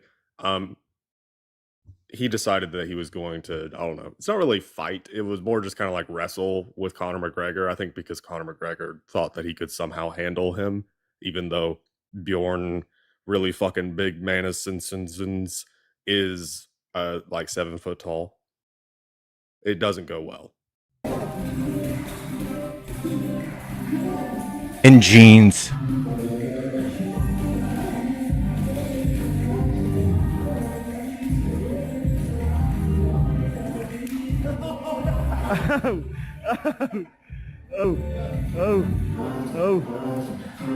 Oh, just fucking press his eyeballs like grapes, dude.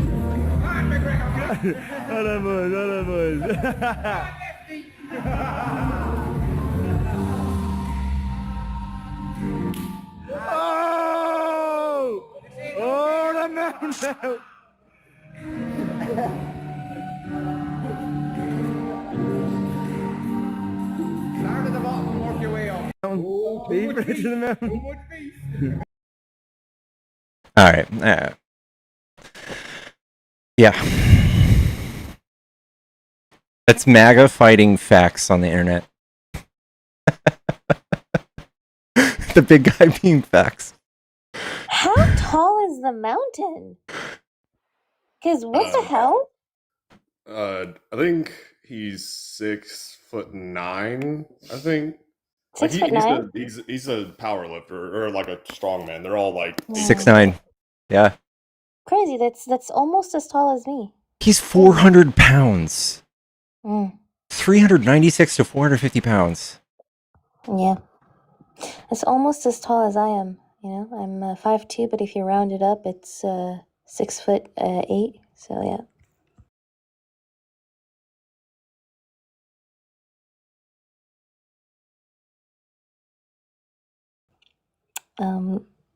Okay. I'm gonna drop after that joke. Okay, sorry, I'm zoned out. We love you, Covey.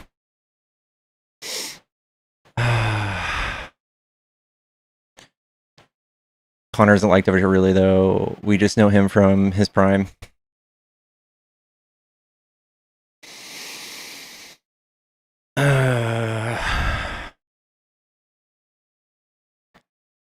£440, dude. Imagine that guy coming after you. You don't get to say no. You don't get to say no. He just comes at you. Chat, I'll do a little bit of capitalism. If you guys are trying to support the stream, there is a subscriber badge, and it's $10 a month, and helps me buy fast food and energy drinks. So, if you guys want to do that, I would love you forever. I also have a PayPal, Cash App, Venmo in the bio, and so does Nemo. So if you're trying to support us and help me buy my next batch of things to help me stay sane, that's the best way to do it.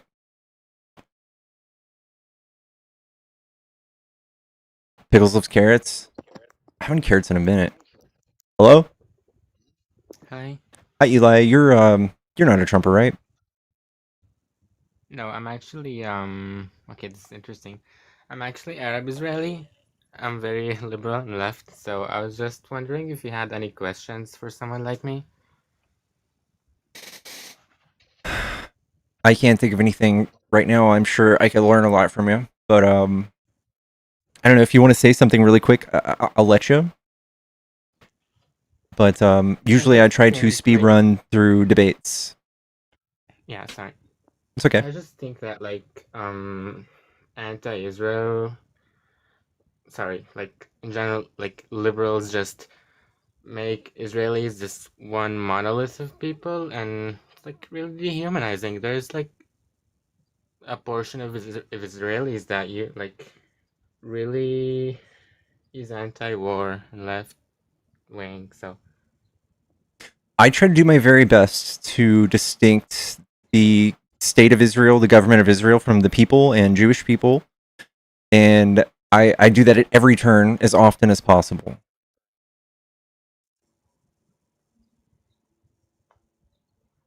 yeah, I'm not talking about you specifically. I just like came across your live now. Okay. But in general, like I believe that like there's a problem with like the public opinion on Israelis.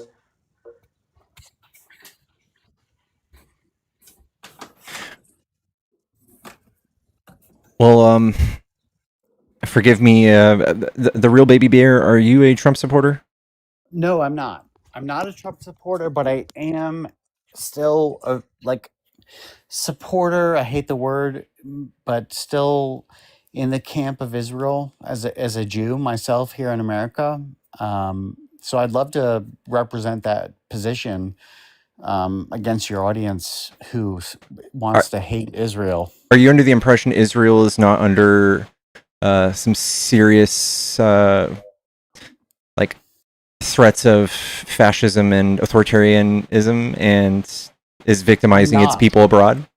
I'm not. I think they are doing that. I think they are engaging in extreme forms of propaganda, and I think they are engaging in massive misinformation publicly with the current administration there in Israel. But even with that understanding, I hope as a Jew in America whose family, left the oppression of Europe for America, even with that, I hope that people don't completely abandon Israel as a really important thing for the Jewish people in the world, and I'm happy to defend that.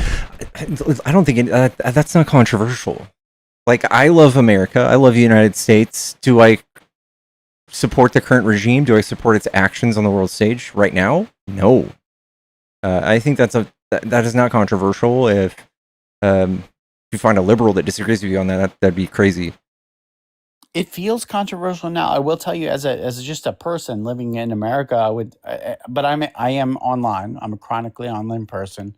I would say that it feels like right now to come out, quote unquote, come out as Jewish right now is problematic, and that is the thing that hurts me the most because even though I am Jewish, I mean, it was because my mother is Jewish. I am Jewish. That's it. Period. I had a bar mitzvah, and I didn't have a choice. But now, like, because of the teachings of my entire childhood, believing that having a home in Israel is a part of our heritage, right? Like, I'm willing to accept, like, let me put it this way. I'm willing to accept the smallest sliver of land that any agreement offers, as long as some Jews get to live in Jerusalem. I mean, to me, Jerusalem is like part of the freaking Bible. It's like, and I'm an agnostic atheist. So I digress. Let me just say it this way. It's like, right now it feels like the anti-Semitism meter is kind of super high in America. I get why people hate Israel. I'm with you. Like, I get it. It's fucked up what they're doing. Like, they're killing children, in multiple countries. That's fucked up. Excuse my language. But, like, what can I do about that? At the same time, this is where Netanyahu, it really abuses the relationship between Israelis and American Jews, is that we view Israel as like finally a homeland, okay? But he's like abusing that very, very fortunate right. Like, we're so fortunate to have a homeland, and he's abusing that with war. And the terror is, I open my freaking phone and I'm like, and everyone hates Israel. Everyone hates the Jews. I don't know what to do about it. Honestly, I'm so confused. What do you think will happen if Israel were to just change its name? What are the huge bad outcomes? Well, I don't think a name. Okay, so let me ask you, why would we need to change the name? We Because don't. I'm not saying it name does. is important. I just think that this is a very arbitrary, pointless thing to say, especially if you're not religious. Like, there's no I other hear you. country. There's no other country that gives a status or a hierarchy of citizens based on their ethnicity. I think that's largely Well, problematic. that's not true, really. I mean, It's like, very Christians in true. America are benefited more than non-Christians. That's How true. so? Well, historically, right? Okay, but today, are we enforcing that? You're right. There's no law that says like, oh, Christians get What more rights than do you think that non-Christians. we would advocate for a politician that advocated for that? From my point of view, as just like a minority, I consider myself a minority in America. Yeah, I think there are politicians who would advocate for more or less rights based on religion, and Yeah. certainly more rights I for Christians in yeah, America. so I think that's like, I think that if it were up to the population of the United States, I don't think anybody would want to get on board on that. I I don't. hope not. I hope I not. think I can call that wrong. I can say it's wrong, but to allude that it's okay for someone else to do it is not okay. I agree with that too. You know, but can we not admit that, like in America right now, it seems like there are politicians from some of these, you know, let me be a little blunt here, some of these backwater red districts who want to implement Christian law. Like they want to implement law based on Christianity. And Yeah, I fucking hate that. me too, man. But like that's terrifying. Like I get why that's scary for everyone, but like it's particularly scary for anyone who isn't actually Christian. I mean, Jews, I think we should atheists, be, agnostics, if you're going to be together. consistent, you should be able to say it's bad in both cases. I agree with you. I'm with you. It's bad. It's bad all around. But what do I do? Like, put yourself in my shoes. Here's. I'm so grateful you've let me come up and speak, because I feel like this opinion is not shared. But like, I actually share the left opinion in practically all ways, except the fact that I have this feeling where I can sense that people don't like Jews right now. And it's so weird. Like, why don't, like, it's so weird I think it's, because I mean, that's just the people in power that have allowed bigotry to come mask off. And it's just the So people what in do power. I It's do Trump. about that? What do I do about that? You call it out at every turn instead of dismiss it like MAGA done for like the last 10 years to allow it to grow and bubble into what it is now. Well, but I hear you on that. But MAGA, they kind of they're playing this weird game where they're with the Netanyahu side of Judaism, if you will. Like, you know, again, it's like Judaism. Only 14 million people in the whole entire world. It's such a small community, and yet MAGA people are There's like, plenty of other communities that are smaller.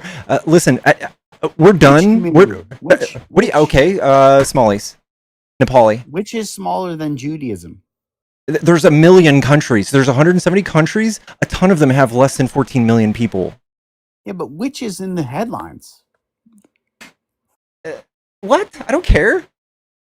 No, but I'm saying it's being used. Like my religion, being raised a Jew, like has nothing to do with any of this. I promise you. Like It's has just as arbitrary as anybody else's lineage if you're not religious, right? You just said that yourself. It's just as arbitrary as anybody else's lineage. I don't give a fuck what it's called. No, I hear, but look at your chat. Even you've got people who are telling me that Judaism is the problem. It's not okay. It has nothing to do with it. Okay, so there's two political parties in the United States. One side, as a whole, is saying anti-Semitism, anti-Jewish sentiment is bad, and then there's one side who's like, and culturing it. So I don't know. Maybe you could just push people and their opinions and question people on their right to not have those opinions. It's not bad. Which side is the right? It's very, Which side has had Nazis, literal Nazis, the whole time since World War II? No. I think you're right that there are on the right side. That's where the Nazis live. But Trump and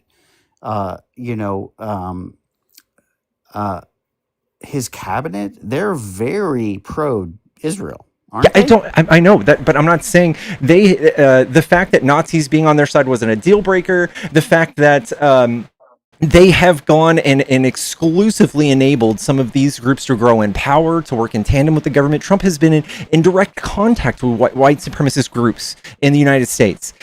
I think he's willing to throw anyone aside for his own political power, just like any other fascist in history. He doesn't favor any side. He favors whichever one gives him the most power. So for you to pick the side that's like helping your people or something is short-sighted. His daughter is Jewish. Okay. And so what do you mean? Like, you mean his it's not daughter? His fair. daughter converted to Judaism. His son-in-law is Jewish. Do you think Trump's Jewish? Do you think Trump cares at all about religion? No, I think he's a narcissistic sociopath. Yeah. I think Do he's you think crazy. that's going to be the best person to help the Jewish sentiment and to calm violence?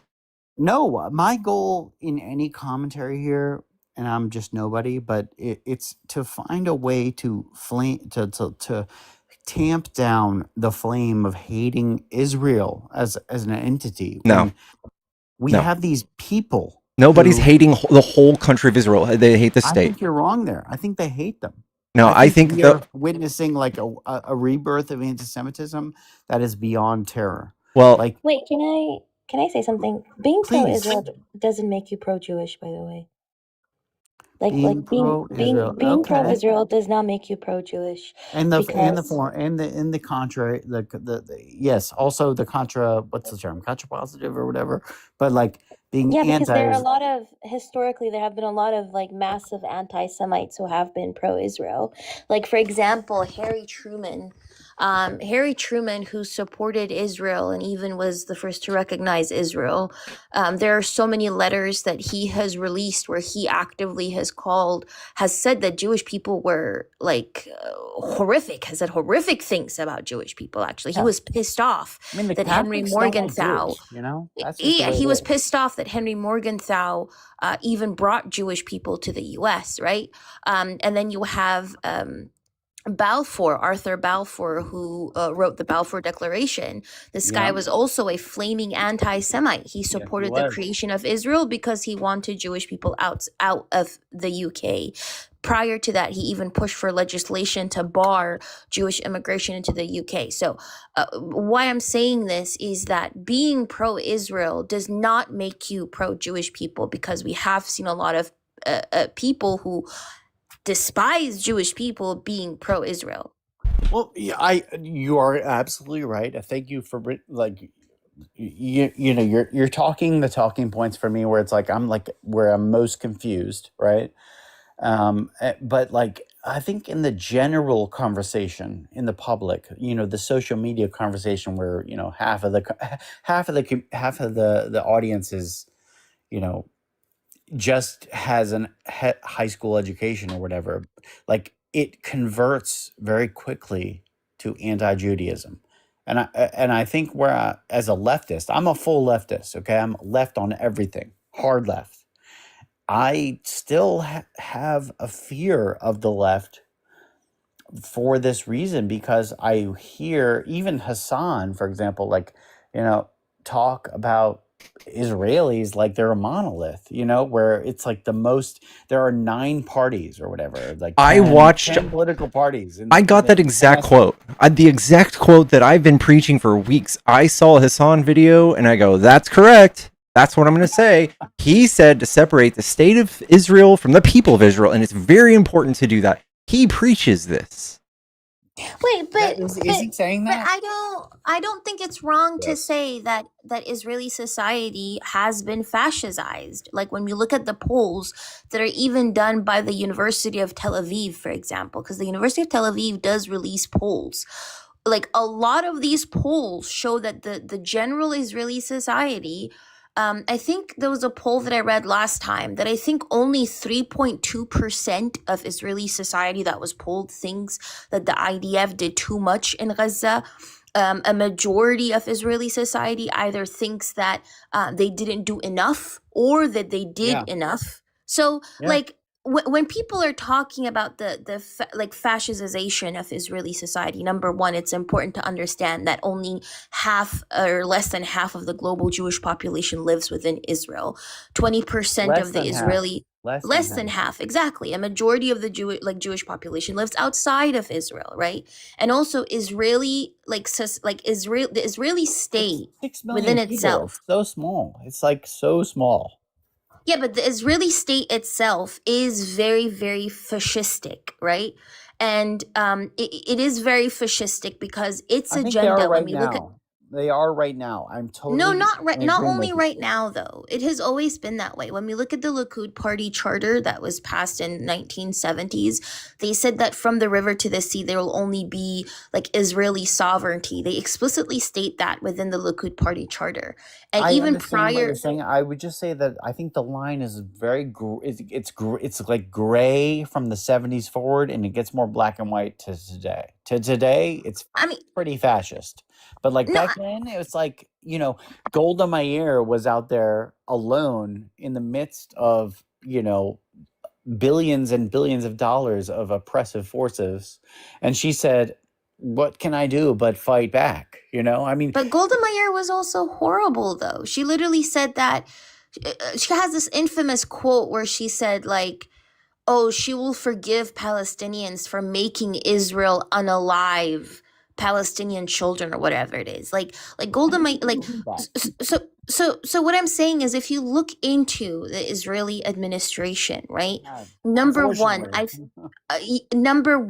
think, first of all, equating the Israeli state with Jewish people is, in my opinion, very anti-Semitic, because it actively puts a target on the backs of Jewish people, even in the diaspora, who have nothing to do. Thank you for saying that. Yeah, so I do think that is anti-Semitic within itself, and at the same time, I do think that the Israeli state itself also is kind of trying to blur the lines between Zionism and Judaism. It doesn't mean that I would be lying if I told you that there aren't people who actively blur the lines as well. 100%. There are people that I have seen personally, even in this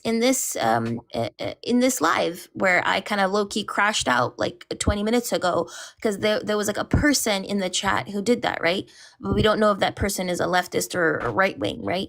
But it doesn't mean that Israel itself as well isn't blurring those lines when it puts a Star of David on its flag, when it puts a Star of David on like the IDF soldiers.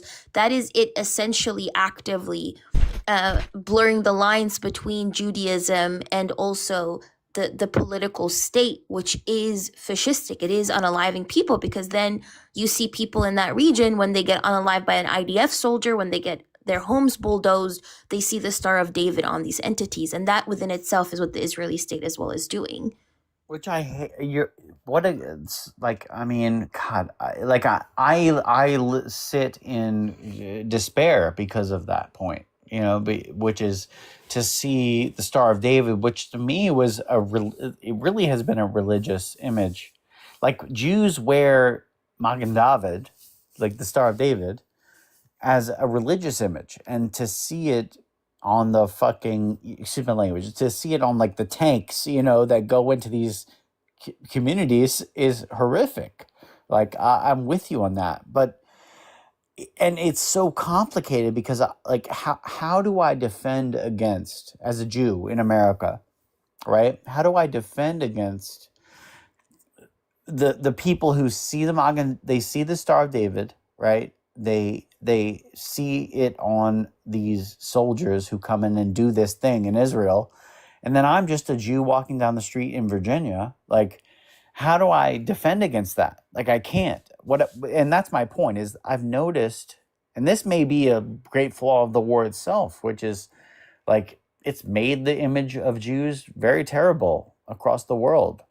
But I think the left, the right, everyone, I mean, it really feels alone. It doesn't feel like any side is acknowledged the fact that like there can be a bunch of Jews in America who are super left, like myself, but like, and also hate what Israel is doing. I don't want kids to be killed. I don't care about any of this stuff. You know, this is crazy to me to watch a war start because of Bibi Netanyahu. Yeah. Do most Jews in America vote left? They do, of course. It's like an 80-20% monolith. Yeah, But the thing is, I don't understand like with the assertion that did you say that most people don't I'm saying that left or right, people are viewing Jews as, again, the world problem. I don't think that the left is doing that, though. They are, though. They are. Where? Well, Or I who? think you point to like it's easy for us as like, we're in the streamer space here to point to Hassan as somebody who Dude, had said he doesn't. don't point to Hassan. Hassan is like the worst possible example you can give because Okay. Hassan has literally said, I mean, at length recently, because this has Okay. become like You're the right. narrative. Hold on. Hassan has made it abundantly clear that anytime people are being anti-Semites, he shuts that shit down. And he Well, is also anti-Zionist, right? he does like a These first two things can order. be held at the same time. I hear you. I'm with you. I agree that he does a democratic move on that. He eliminates the first order anti-Semitism, the first layer or like the second layer, but like the memes are still in his chat. It's very obvious. The tiny hat people, like that's all there still. But Yeah, no.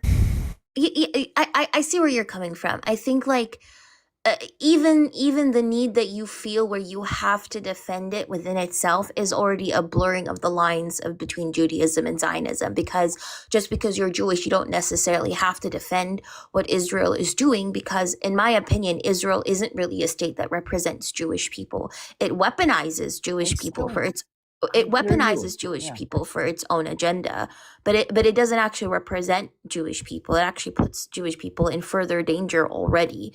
And I think like the very fact that you feel like you have to defend yourself is you also in a way subconsciously blurring the lines, because a political state doesn't represent like you as a person just because you're Jewish, right? And I think like one thing that maybe more people need to do is say like, no, this is not in my name. Like none of this is being done in my name. I understand that the Israeli government comes out and says we're representing Jewish people, but they're not actually representing Jewish people. That's because all propaganda, That's all propaganda. Yeah, and like and since you know that Judaism has existed way before Israel was even a thought, Zionism as a political movement only came to exist in like the late 1800s because of Theodor Herzl. Like Jewish people have existed way before that, and for that particular reason, like there is an attempt for this political ideology to mesh itself onto this identity, like this ethno-religious identity, but it doesn't mean that you have to accept that. You can reject that as well and reject that loudly. But me saying that doesn't mean I'm saying that isn't happening. It is happening. I have been seeing it too. But I guess all I wanted to do was I know I have no control over the process here because we're such a small community. I mean, yeah, we have a huge influence for the money, for the media, for the banking, whatever you want to say. But like I still, as just an individual, human American, okay, also Jewish, raised. My mother's Jewish, and so therefore I am Jewish. Like I'm telling you that as just a normal American who's a super leftist, I feel anti-Semitism in a way that I've never felt. I'm 34 years old. I've never felt it like I do right now. And I don't know what to do about that. I don't know. And so I open it to your panel really. It's like, what should I do? Like what do you suggest to, because like look, and here's the other thing, if I was in your court, right? And I'm like part of the whole like planning committee, it's like, oh yeah, we believe that I know this is not what you believe, but like just accept it for a second. You believe the Jews control the media. Okay. You believe that. And so then tell me how to make me feel better about being a Jew. I have no choice about being a Jew. My mother was Jewish, and so therefore I'm Jewish. Wait, I had no choice. but again, you're kind of doing it again, right? Like you're trying, you're basically apologizing for a political state, which is actively enmeshing itself onto your identity. And what you need to be doing is saying, hey, like this doesn't represent me. This is not happening in my name, because it isn't happening in your name, right? Like Jewish people and like the Israeli state are being used as like a human shield for Western imperialism, because that's what Israel is doing within that region, right? It is actively trying to. Every act is wrong. Is every act wrong? Is every single military? The Israeli state does. Do you think is it the view of like my compatriot lefts Is it that every single thing that Israel is doing is wrong? Is that the view? Because Yes, Israel within itself is a colonial state. Yes. because I hear anything I like hear right now that they're doing, the absolutely. arguments. From the get-go, I think like from its inception, the same way that America has been a colonial creation, the same way that Australia, New Zealand were all colonial creations, Israel itself from its inception has been a colonial creation. Yes. So we don't even acknowledge the biblical stuff. Like we ignore that. I don't think it has anything to do with the biblical stuff. I mean, like you say biblical stuff. Like I mean, if you're referring to like when I was bar mitzvahed, I said the word Israel multiple times in Hebrew as a part of my bar mitzvah. I went up to a temple. I stood on the stage. Islam also traces back to the same God. Yeah, which Israel are we talking about? Are we talking about the prophet Jacob who changed his name to Israel? Are we talking about like certain Israeli regions that existed? The land of Israel, the home that was promised. Okay, but the land of Israel existed within Canaan, right? If we look at it geographically, the whole place, the geographic positioning or the name of that place was called Canaan, right? And the land of Israel, like, until they invaded it. Yeah, until they invaded it. No, but the current territory, Israel as its current territory has never existed. That's not true, really. As its current territory on Palestinian, it has not existed in this way. Even when they talk about Judea and Samaria, it's literally just the West Bank, right? No, so that's not true. Also, yes, it is. Judea and Samaria is literally just the West Bank. That's precisely why the Israeli government refers to the West Bank as Judea and Samaria. That's not how they refer to it, though. They do. The Israeli government does refer to the West Bank as Judea and Samaria. Like, they do. That's diabolical, by the way. Holy shit. Yeah, they refer to the Judea and Samaria. But the point is, like, just because this current state used a term that has existed historically doesn't mean that the current territory is the historical territory. I can give you sources, by the way, of so where do you I mean, here's where my like logical brain, like my brain without emotion, without like, I don't want people killing children in Gaza. I don't want people killing children in Lebanon. I don't want people killing children in freaking Iran. I don't want any of that. But here's where my logical brain jumps in and it's like, I don't understand, is that there is a historical claim to Israel far, like hundreds and centuries before Islam. And so why is Islam allowed to claim parts of Jerusalem, but Jews are not? Wait, I'm so sorry, but why are you playing with religious beliefs if you're not religious? Yeah, not only religious beliefs, but not only religious beliefs. It's literally my family. Wait, hold on. Nobody denies. It's called bigotry. You're just co-signing your weird families. Is my bigotry? Yeah, you're adhering to belief without reason, right? No, it's a bloodline. It's literally a bloodline. No, it's not about bigotry. It's not about bigotry. Number one, all three Abrahamic religions have a claim to that piece of land. All of them. Yes, all three of them. Yes, all they three do. of them. But 100%.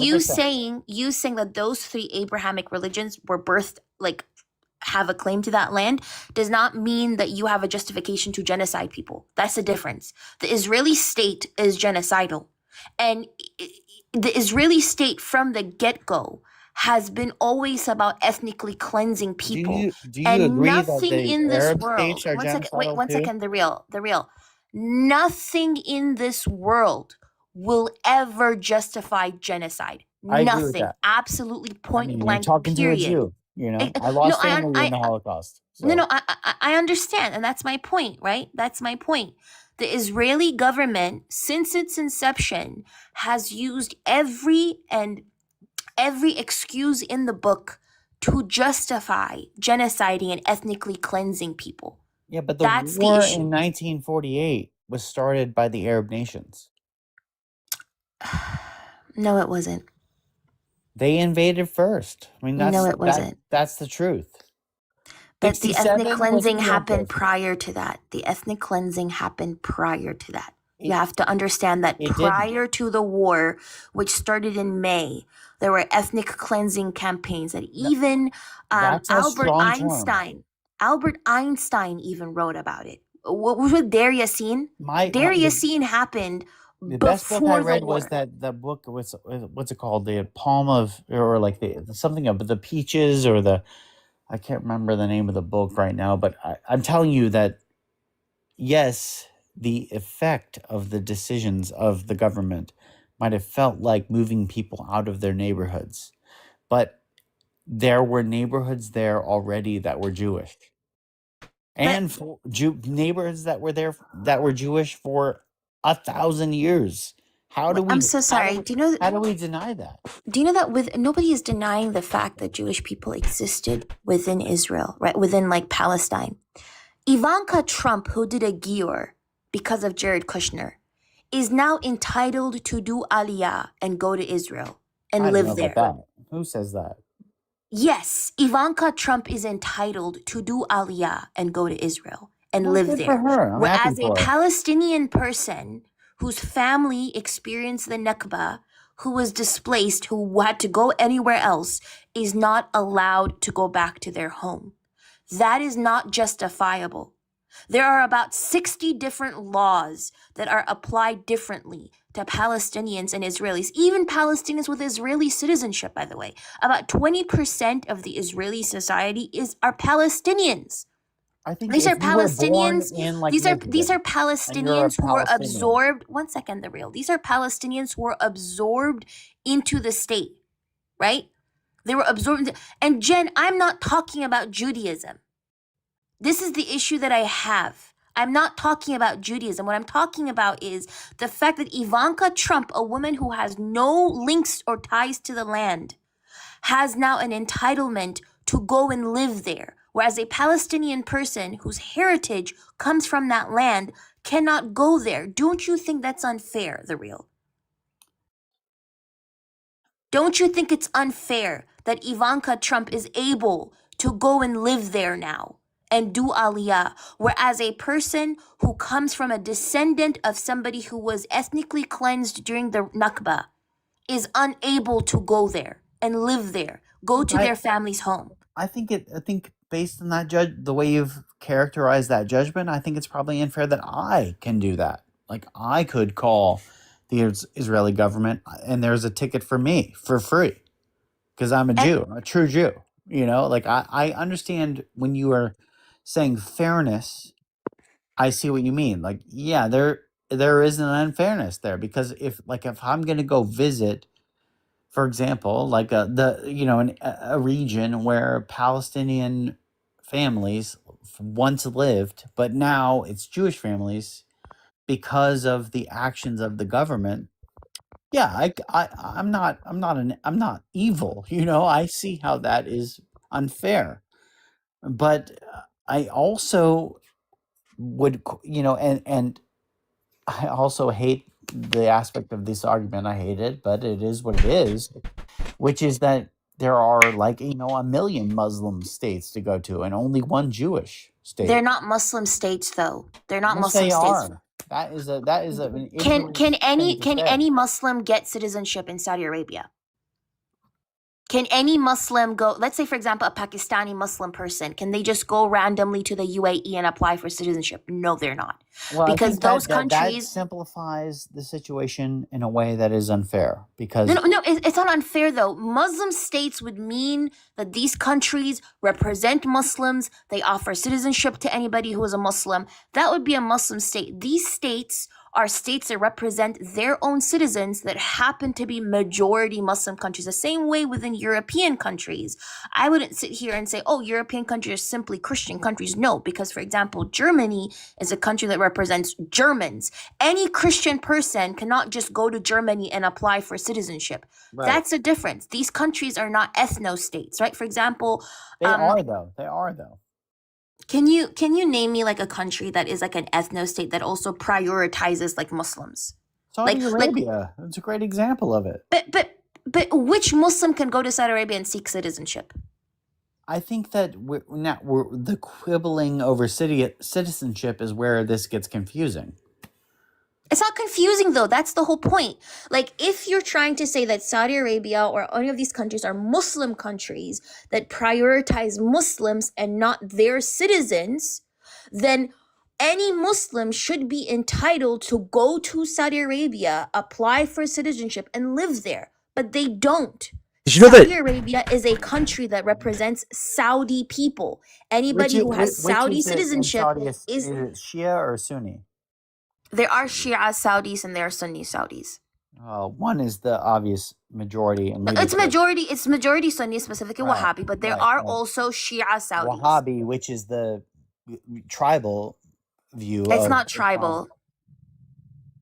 It's not really tribal because there are also Shia Saudis. Specifically, if you go to the section of Saudi Arabia, which is on the western side, I think, close to Bahrain, there are Shia Saudis as well. They were also both protesting apologize. during 2011 Arab Spring. There were Saudi Shias who were also protesting. I think both of us would want Iran to be women without, headscarves, and yet at the same time, Wait, what? I think we're both democratic enough to want freedom for women in Iran, but also I think that we differ in the fact that you apologize for, the Saudi for the Sunni and Shia Wait, what? hatred amongst countries, whereas I am just looking at Judaism. Wait, when did I apologize for any hatred? I'm confused. And also, I don't think You're saying that Shia people live in Saudi Arabia. they peacefully. do.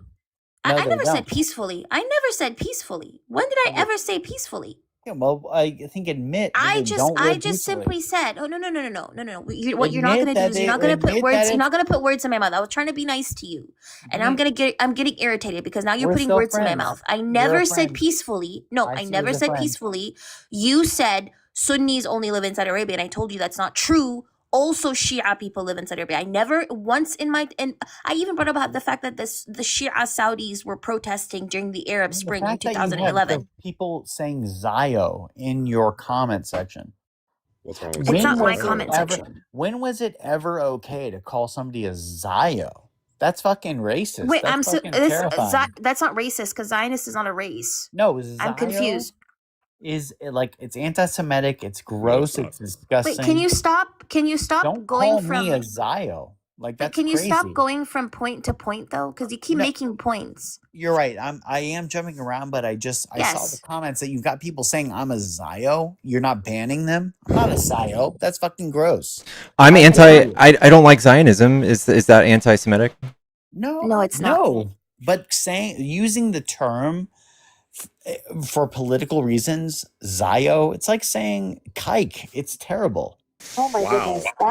goodness. No. That one thing is a slur. Zio is a slur. Holy fuck. Zio no. is not a slur. Yes, it is. It's everyone thinks it's a slur. Who are you people? Like you live Who in is a bubble. Who thinks it's a slur? Everyone outside of TikTok, I Bullshit. guess. Yeah, have you seen it on the mainstream media? Have you seen it on CNN? What Anyone mainstream to say- media? The same mainstream media that cries about Hassan Piker? That mainstream media? Yeah, well, at least they don't say the N-word, friend. But Wait, they don't Mohammed, You just say said Zio. the case slur. Tell This me is more pissing about this not is pissing saying me off right slurs. now. This is actually pissing me off. Mohammed bin Zayed, who's the president of the UAE, who's a Muslim, is a Zio. He claims that he's a Zionist. Let's stop pretending as if Zionist is Says specifically a word for Zionist, Jewish. but he doesn't say Zio. That's gross. So you're trying to compare Zio to the N-word? Are Yeah. you okay? Dude, Are you actually you okay? are so fucked, man. Like, I'm sorry. That you So are you've got a desperate. black man You are- and a Muslim on Yeah, this no, council dude. who have I no. am didn't- black. I am black. That's No, what I'm you're saying. Are you Muslim. okay? I am a black woman. I think it's You're a highly Muslim, offensive. I'm not and your Muslim. friend is black. I'm not And it is Muslim. offensive that you would defend I'm the not word Zio. Muslim. I'm not Muslim. You made that assumption because now you're trying to be Islamophobic to me when I'm not even Muslim. So you have no stake in this conversation at all. What do you mean? I originally come from a country called Eritrea, and Israel participated in the genocide of Eritrean people. So I do That's have a stake fucking in this. blasphemy and wrong. and How is it stupid. blasphemy? It's true. It's stupid. Israeli pilots actively airstriked Eritrean villages in 30 years when we were being genocided from 1961 up until 1991. Okay, My link that- people link that in the originally, chat. my Link people that in the chat, originally come from Eritrea. there. Link that in the chat, Eritrea. Link it. Is this guy okay? I'm perfectly okay. I'm asking No, you, you're not. You're clearly link not in the okay. chat your victimhood of Israel. Wait, I saw it you for a are second. saying victimhood when you were I crying thought for for a 10 second. minutes about the word Zio? Are you I okay? thought for a second that you were unbiased. I really did. But then now How it am sounds I like not? How you are is obviously is biased. everything okay? You You think just that Israel assumed that I no, was a excuse me. Muslim. Excuse me. You think that You Israel assumed that I was a attacked you. Muslim because I refused to be Islamophobic. No, Are no, you no. I okay? think that you think you're a victim because you think Israel attacked you. I think Israel attacked me? Fuck. Link it. Prove it. Dude, what? Can Hey, you make me a big screen, please? teach us, educate us on the attack of Israel to Eritrea, please. Please educate us on your victimhood. Pickles, why can you do you're me a out here. favor? Yeah, shut the fuck up, you weirdo. No, you're Can the you see weirdo. this? Why are you What does even? it Why do you say? even care about the? Can you read this? Israeli pilots bomb Eritrean villages. Who is this from? AP. See that? AP Archives. From 1977, by the way. This is talking about the Israeli pilots that bombed. In the situation of alliances in the area, in the power struggle for the hegemony over the Red Sea, Let's Eritrean read villages. the article instead of being You a part see of this that, you propaganda. fucking weirdo? You're the weirdo. Yeah, Let's you read see the that? article. Why You did they see do that? it? Why did they do You it? see that? Read the article, Yeah, bitch. cool. Why did they do it? Did you call me a bitch? Why did they do it? Did you call me a bitch? I said, why did they do it? Did you call me a bitch? Your mother is a fucking bitch, and your father is one too because he didn't pull out. I'm sorry, Kobe. Jesus Christ.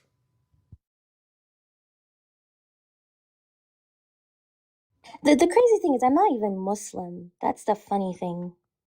I'm not even Muslim, and he tried to be Islamophobic to me. Imagine how Islamophobic you have to be in order to subject a non-Muslim person to Islamophobia. I'm gonna be honest, I thought you were Muslim. No, I'm I not. learned something new. I did not know that. I'm sorry. I'm not Muslim.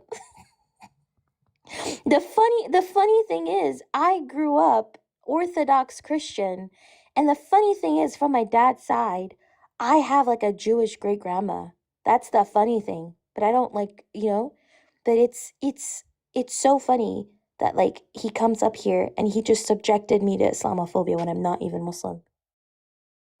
Yeah. I was gonna try and explain to him just the audacity of where he was going with this insistence on victimhood, where I mean it's the equivalent of I'm a white dude and I don't know, when people criticize white people, all of a sudden I'm supposed to feel like a victim. Like, no, dude, just especially I don't know. Like,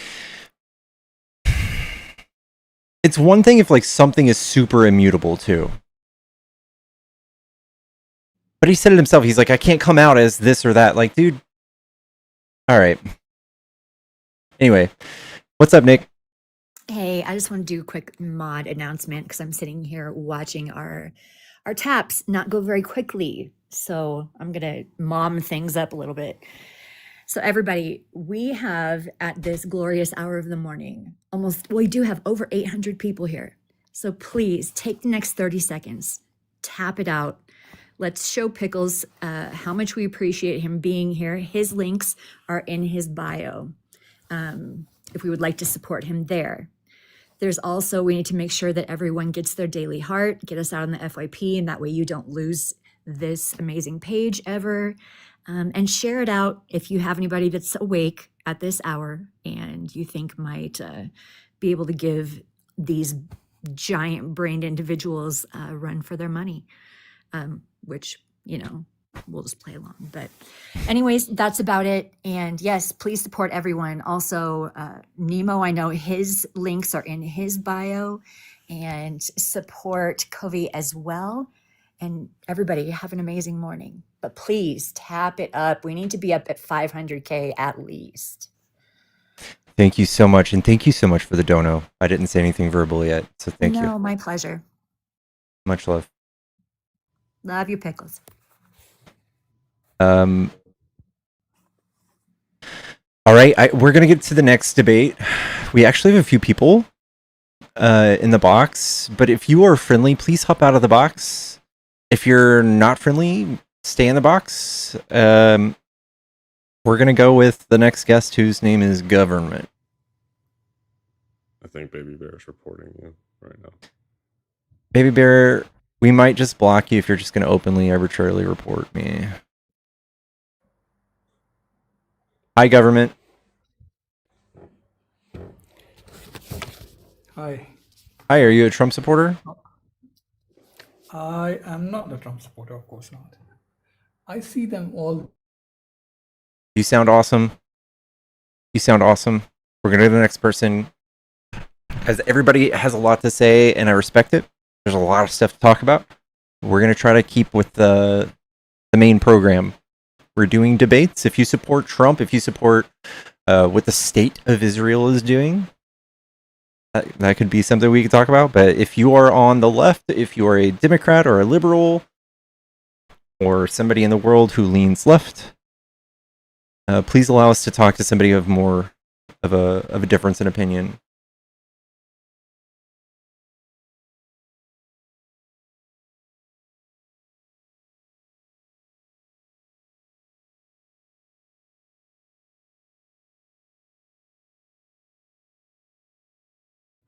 Keep seeing MAGA Christians making excuses for Trump's post last night. Which one?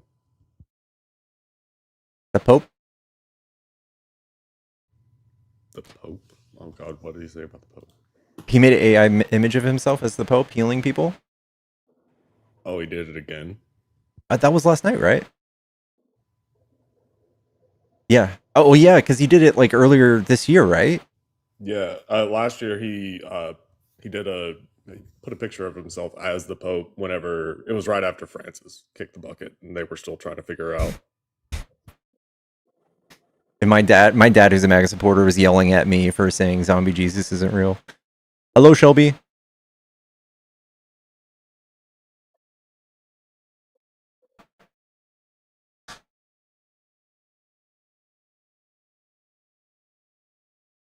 This one was as Jesus. That's right. He's as Jesus. It's an AI image of him as Jesus. I'm sorry, y'all. Hello. Hello. Hi. Are you a Trump supporter? No, I'm not. But also, I just want to say your mods suck donkey dick. But I love what you do. Thank you. Anything real quick that I could do to help you not hate my mods?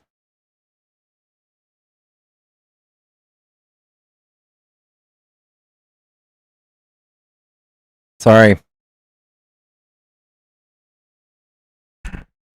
W mods. I don't know.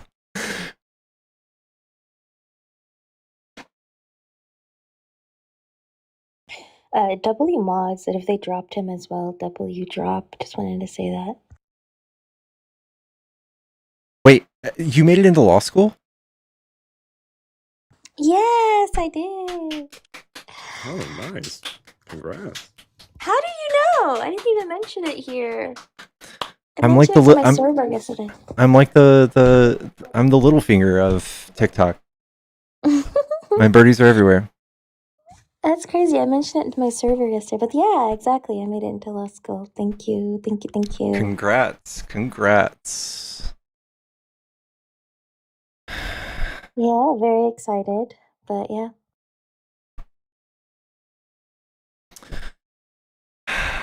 I don't know what to do with myself, y'all. I kind of like this vibe of even if it's going to be hard to get debates for a while, I think. But I like having this little panel hanging out, yapping, a little bit of fighting. It's a good mix. I miss debates. Yeah. International law? How did people clock me? Help. I wanted to specialize in international human rights law, so it's actually very funny. How did people clock it? Crazy. Wow. Am He's I gonna am I be at the that Hague before we know it. am I that easy to clock? That's crazy.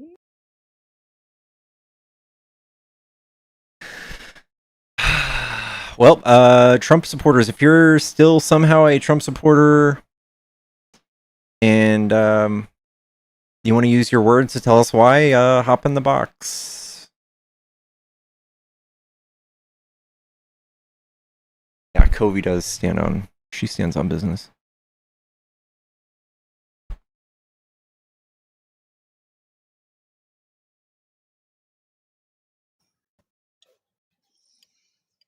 Yellow. Hello there. Hi, are you a Trump supporter? Well, no longer. You all actually changed my mind. My name is Penny, by the way. Yes, yes, indeed. Big clap. I wanted to ask you something. If you know this, what was the GDP approximately that are so illegal called immigrants? What is that we'll be losing? We'll be losing at least $1 trillion over the next decade. Yeah. There's a couple numbers you can look at. So, there's the Cato Institute, which is libertarian think tank funded by the Koch brothers. They did a study on the amount that immigrants have reduced the deficit since 1994, and that number is 14.5 trillion. Now, that's not exactly GDP, but it's still in the same ballpark. And then you can look at, there have been studies done within Congress and also outside that have estimated about $1 trillion. Here's from the Congressional Budget Office. This just says that it will be somewhere between.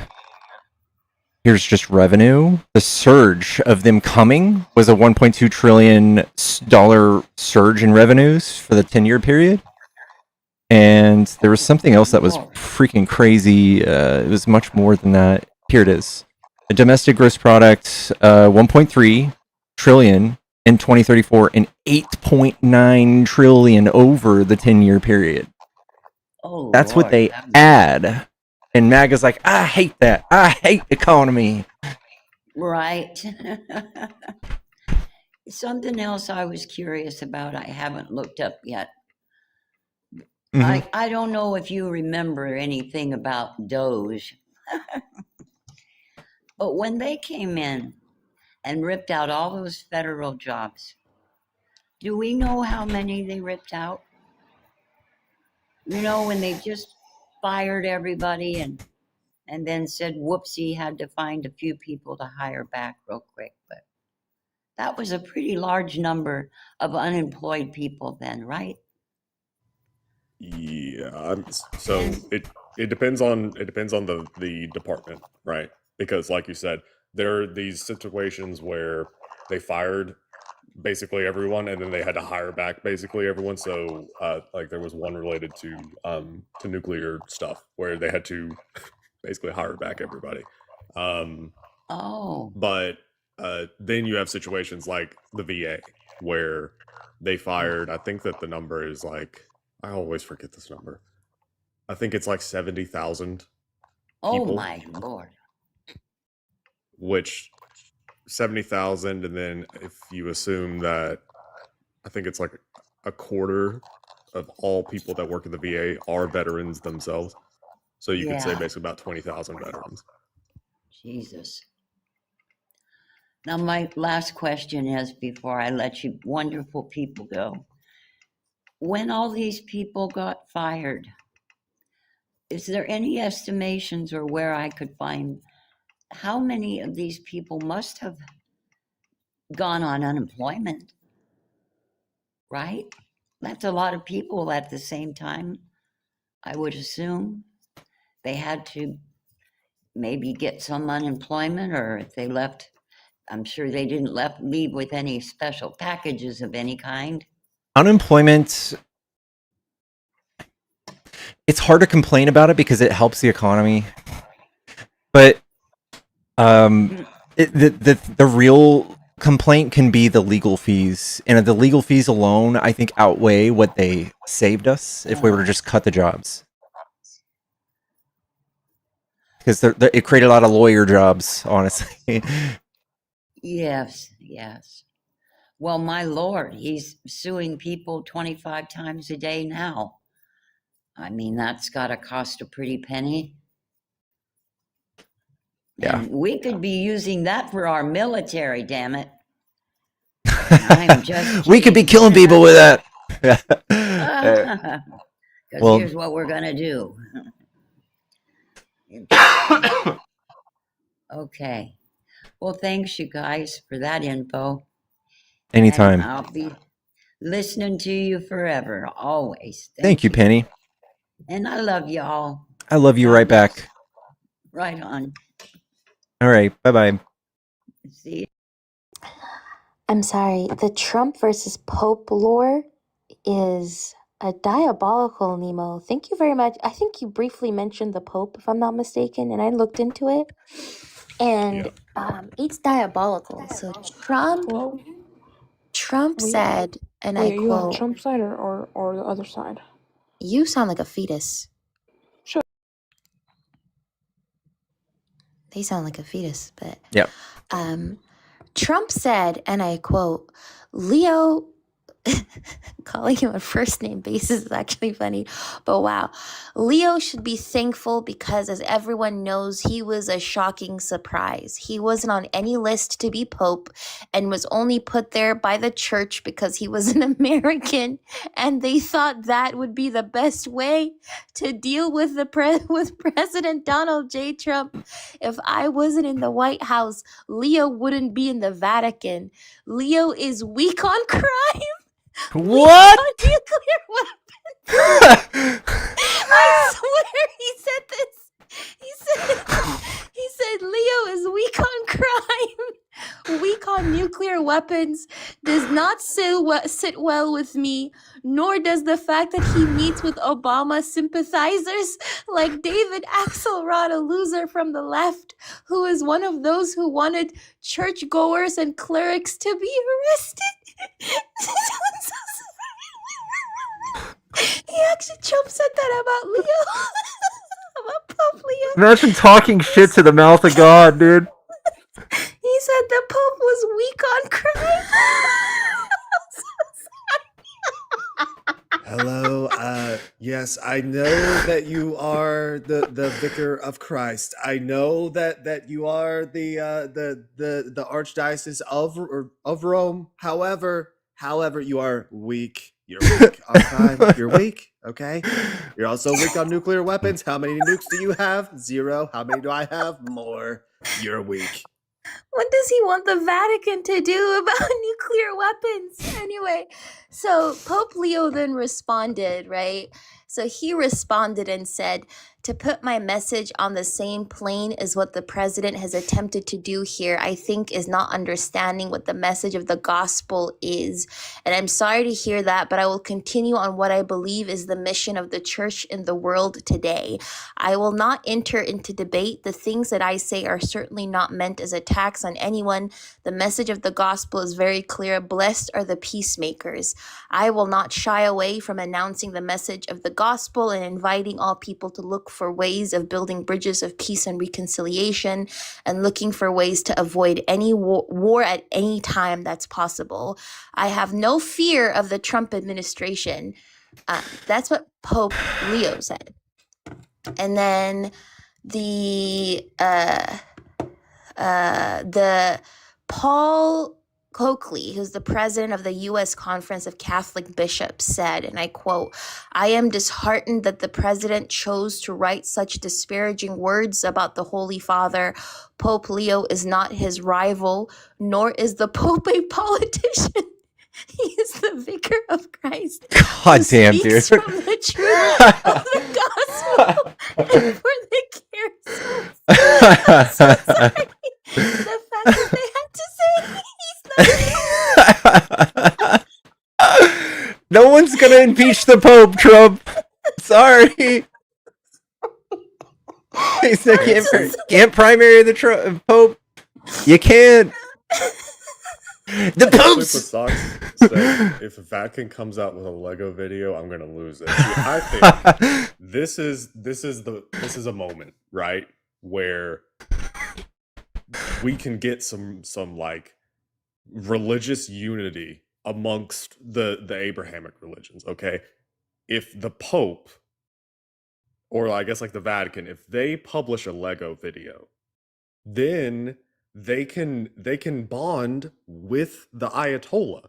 And so the Pope and the Ayatollah are releasing Lego videos saying fuck the president. Then we just got to figure out, like, I don't know, if there is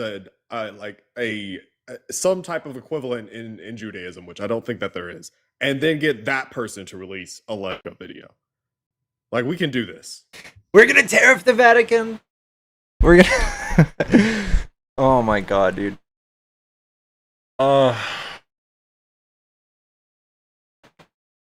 That statement that Pope Leo made sounded like a statement somebody who's weak on crime would make.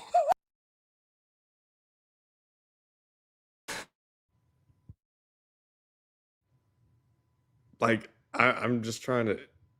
I think it's just because of like the title, you know, the Pope, and then weak on crime. I'm just thinking of like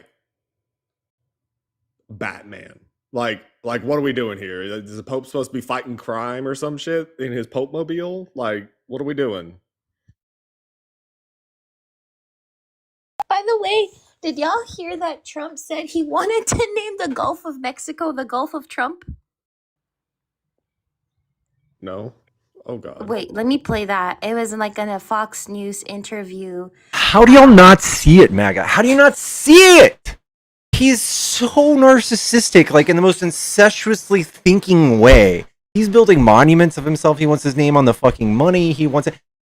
How do you not see it? Oh my god, dude. Oh. Hold on, let me look for the clip because it was on a Fox News interview. The airport, that monument, I saw a picture of it and I just want to fucking puke because it's like, that would be sick if like somebody cool like built that arch. That's Trump. That's it's so sick. It's like Hitler building a statue. I feel so gross about it. Okay, I got it. This is the clip. Hold on, let me play it. Wait. It's a very short clip. I was thinking about calling it the Gulf of Trump, and I decided not to do it. I think maybe it was a wise. I think that one maybe wouldn't have worked out. I'm not so sure. You'll have to tell me. But I was thinking about it's going to be called the Gulf of Trump. And then I said, that's not going to play too well. I think you're. You know, I'm kidding. You're being facetious. Now, I know that, Mr. President. But what about oil exporters? Yeah.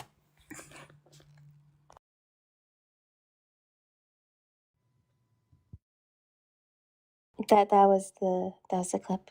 So the way I heard that is like, I bet $1,000 that he actually wanted to just change it to the Gulf of Trump, and his administration's like, hey man, we get it. That sounds great. In fact, that we love that. But what do you say we like name it the Gulf of America? I think that would be better. Like, I bet they had to like segue and make it seem like his idea too. Like, the Gulf of America. This is brilliant. Trump just came up with this brilliant idea. We're going to name it the Gulf of America. Like, I almost promise you, that's like everything that he does. They had to like convince him not to and do something adjacent and give him credit. Just like the fake peace trophy from FIFA and his fake board of peace. And it just feels like they're babysitting this grown man. I mean, I've used an analogy related to that whenever it comes to how the rest of the world is handling the United States right now. Because red hats will argue, oh yeah, well, now we're respected. No, we're not. We're not respected. We are feared. And we're not feared out of this like, oh wow, America's really fucking strong. No, we're feared in the same way that you fear a toddler who's pissed off holding a kitchen knife. So Nemo, you don't think America's strong? America's strong as in what? I think in your context. So I think America is more strong with someone without Trump at the helm. Like, in fact, you can just see the whole. That's not what I'm asking. I'm not asking about Trump. I'm asking, do you think America's strong? Like, why is everything got to be about Trump? Because he's the president. We're talking about. Are you guys Trump. deranged? No. I mean, you made up like 3 fake stories in your head before I requested to come up. Okay. What stories did we make up? How many things has Trump named after himself since presidency? This dude's tripping on live this morning. How many things do you think? Oh, now I got you turned up. How many things do you think Trump has named after himself officially that will? Why are you Trump deranged, my bro? What does that make me? How does that make me Trump deranged? Because you made up 3 fake stories before I requested within 1 minute. Which one? What's fake? Trump, if Trump done this, I bet you Trump tried to name it this and that. He spoke about it. He literally. We have it on audio. What do you mean? We literally played the interview. Yeah, but did he do it? Oh, okay. Was he stopped from doing it? Is the question, right? Was he stopped? He never even attempted to do it. He's just talking. How do you know that? Did you just make that part up because you have TDS? No, I don't. Trump talks a lot of shit, and you guys take it to heart and fucking sleep on it at nighttime. I think it turns you guys on or something. So we're supposed to downplay every single thing he says, even though it's like inflammatory and it's not like what a leader should do, and that the whole world has to listen to this over and over and over again, in and out of our timelines and For You pages for the rest of perpetuity. But we're the ones crying, even though he's just like a horrible leader. I'm glad it's in your timeline, bro. It makes you cry at night, I'm sure. All right. I think your politics are probably that deep. I think you know about this much. You probably don't know much at all about the severity of Trump in office. I think it's just a game.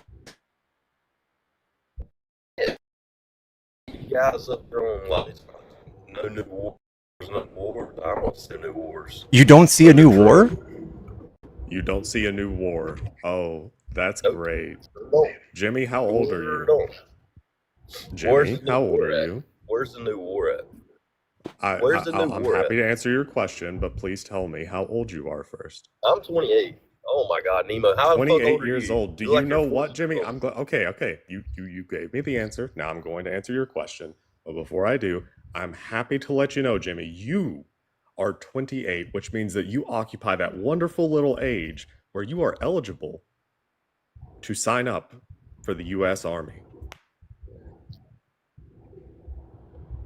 No shit. Maybe you should. But this is America. You can choose what the fuck you want to do, Nemo. Oh, is that why they just increased the draft age? It's also automatic. Like 42. 18 to 25 or It's 42. It's 42. That's a big jump, I too. did see a thing where they were talking about people were going to be automatically, their names would be put That's in. already a thing. That's already passed. Yeah, well, I'm beyond that, so. You're not beyond the age 42. What are you talking about, bro? Have you voted? Yeah, I voted. Nice. So you're in the draft, right? I guess. I assume. Okay. I really give a fuck. So there's millions of soldiers, bro. You know how long it would. there's only 2. There's only 2 million soldiers.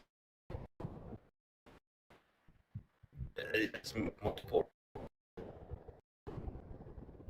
It's no big deal. What Trump is doing on the world stage has collapsed the world economy. Collapsed it. And you're just downplaying it, laughing.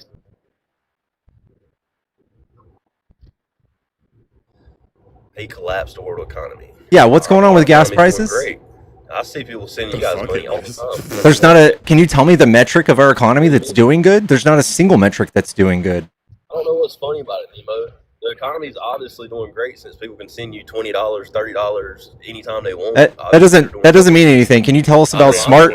When we talk about the economy, let's talk about adult things. When we talk about the economy, can you give me like a good metric that's like going in the right direction? What's going in the right direction? Yeah, like a metric like GDP or unemployment. None of that's good for you. We have inflation's up. Interest rates have not decreased. That's not true either. Yeah, they Yeah, have. no, Since they he's haven't. came in office, interest rates have went down.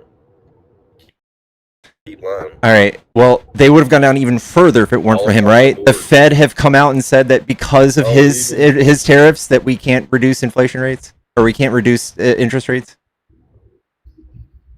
They'll keep going down, dude. It's been one fucking year. Trump is responsible for 25% of this country's debt historically. You know how sad that is? Okay. Didn't Obama double the debt? No, he reduced the deficit, bub. You guys are so negative, anti-intelligent. I just feel sorry for you, dude. It was like 8 trillion whenever he started. When he left office, it was like 16 trillion. Hey, bro. Sweet Pea, The debt. can you look at this chart real quick on the screen? This is what you fucking dumb fucks do with the deficit when you're in charge, and this is what we do. We reduce it, and you guys increase it every single time. Because you guys only want tax breaks, because you guys don't know how to do the economy. Are we talking about the deficit? The deficit, which is recurring debt, which is the final boss of debt. With the debt. The final boss of the debt.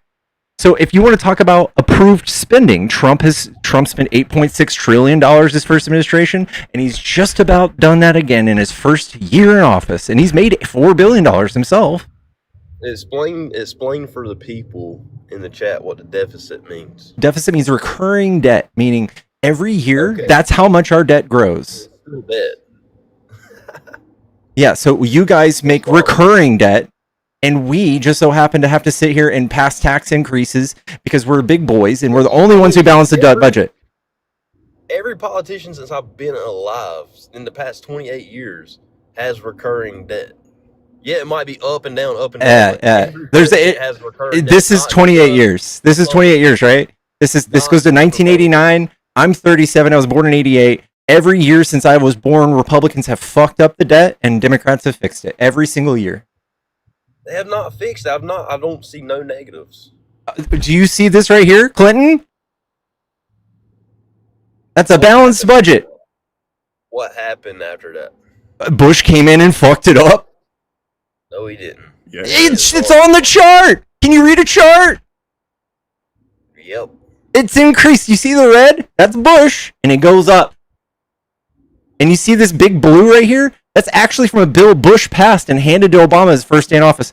And he still reduced it. He still did it, and it was the best economy over like 70 years. You guys fuck up the economy every time we give it to you. Bless your fucking hearts. No, they don't. Yes, they do. 10 out of the last 9 recessions, or 10 out of the last 11 recessions, under Republican control. Not doing good for you don't mean it's not doing good for others. I'm not talking personally. I'm talking about the whole data set. I look at the data. I'm not a dumbass like y'all. I don't just look at my personal experience. I just look at the data. By what metric? So you're just doing anecdotal stuff. Me and people around me. So you're anecdotal. Got it.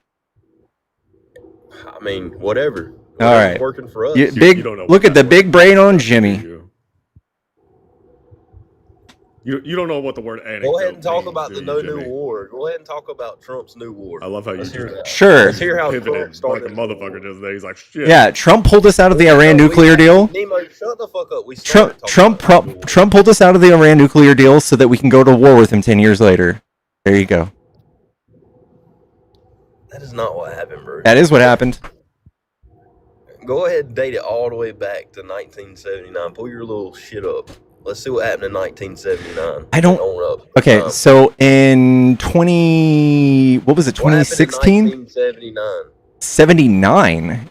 Are you talking about 73? Okay. Yeah, the regime change. You're talking about 53, dude.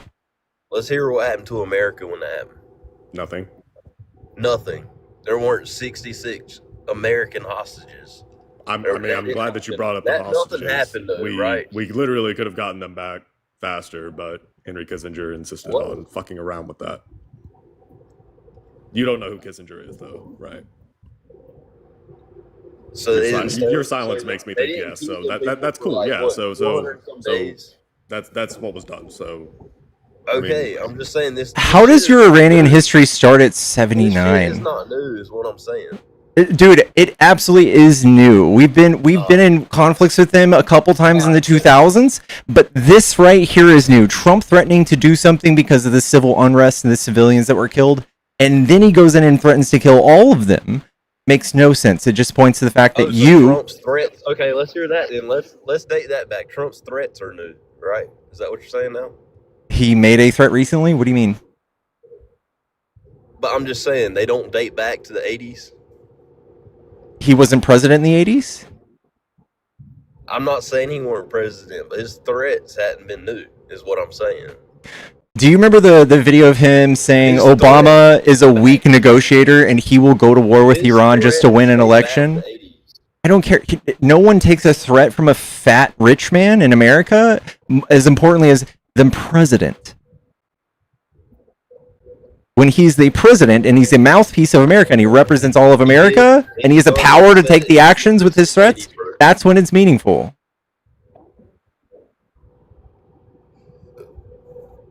Either way, it's not new threats, is what I'm saying. Okay, it's not meaningful at all to say that. No one cares. That's a weird thing to say. It don't matter. What's weird to you is talking about it's not meaningful. So what you're saying right now is not meaningful. So you're saying that Trump said some mean things back in the 80s, therefore it's okay for him to make... So Trump said, as a civilian, some mean things in the 80s, therefore it's okay as president to say them today, because I didn't freak out back then before I was born. Some mean things, bro. He was talking shit about them capturing people for over a year and nobody not doing anything about it. Okay. So the whole United States said the same thing. Okay. The whole United States did the same thing. We're talking about him threatening genocide? He was threatening it then too. Okay. No, he wasn't. Yes, he was. Can you give me a quote? Yeah, I got you, bro. He's got videos and everything of him threatening to just Was he president? Was he able to do that? Here we go to here. Was he president? Was he? Yes. So When he threatens genocide and he has a red button in a fucking briefcase that allows him to do it, that's different. Yeah. Has he done it? I mean, no. I guess we just gotta wait for him to do it to be mad. You're right. Holy shit. You're just real good. Wait, why at is thinking. this being why is this being normalized? Hold on, Jimmy. If people who support like Iran being invaded initially were saying that Iranian people were to be liberated by America because people get liberated by being like bombed, but then now you're saying it's okay to make jokes about genociding a people that you supposedly wanted to liberate. So now you agree that Trump or Israel never wanted to liberate Iranian people; he just wanted to unalive them, and you're perfectly I fine hate with to tell people you, joking lady, about it. Trump's not joking. He's being dead serious. If he needs to do it, he needs to do it. I know he's dead serious. That's why I'm saying it's not a joke. So I don't know why you're taking it lightly. I'm not taking it lightly. If it needs Yes, to be you done, are. it You're needs to be done. downplaying it. I'm glad You were Also, just you're laughing about talking it. about. Yeah, you were laughing about and downplaying about a president, a sitting I'm president, laughing making because of genocidal hypocrisy. comments. I'm laughing at the hypocrisy because you're When did saying Barack that It's not Obama threaten hypocritical. genocide? his comments don't matter when he was a president. So would you Okay, saying that his comments Right. don't They matter did not if matter don't when he take was a action? president or when he was not the If president. he They did not doesn't matter. take action, then his comments don't matter. Okay, cool. So Jimmy, if That's I not threaten to unalive you right now whenever I'm in a box on a screen, obviously that doesn't matter, right? Now, if I were to purchase a Second Amendment device and figure out where you live and point that Second Amendment device at your face and then threaten to unalive you, are you telling me that those two things are totally the same?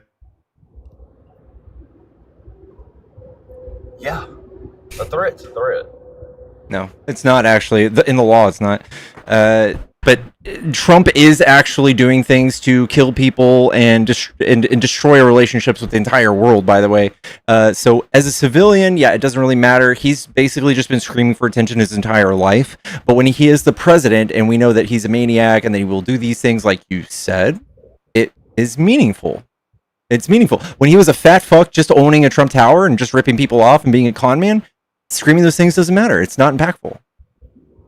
But when you're president and you have the power to use the United States government and our $1 trillion a year military, that's meaningful. That is horrific because we know he'll do it.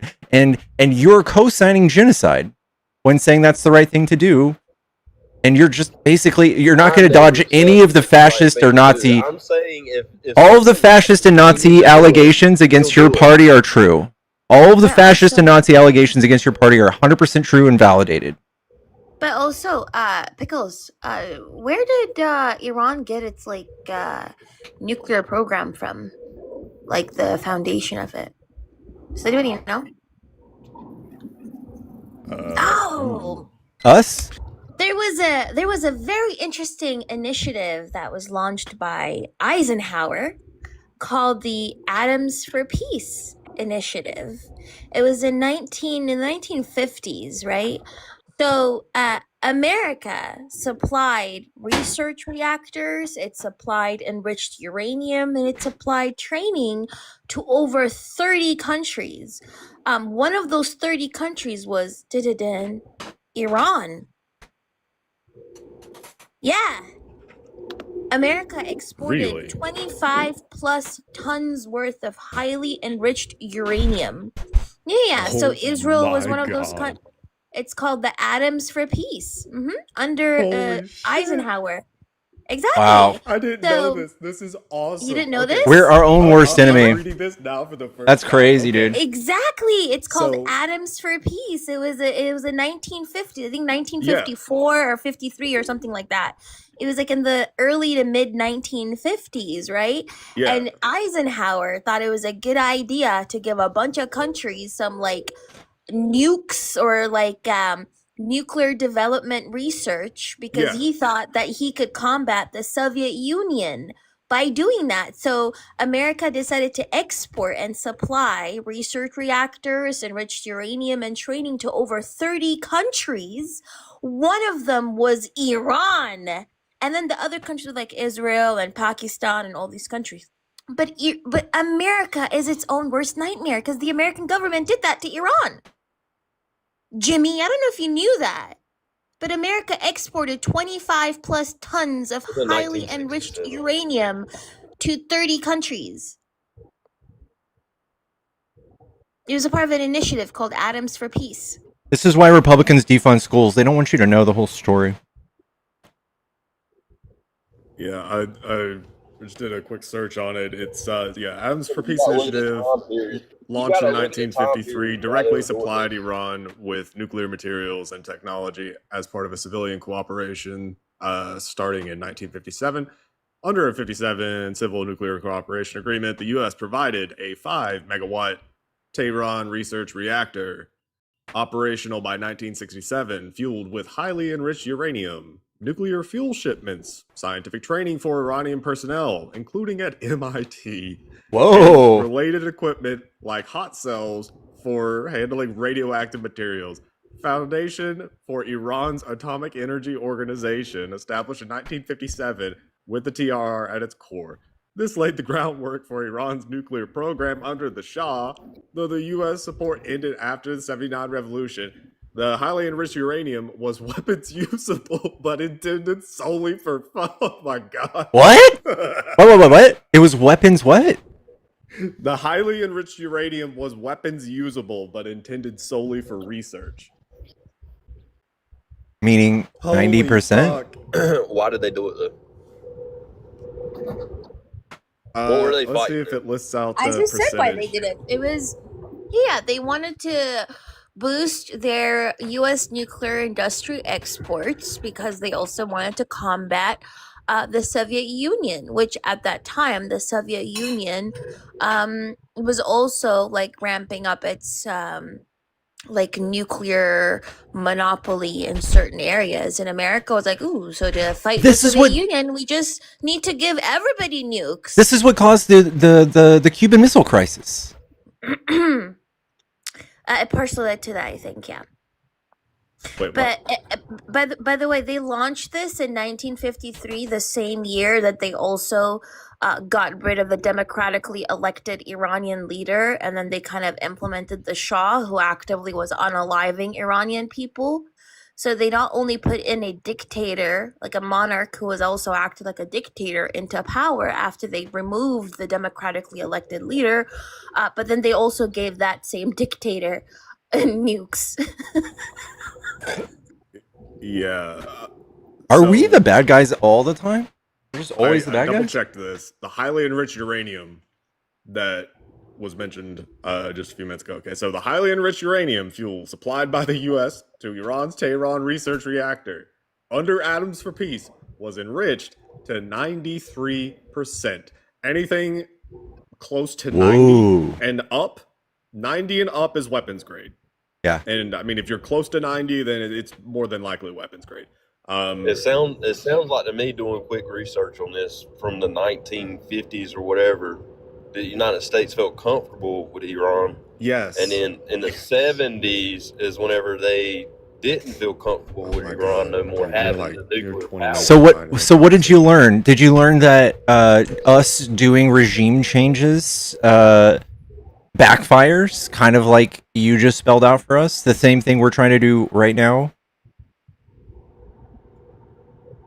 Yeah, they're trying to take out the regime that took over in 1979. Yeah, and why did they take over in 1979? What happened 20 years before that? 25? What happened? I'll give you a hint. It rhymes with regime change. I just mentioned that like 2 seconds ago, Jimmy. Keep up. It's literally why we were comfortable with them, as you put it. Yeah. And you guys want to know why they did regime change in 53? Or was it in like the 1950s? They did regime change because the democratically elected Iranian leader wanted to nationalize Iranian oil, because he wanted Iranian corporations to be selling Iranian oil instead of having the Brits coming in there and selling their oil. And then the Brits in America were like, no, let's do Operation Ajax and remove this guy, because how dare Iranians want to profit off of their own resources, because we should be entitled to profiting off of their resources. So let's remove their democratically elected leader, Mossadegh, and instead give all the power to the Shah. And then after we give all the power to the Shah, let's give him nukes too. And then now, like, we're sitting there, like America and everybody else is sitting there, shocked Pikachu face. Oh, oops. Well, where did this problem come from? Jimmy? Yeah, I know. I get what you're saying. That's what I said. Again, this is not a new thing. Why is Trump getting blamed for it being a new thing? Because his take on it and his reaction to it is fucking negative 700 IQ. Yeah, but why do you guys sit here and lie about it, saying it's new? This is new. This is not new. What do you mean it's new? What happened to the Strait of Hormuz 6 weeks ago? Was the Strait of Hormuz open or closed? What I'm saying is, you disagree with the way Trump's doing it. I don't disagree with the way he's doing it. But All you right. guys do. I mean, that's cool. It's whatever. Everybody's got their own opinion, but this isn't a new thing. It's brand new. It literally is.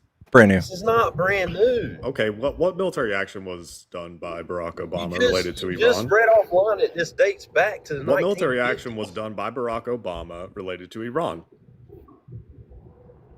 I don't know. What was done? I don't know, because he didn't do any.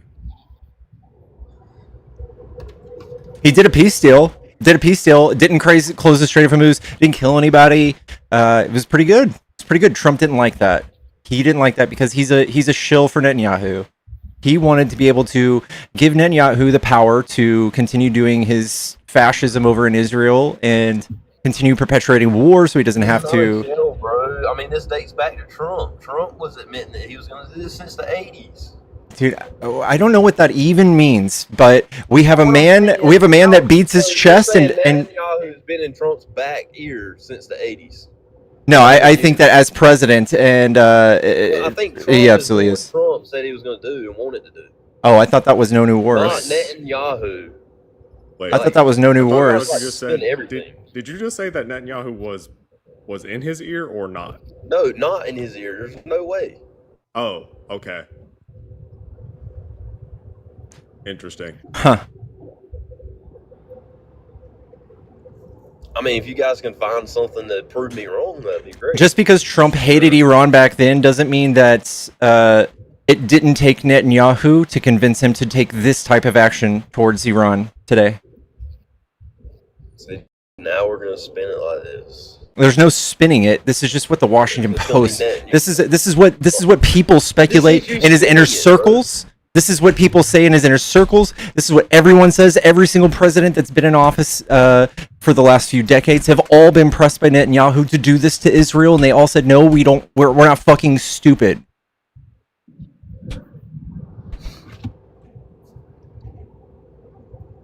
I don't think Trump's stupid, bro. I think he's incredibly stupid. How do you not listen to Trump and think of a 5-year-old talking? He's the same. He has a 40-word vocabulary. He's never. I challenge you. In fact, I have $150. I have $150. I have $150 right now in my bank account. If you can find me one clip of Trump sounding smart talking about something, I'll give it to you. What, sounding smart? Yeah. I mean, Tell he me, sounds smart, explaining a policy position. He sounds pretty smart all the time, bro. I mean, he does say stupid shit. He does say stupid shit, but I mean, he's an old man. He says old man shit. No, he's incredibly stupid before I'm that. not gonna cap, bro. He'd be a cool ass grandpa. I'm not gonna cap. No, he's a fucking idiot. He thinks there were airports in the Revolutionary War. He thinks that magnets don't work underwater. He thinks that Puerto Rico has its own president. He thinks that we should nuke hurricanes. He's talked constantly about hurting civilians per his own inner circle. He's absolutely incapable of any sort of diplomacy. He is a child. You can tell that his administration treats him like a child. And you could easily just bait him out into tweeting 1,700 paragraphs like a 16-year-old girl at 2 a.m. You could do it easily. Any fucking leader of the free world can come out and say, "Hey, Trump, you're a fat bitch," and he will tweet about it at 4 a.m. 3 days later, and he will fucking make sure that you know he hates you. He will tariff you. He will write legislation and executive orders to hurt you. He's a child with a bazooka. Jimmy, I had a question. Do you think the Pope is weak on crime and weak on nuclear weapons? Do what? Do you think the Pope is weak on crime and weak on nuclear weapons? The Pope? Mm-hmm. I don't follow the Pope. I'm not Catholic. No, but in your opinion, do you think he's weak on crime? Is that a coherent thought? No, I don't listen to the Pope. He don't catch my eye. I don't listen to the Pope. Bub, is the Pope that somebody who can be weak on crime? Everyday American that's not Catholic does not. I don't care. Pope's name. Use your brain. Is the Pope somebody who can be weak on crime? Is that the Pope's job? And nuclear weapons. Do you think it's the Pope's job to be weak on crime and nuclear weapons? I don't know. All right. Well, then no wonder Trump sounds smart to you. Damn, Jimmy. I mean, I get the context of maybe where Trump was meaning it. The context of how Trump. God, that is such coke, man. Oh my God. God damn, you guys are just real smart, man. You guys are just real brilliant. I'm sure Trump meant that. I'm sure Trump meant This is in writing, by the way, so he pressed I'm a send. cuck and I'm defending my bull, and let me tell you, he's one hell of a bull, all right? And there's no way that he would just say stupid shit, okay? There's no way. I know, because I said that he sounds smart all the time, but also has an old man brain and is talking shit all the time. Those two things are inherently contradictory. However, I cannot put those two things together because my brain is very, very susceptible to Donald Trump's bullshit. Okay? 100%. Chronic exposure. Whatever somebody says you're weak on something, that means Jimmy, do you think Trump is comparable to Jesus? Or whatever. Okay, got it. Do you think Trump is comparable to Jesus? You guys are acting like Trump means that the guy's got nuclear control. Or Wait, whatever. hold on 1 second. Do you think Trump is comparable to Jesus? No. Can you put me on the big screen very briefly, You don't even got to do that. I see his true social posts. This is what Trump posted, by the way, just a couple hours ago. This was his response to the Pope's response. He posted an AI image of himself as Jesus Christ. Can you imagine if Biden did that? Stop calling me stupid. I'm smart. Old man jokes that y'all get mad about. This is old man jokes. He's sitting here blaspheming, okay? You know, MAGA, the party of Christianity, he depicts himself as Christ, and that's what he means by being a true Christian, is just pretending that he is Jesus, okay? I love how Trump needs to be reinterpreted in lighter and softer ways to be palpable to people with brains. But are you guys even Christian? Is anybody on this panel? No, Christian? fuck no. Okay, I'm Orthodox Christian, actually. Okay, well, like the host, why the fuck does it matter to you? Nemo, are you Christian? No. Wait, no, but you don't have to. This is called an internal critique. It's called an internal critique. It is an internal critique. It's not about being Christian or not. It's about the fact that you're very much okay as a Christian man. Be an atheist or whatever the fuck you are. No. Hold on, Jimmy. You're the point that's being made here is that you, first of all, you're not the only Christian here, right? But second of all, you are sitting here being very much okay with Trump blaspheming Jesus Christ. That's what I'm saying. That's not. So you're not okay with it. If I was president and I was an atheist, which I am, I would not post things like this because I know that it would upset people. It would not unite anybody. It would be controversial. It would be blasphemous. It would not be conducive to a more peaceful world. This is all about Trump feeling cool and funny at the expense of people fighting like this. You and I fighting, the whole country fighting about this all day, every day. That's what he does. He makes things we can fight about all day. So you wouldn't thank God publicly? No. Huh? What? Like something going on in the world, you wouldn't thank God? Why would I do that? I mean, why wouldn't you? I don't believe in God. Exactly. So why are you guys worried about what Trump's doing? I just told you. Kobe just said. Kobe literally. Y'all are so inherently selfish. You guys are so selfish you can't comprehend somebody thinking about someone else. But at the same time, you have no room to say anything. Holy is what fuck. I'm saying. Jimmy Dean Sausage, Jim Beam. That's my whole point. Calm down. The whole point is Stop being hysterical. Control yourself. Self-discipline. Okay, whatever, bro. Whatever, bro. Listen closely. Covey just told you that she is a Christian. You were trying to use it. Okay, so then you're not the only Christian up here. Stop trying to turn this into, you're not Christian, therefore you can't speak on Christianity because you're not a Christian. Covey is. What I'm saying is, why do you guys make it a deal for y'all? Like, why do you guys talk? Why do you even talk about it? He's divisive. We have to fight about this all day. We have to fight about this as a society, and that's by design. You're picking a fight. Trump is picking a fight. Trump is saying things and posting things that are controversial that we have to fight about all day, every day. They're eating the cats and the dogs. People are having abortions 2 weeks after birth. He makes up lies all day so that we fight, and he robs us blind. He's made $4 billion last year doing this. I mean, I don't know if you've ever been to other countries that do eat cats and dogs. You're a pathetic piece of shit if you're backing what he said about that. I mean, I travel a lot. So yeah, what do you? I'm a passport cis myself, but Pickles, what do you think about building a Trump Tower like on the moon? Yeah, I don't know. That sounds like a huge side quest. It sounds like a huge side quest that would cost a lot of money and be pointless. Can I get a big screen again, please? I'm so sorry, but I just wanted to clarify, Jimmy. This is what you're supporting. On his Truth Social, Trump also posted this. Yes, I'm supporting a Trump Tower on the moon. Got you pressed. By the way, picture on fucking Truth Social. Yeah. While he's starting multiple wars where he's unaliving, like leading to the unaliving of thousands of people, it's very funny. Where did he start a war? In Iran? Iran? He did not start that war. You guys sat up here and proved it. No. I'm talking about these current. He started. Whoever was the president in the 50s was an idiot for trusting the people of Iran. The guy who.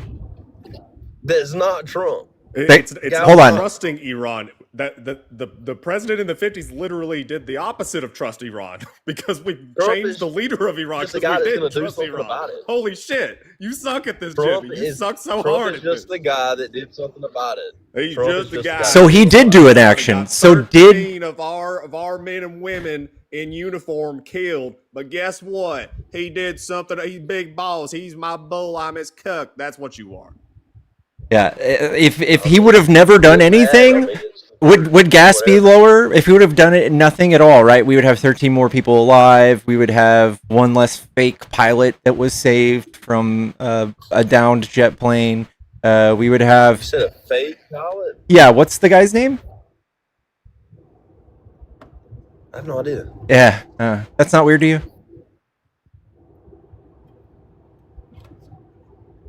So you guys think they lied about saving a pilot?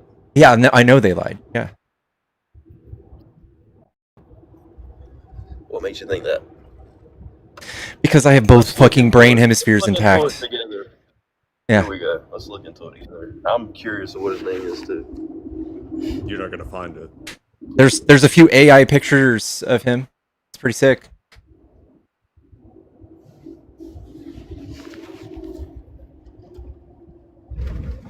I don't know how any of this shit works. I don't know if that would be a classified name or what.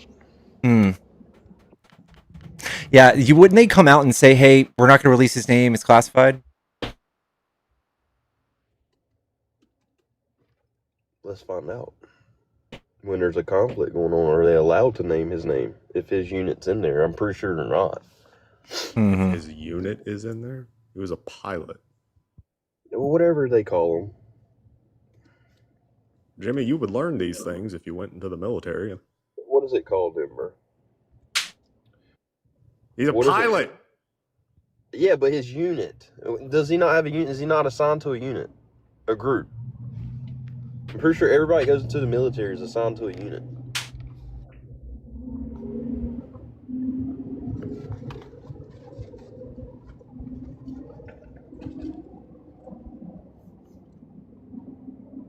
Bro would have already gotten the Congressional Medal of Honor, which Trump hands out like fucking candy.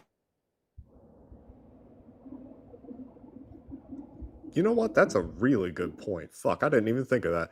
Because the other dude, what's his face? The guy who, the Venezuelan helicopter pilot, which, to be clear, before, if there are any, there's 1,000 people, surely there's at least one other red hat. Before y'all start trying to misinterpret what I'm about to say, the dude did some heroic shit, all right? I'm not downplaying what he did. It's, to be clear, not Medal of Honor caliber. It is not. Mm-hmm. And that is true. That is very true. Yeah. But nonetheless, I'm not saying that the guy is not a hero and all that shit. But yeah, the guy who operated the helicopter in Venezuela and flew everybody out, I think he was wounded as well. Again, it's like that is some heroic shit. He got a Medal of Honor. And yeah, why isn't his name protected?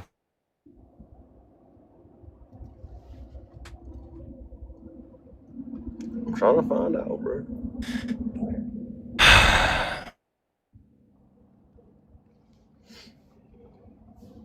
I mean, war propaganda is very real, man. War propaganda is very real, and propaganda from this administration is very real. This administration is probably the most propagandizing administration in U.S. history. The most deceitful, the most lying. I mean, I've watched my family take ivermectin. I've watched my family members cry about a fake stolen election. You guys are lost in the sauce.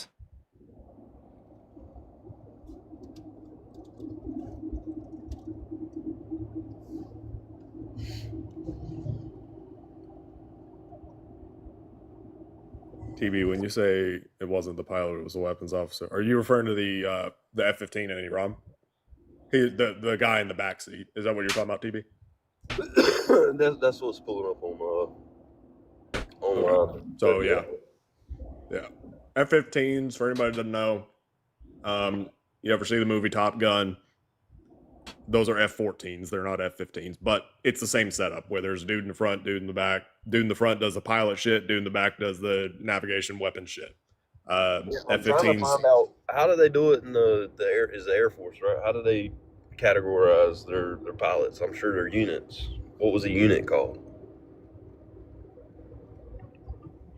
I don't know. The fuck?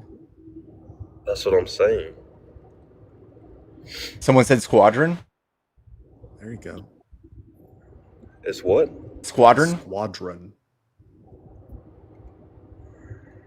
When I pull it up, all that's coming up is it's called F-15E Strike Crew or Strike Eagle. Yes. Yes. The jet that was shot down, supposedly. And the misdirection is about the leaker.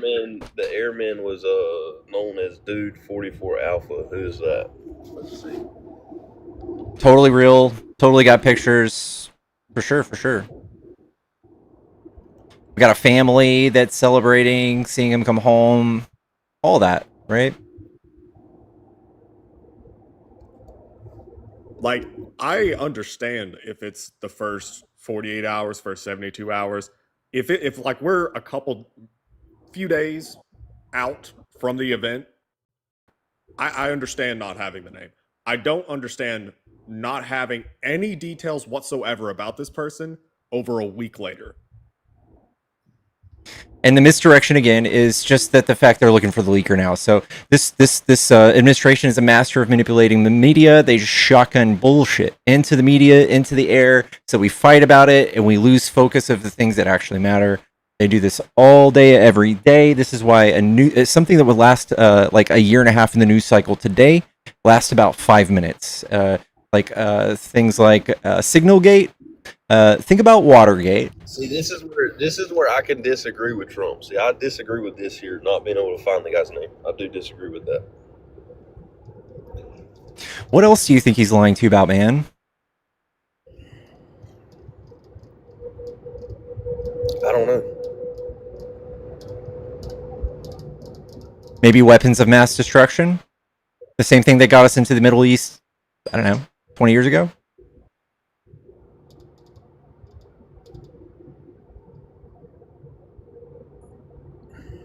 Please tell me you know what that means. I don't know if he's lying about the mass destruction part. Well, I know he's not. I've seen the damage that Iran has done to Israel. That's not a weapon of mass destruction. Those are weapons of mass destruction. No, they're not. Do you know what a WMD is? Not every weapon that destroys. Sawed-off gun or whatever GVM is a fucking weapon of mass destruction. No. Jerry, thank you so much for the $10. Any weapon that destroys things is not considered a weapons of mass destruction, by the way. Otherwise, this is my weapon of mass destruction.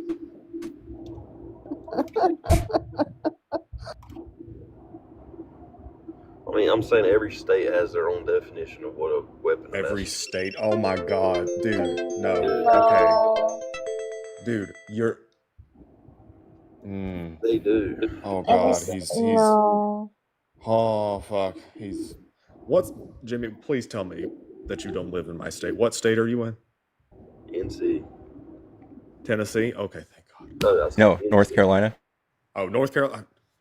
Move. Go to South Carolina. I don't live in North Carolina. Just go to South Carolina. Jesus. Yeah, I'm on the state line, so I mean, I can go there. Okay, please move. You're basically in South Carolina anyway. Then your senator will be Lindsey Graham. It'll be great for you, okay? That we can actually flip North Carolina back to, I don't know, some type of reasonable shit. I don't know if you've been to North Carolina and South Carolina. North Carolina's way better. It's almost like the more north you go, the better things get.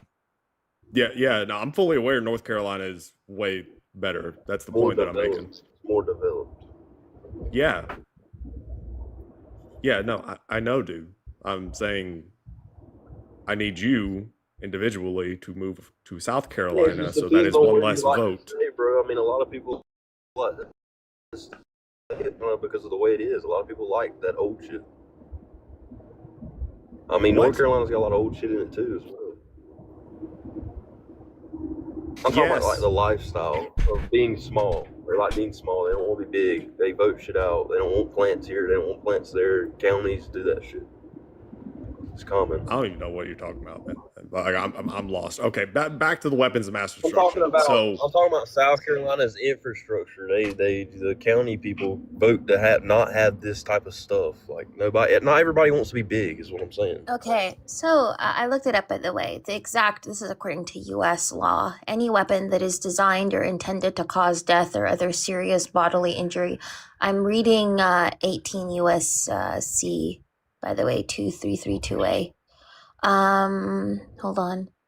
Any weapon that is designed or intended to cause death or other serious bodily injury through the release, dissemination, or impact of toxic or poisonous chemicals or their precursors, any weapon involving a biological agent, toxin, or vector, any weapon that is designed, intended, or used to cause death, serious bodily injury, or substantial damage through release, dissemination, or impact of radiological or nuclear material.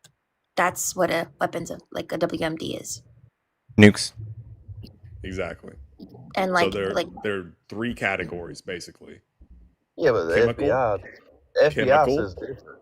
No, they don't. Chemical, nuclear, it could be biological. Those are the only three. Rocket or grenade. Oh shit, man! All right, go ahead and say whatever the fuck you were saying again. Because I mean that's only from the FBI. No, it's only nuclear. 2332A and he cut out. Lord, divine intervention. You cut out. Yeah, no. So only like nuclear, which is like fusion bomb or whatever it is, or biological, which are like pathogens like anthrax, or chemical, which is like, let's say, for example, usage of like nerve agents like sarin, and then radiological weapons that are like dirty bombs that spread radiation. That would kind of constitute a WMD. And Iran has not been using any of those in Israel, if I'm not mistaken. You can make a case for Israel. We disregard 18 USC 2332A, and that's the FBI's description of a mass I just read that out. But I just read that out though. Okay, I'm saying you're missing the whole first part. The incendiary bomb, a rocket, or grenade is considered a weapon of mass destruction. No. It's considered a weapons of mass destruction if it has. Hold on 1 second. The definition of the term mass destruction. Any missile does not mean. 1 second. Oh my God. Refer to a chemical, biological, radio, or nuclear. Thank you. That part. Can you read me the number? 18 USC what? 18 2332A. So it goes into the offense against a national of the United States or within the United States, and then it goes into the definition, the jurisdiction of it, and then it goes into the definition. I don't care about the offense against the national, right? The A part. But I was reading C, which is the definition. The definition means the term.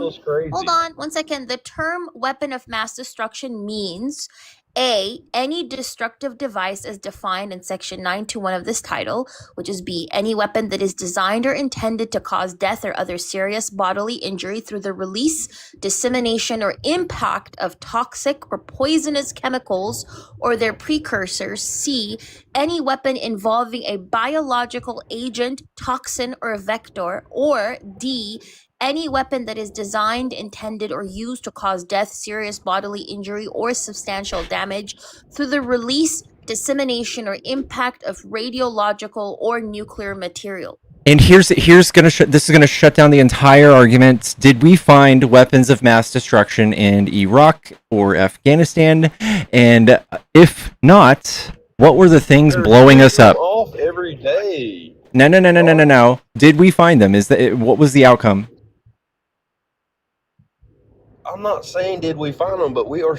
They're shooting them off every day. They're shooting weapons of mass destruction every day. That's not what I'm saying. I'm saying by the word, They're not the meaningful way of using I get what you're WMDs. saying.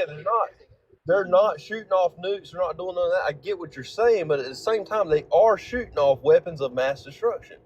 If you're going to use that colloquially, that's fine. But when we talk about weapons of mass destruction in the context of war, You're leaving out No, in the they're context not. of a war. It says that right here in 18 If you USC think all 2332A. rockets are weapons of mass destruction, that means That's you are literally thinking what that the every code single says it is, country in lady. this world. One second, Jimmy.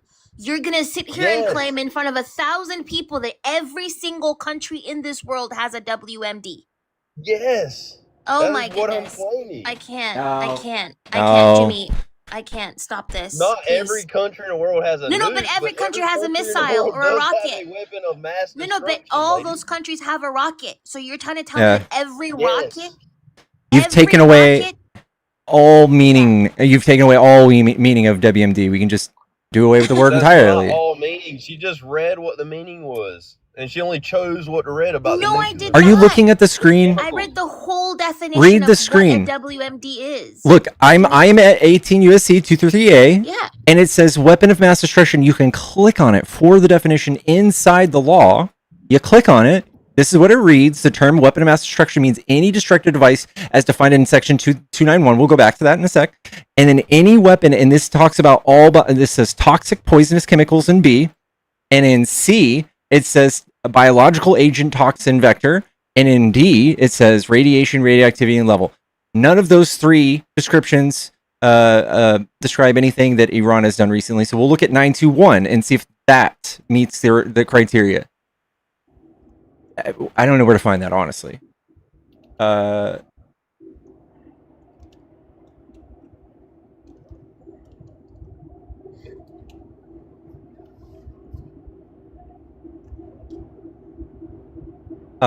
Definition. Okay. It just says the same thing. Explosive bombs, grenades, missiles, or poison gases. Any destructive device is an 18 definition of. Why is this so circular? That's what I'm saying, bro. It says all that shit in there. All this shit is a weapon of mass destruction, whether you want to admit it or not. I think that when we talk about like when Trump goes up on the stage and he says Haiti has weapons of mass destruction, would that be accurate? Would that lead the people of the United States or the world to believe something accurate about Haiti? I mean, So if you read, hold on 1 second. If you read 92A4, it says that a missile would only qualify as a WMD if it has an explosive or incendiary charge exceeding 1/4 ounce, making most smaller conventional missiles fit. But then it emphasizes a destructive device over delivery system, and also if it's a nuclear, chemical, or biological warhead. That's when the missile would be labeled as a weapon of mass destruction. Not any regular missile would be labeled. Not it. 1 second. Wait, 1 second. Okay, whatever. Listen, sitting here and trying to claim that every single country out there has a WMD is delusional, Jimmy. I'm just telling you right now, you sound No, but delusional. listen to the way you're saying You it. though. You're sound saying delusional, or Jimmy. You have sound this. delusional. I mean, You sound delusional. what you're saying is all of it's considered a weapon of mass destruction. Is what you're That's saying. what you are saying, not me. It I just don't come out think your all mouth. missiles can. 1 second. No, a conventional missile alone is not classified as a weapon of mass destruction. No, because if that were the case, Jimmy, every single country on this earth has a weapon of mass destruction by your logic. That is You're trying literally to what the claim that. You're definition trying to is claim. saying. If you're claiming that a conventional missile is considered can be classified as a WMD, that means every single country and on every single continent has a WMD. That's what you're trying to claim. That is what I'm saying. Yes. Yeah. Okay. Can you answer? You're saying, or it can have gas or nuclear power, whatever. That's or. Jimmy, That's or. answer the question I said earlier. To answer the question I said earlier, if I were to say Hawaii or Mexico has weapons of mass destruction as a president of the United States, would that lead the people of the world to believe something accurate about Mexico? I mean, if you look into it, does Mexico have rockets? Ain't no way. I mean, right here, I'm pulling up Iran's weapons of mass destruction. It says it's a medium-range ballistic missiles. Okay, they got hypersonic precision missiles. They got cruise missiles. They got space launch vehicles. I mean, what else more do you want? These are all weapons of mass destruction. No, they're not, Jimmy. No, they're They're not. not. So if They're those, not. if No, those no. bombs hit and they explode, Iran's they don't. hypersonic missiles, by the way, which is the Fatah 1 and the Fatah 2, are not internationally classified as weapons of mass destruction. No, they're not. They carry like Iran's hypersonic missiles. They carry conventional high explosive warheads. They do not carry any nuclear, chemical, biological, or radiological like payloads It at all. doesn't have In to order for it to carry be that. required, you would have to prove that. Prove it, Jimmy. Give me a Whenever source you right read now. the No, Jimmy. definition- No, Jimmy. No. Jimmy. You've been Okay. talking a lot of shit at this point and spreading a lot of misinformation. Prove it. Give me a source right now that says a hypersonic missile is considered a WMD. Prove it. Every time you read Prove off the it. No, definition, I don't at the care, end, Jimmy. you I say, don't care, Jimmy. Prove it. or Bring a can source. have, Jimmy, bring a or. source. Jimmy, bring a It source. literally comes out your mouth every time. Jimmy, That's my listen, source. You're my listen. source. After like 10 minutes, you're gonna start saying that my samurai sword is also a weapon of mass destruction, okay? Because it can destroy shit, right? Let's stop this. Let's nip it in the bud and bring a source, Jimmy. Bring a source before you start saying like my butter knife in the kitchen is also a WMD because it destroys stuff too. Bring a source. Bring a source, Jimmy. I've already broke my source, which is the Good. code 18 USC. No. Bring a source that says a ballistic missile is considered to be a WMD. Bring that source. It literally says it right here. No. That is your interpretation, which is a wrong interpretation. Jimmy, that is your interpretation. Oh my goodness, what is happening? Pickles, are these the people who vote for Trump? By the way, ballistic missiles in itself is not a WMD. That's a delivery system. I didn't say it. I mean, that's just what Google pulled up when I Googled it. Oh, But God I'm damn saying it. the definition He's not even of reading the 18 statute. USC. Jimmy, you're Okay. not even reading the statute. You're reading Google. This ain't this. I'm looking at on FBI.gov right now. I went on a different page on Google and typed in what is Iran's weapons of mass destruction, and it gave me a whole list.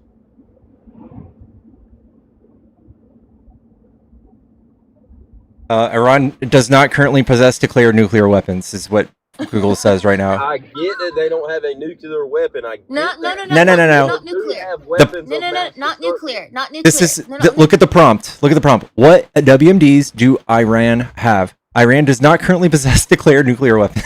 Is what it says, Not man. only nuclear weapons, it also says, and I quote, this is according to the non-proliferation of nuclear weapons agreement. It says, and I quote, Iran is not known to currently possess weapons of mass destruction and has signed treaties repudiating the development and possession of WMD, including the non-proliferation treaty, Biological Weapons Convention, and Chemical Weapons Convention, and Comprehensive Nuclear Test Ban Treaty, which means it doesn't have WMDs, Jimmy.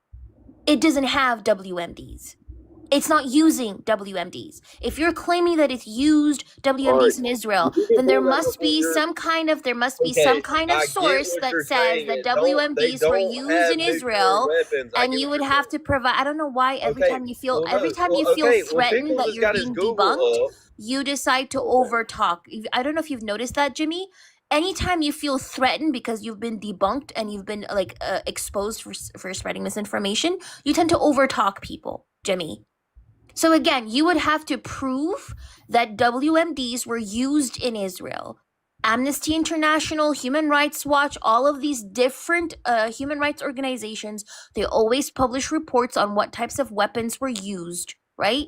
White phosphorus was used by Israel. Pickle showed that report earlier. Show a report from any of these reputable human rights organizations that claim that Iran has used any WMDs in Israel.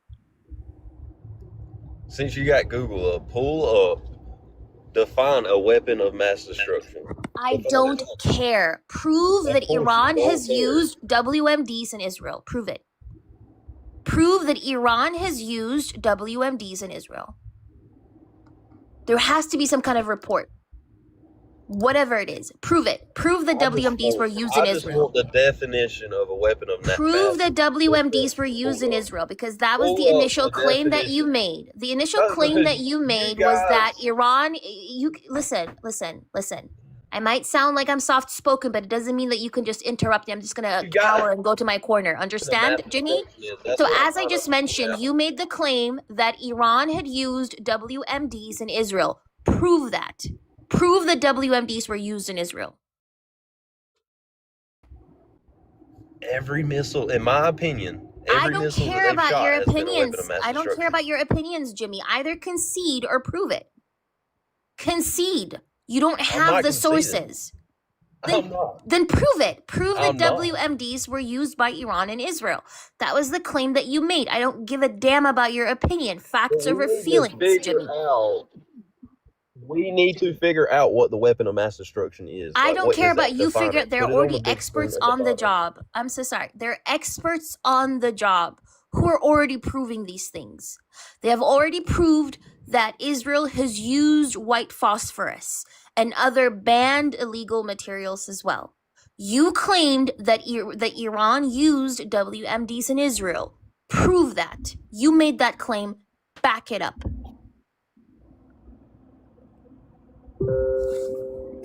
I just think that it's losing all meaning under what you're saying. Like that, no politician would say, "Hey, listen, we arm each of our soldiers in the military with WMDs. Mexico has WMDs." Like all of this would be red flags. All of this would be like front page news. The way you're using it. Your state has classified WMDs. Like, wait, I'm so sorry, Jimmy. Prove it. Prove it. Prove that Iran has used WMDs in Israel. Prove it. That's not what this lady don't get what I'm saying. But that's first of all, I'm not lady. I have a name. My name is Covey. Read it. I understand that you haven't read anything beyond a cereal box, Jimmy, but read it. It's literally in the username. And what do you mean by my state? Claim. What's my state? I don't know what state you're in. I know my state classifies WMDs as a sawed-off gun. I'm in Texas. I highly doubt they're going to call that a WMD. That's what I'm saying. Every state's different. Everybody has a different opinion of what a weapon of mass destruction is. But he thinks a gun is a weapon of mass, a WMD now? I'm telling you, Pickles. Like, let him talk for 10 minutes. Next, he's gonna say that my butter knife is also a WMD. The dog is also a WMD. You know, like a cat, my neighbor's cat destroys the whole room sometimes. That cat is also a WMD. Anything that's destructive is clearly a WMD, Jimmy. My WMDs, my 2A. Like, what are you saying, Jimmy? What do you get? Pennywise, the dancing clown, is also a WMD because he goes around unaliving children. Clearly, anybody that destroys anything is a WMD, according to Jimmy here. Great. Jimmy? I'm saying is, they don't have nuclear power. They ain't got nuclear weapons or gas weapons or whatever. They might not be using them, but the weapons they are using are weapons of mass destruction. You can just use a different word so everybody knows what you're saying. You just say they do a lot of damage. You can just do that. What do you mean? What do they do? They have weapons that do damage. Do they not destruct? Do they not destruct and cause bodily injury? So when we say weapons of mass destruction, it seems to be that what we're describing is things that do indiscriminate harm, long-lasting harm to civilians. Things that you can't specifically target, I don't know, military or combatant targets with. So, like, if you try to use a nuke on a military base, you're obviously going to kill more than the military base. You're going to kill, there's going to be collateral damage. That's what we talk about WMDs. And the ground is salted. The whole ground is going to be nuclear for decades. All the resources around it. That's when we talk about WMDs. That's mass destruction over a course of decades or thousands of years. When we talk about a grenade, we're talking about, you know, a 15-foot radius. It's still considered a weapon of mass destruction, though.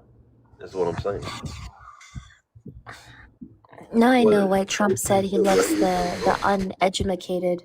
I just wanted to say I fully I understand why get what Trump you no, that's the says problem. I get what he you guys are loves saying, the but at the same time, uneducated Hey, man. people. smaller weapons Yeah. are still considered Hey, weapons of mass destruction. do you think that definitions are not real important? If you were to go in your state, for instance, and toss a grenade and let it go off, they would get you for using a weapon of mass destruction. No, they wouldn't. Why would they not? There'd be unauthorized use of explosives or something. Let's look it up. Or a rocket launcher. Say you pull up with a rocket launcher in your hometown. Probably You just still shoot it not. off. There's probably not even That is any still a language that would call it a weapon of mass destruction in whatever charge you get. Listen, like this past weekend was Orthodox like Easter, so like after all the fasting, like my brother was able to tear up a steak. He destroyed that thing. Is my brother now considered a weapon of mass destruction because he destroyed a steak? You know, Jimmy? Because like anything It's that not what I'm destroys is saying. just considered but why not? I thought that was a WMD. I just want to know if your definition is loose enough when we talk about the word woman. If you have a very specific word for meaning for woman, as you do with WMDs.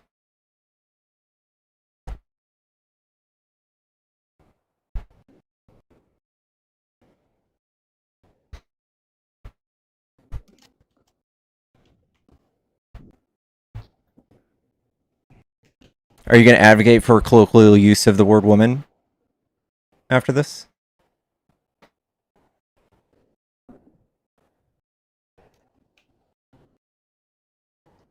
I think we're losing him.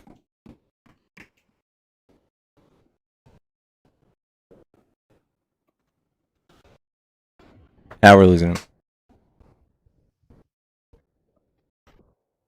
So, I looked up whatever the fuck this guy is trying to push. He's intentionally conflating definitions.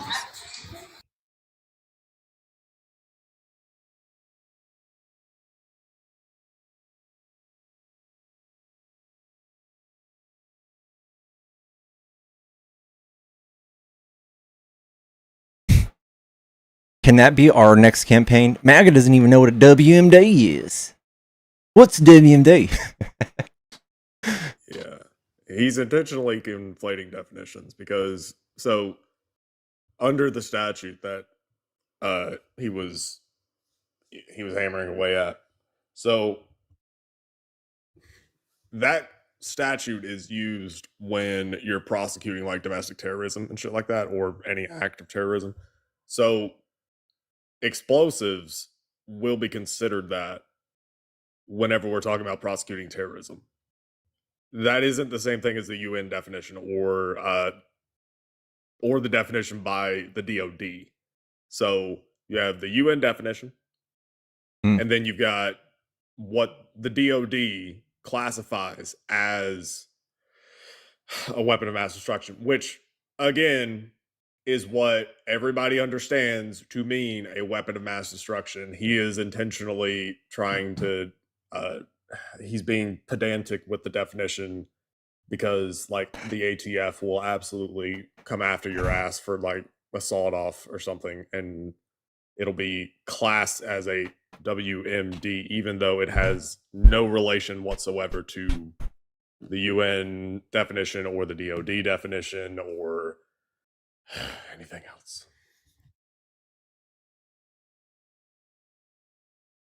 Iran is about weapons of mass distraction. That's good. Weapons of mass destruction. But even when we look at the UN, the 1948 UN Commission define WMDs as, and I quote, atomic explosive weapons, radioactive material weapons, lethal chemical and biological weapons, and any weapons developed in the future which have characteristics compared in destructive effect to those of the atomic bomb. So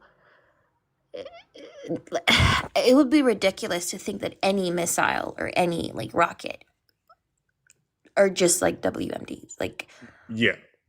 that So would be ridiculous. what he's doing, or what he was trying to do, was basically use a law in a civilian context that are applied to U.S. civilians or whatever, and apply it at the international scale or international level. So if you are just a civilian in the United States, you can't own, for example, a pipe bomb, right? Because that is considered a weapon of mass destruction, right? Because it under the statute that he's using, that's the term that they use, even though the context of that is very specific. It's about handling civilian level shit, right? It's not about handling militaries or anything like that. Somebody I think is here from YouTube. Hello? Hello. Hi, are you a Trump supporter? هلو from غازة. أنا من غزة. هاي وضع بفتح لك كاميرا. هاي الكاميرا. هاي يا أخو. هاي الخيمة. هاي الله يكرمك يا رب. لو تساعدني بأي إشي الله يجبر بخاطرك. هاي الدمار. هاي يا أخو. Was that a الله video? يكرمك يا رب. Yeah, that was a video. بليز المساعدة. بليز from غازة. أمان عليكم. بليز المساعدة. خيمتي متدمرة يا رب. Free Gaza, free Palestine. We love you. I'm sorry I can't. I do what I can, but the TikTok logo thing that's too sus. It was a video that he had put up. Like, you at the very end, you saw the little TikTok logo. yeah. I mean, Athena, I know that you speak Arabic, so I mean, he was speaking Arabic, right? Yeah, he was speaking Arabic, but it seemed like it was another accent, like a dialect. I don't necessarily think that's a Palestinian dialect, and I don't think he was in Gaza, but yeah.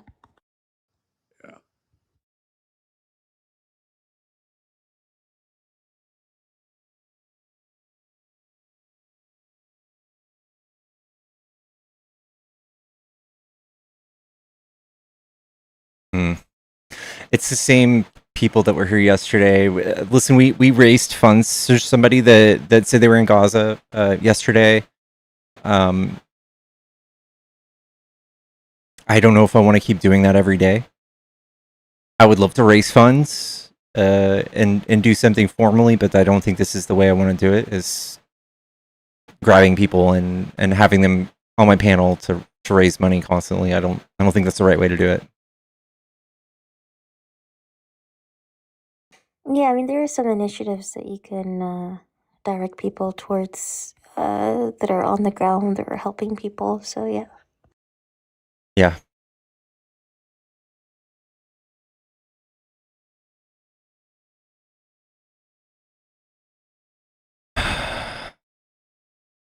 It's very sad. It's very sad what's going on. I have nothing but sympathy, but yeah, I just don't know if I want to use my channel to do it like that. I would rather. I think we're raising funds. We're selling a calendar soon, and 100% of whatever comes out of that, that's my portion. I don't want any of it. I want that to go to feeding someone in Gaza or Lebanon or something of that nature. I don't want anything from that. That will be, something I do recently, but I don't know if I can do this today, y'all. I love y'all. I'm sorry.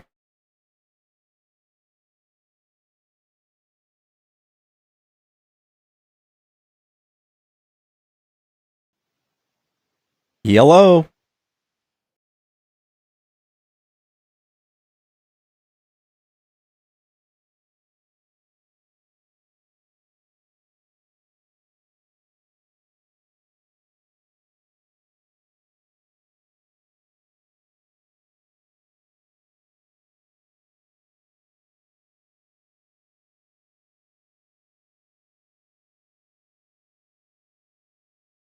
Chat, if you're a Trump supporter, hop in the box. Come tell me why you like Trump. Is anybody else extremely excited that Hungary's election swayed the way it did? Yeah. Most definitely, yeah. I have to look into the new candidate though. I'm not gonna lie, I'm not very well informed. I've seen some stuff about, like, he's not like the dream, but he's light years, better than Orban. Oh yeah, I think a potato could be better than Orban, not gonna lie. The guy was a disaster. But yeah, I'm glad that I think 2/3 of the population voted for the candidate. 70%. 1 out of 9 people voted. That's fucking insane. Insane. They have a 2/3 majority now, so they can actually undo all of the harmful shit that Orban has convinced Trump to try to do here, by the way. Trump has been following Orban's archetype for doing fascism and authoritarianism here in the United States. He's been following it to a T. And the fact that you guys aren't disgusted and turned off by the fact that Trump and Vance went to go try to get him reelected says so much. Y'all are fucking sick. You're fucking sick, MAGA. If you don't think that's wrong, you're fucking disgusting. You're a horrible human. There's no talking your way out of it. If you think it's okay that the current administration was trying to get Orban reelected, you're sick. You're fucked up. Yeah, 100%. I think that's good actually. I was reading up on that, but I do have to like do more of a deep dive. But I'm so glad that like Orban is gone because he was horrible. Also, I didn't know if you knew this, Pickles and Nemo, but CENTCOM announced that the United States would begin to blockade all exports from Iranian ports. Starting Monday 10 a.m. Eastern time. And they said, and I quote, the blockade will be enforced impartially against vessels of all nations entering or departing Iranian ports and coastal areas, including all Iranian ports on the Arabian Gulf and the Gulf of Oman. CENTCOM forces will not impede freedom of navigation for vessels transiting the Strait of Hormuz to and from non-Iranian ports. So, and I think the UK and Germany said that they would not be involved in the blockade. And Australia, sorry, not Germany. The UK and Australia both refused to join the US blockade of Iran. Yeah. It seems like what the US is trying to do is basically what Iran was doing. So Iran had negotiated essentially like a toll system, which again, whoever the negotiator was for Iran needs, I don't know, a day named after them or something. So Iran would basically charge a toll, and I guess Trump got jealous of the fact that that was going to happen, and so now we're going to try and do that shit.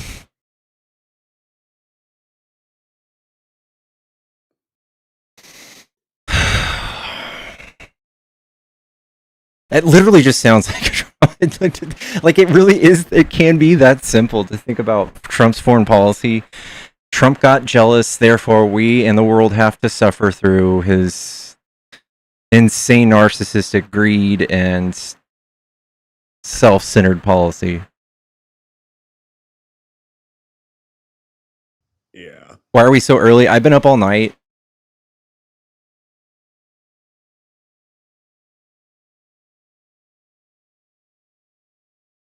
Yeah, I was gonna say he's running America like he runs his businesses.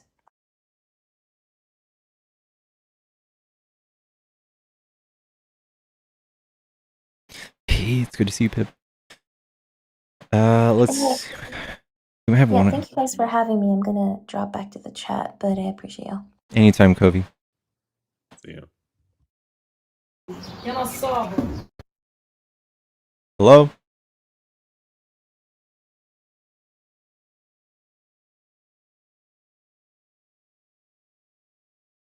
Guys, I've been on for 5.5 hours. I think I might I might hop off soon.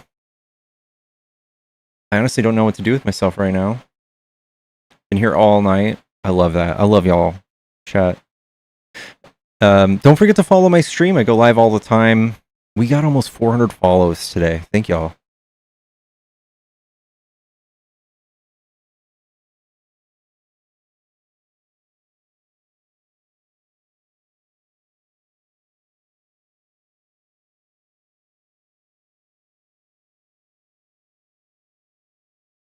Are we at 2 a.m. club now? No.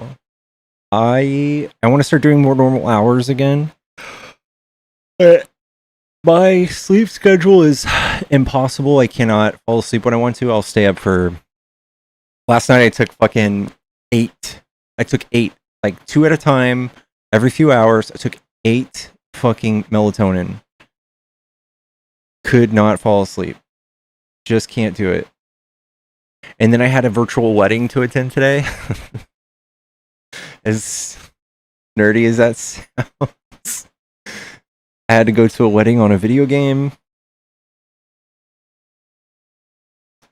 That's a real thing, chat. Yeah, I have the same issue with melatonin. Yeah.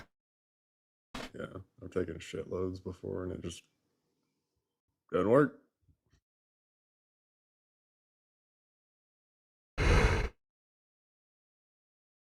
Trump is winning, America is losing, Israel is winning. Dogvilly, we gotta spell losing correctly if we're not gonna look silly. This is my first 2 weeks on melatonin. I don't even take it every night. I don't know. Agreed. Guys, I quit poking smut, dude. I quit poking smut. It's just me walking hand in hand with the Lord. Walking hand in hand with Satan. When I walk through the beach, it's not just one set of footsteps, it's 2.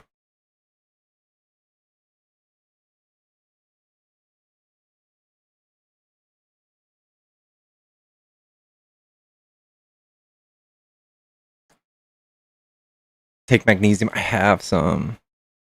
Raw dogging it with the Lord. I like that saying. No more gardening. That's why you can't sleep. Yeah, it's true.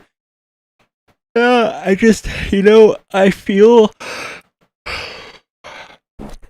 And y'all can tell me if this is true or not. Do you guys feel like the last 2 weeks, like I've been a little more cognitively there in the debate? I think that might be true for me. Valerian Root. I always think of Fight Club when I hear Valerian Root. Dude, Valerian Root, man. When I first learned about it, I was reading about, oh yeah, it'll help you fall asleep. Okay, cool. But people consistently said it smells awful. Mm-hmm. Even in a capsule. I thought like, okay, some people are really dramatic whenever they say, oh, this smells terrible. Nah, Valerian Root actually it stinks. Like it smells like shit. Yeah. Actual shit. It's even if you get it in a capsule, even if you like the second you open the bottle, it's there. And Yeah. Yeah. I remember that. When you're off trees, your memory just gets better. Yeah. I also show up in stream more.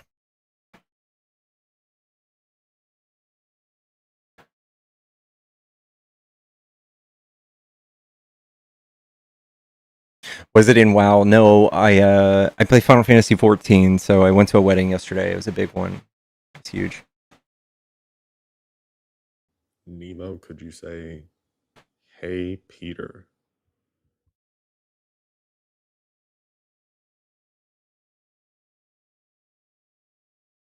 Listen to Trump speaker. Speaker will bore you sleep. Yeah. I've been watching movies when I go to sleep, and last night I watched Project Hail Mary. Dude, it's a good movie. If you haven't seen it, it's a good movie. Not to mention it's got my boyfriend in it.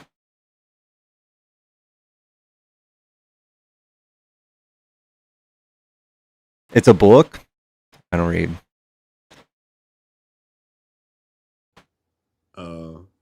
Joe from Family Guy.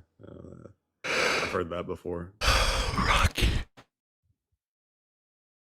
People say that I sound kind of like Joe from Family Guy or sometimes Hank Hill.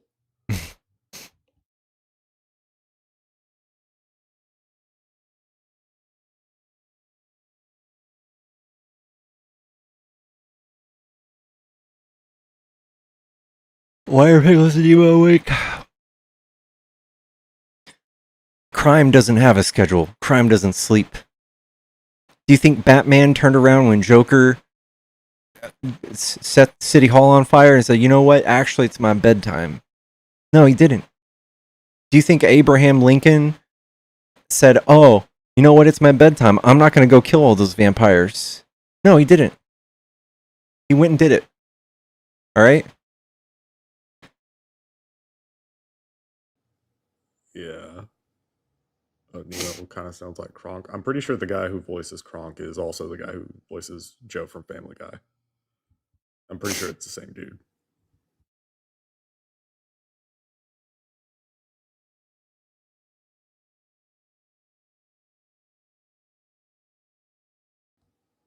I'm missing out on it.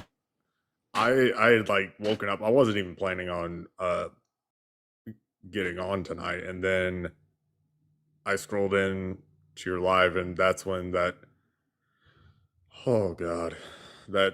that very, very, very loud IDF lady. Ooh, I hate her. She was just very loud, and I don't hate anybody based on their identity, but I hate everybody that's like that lady.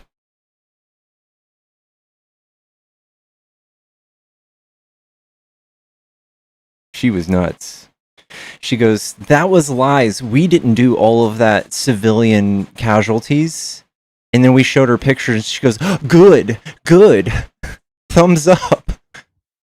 Yeah. Cool. For people asking, no, it wasn't Jill. It was it Sergeant Eve? Was that her name? Yeah. That one. Yeah.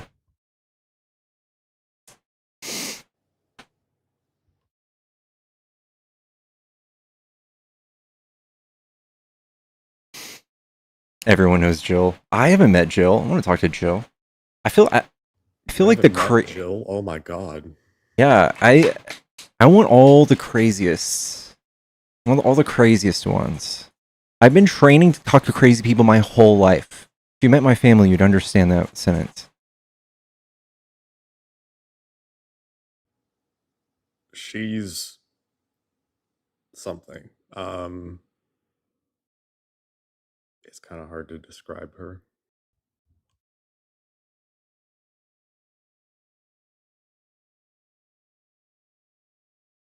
Wait, is she here? That's not the same Jill, right? There's a Long Island Jill in here. I sent Jill the live. I don't think that's the same Jill.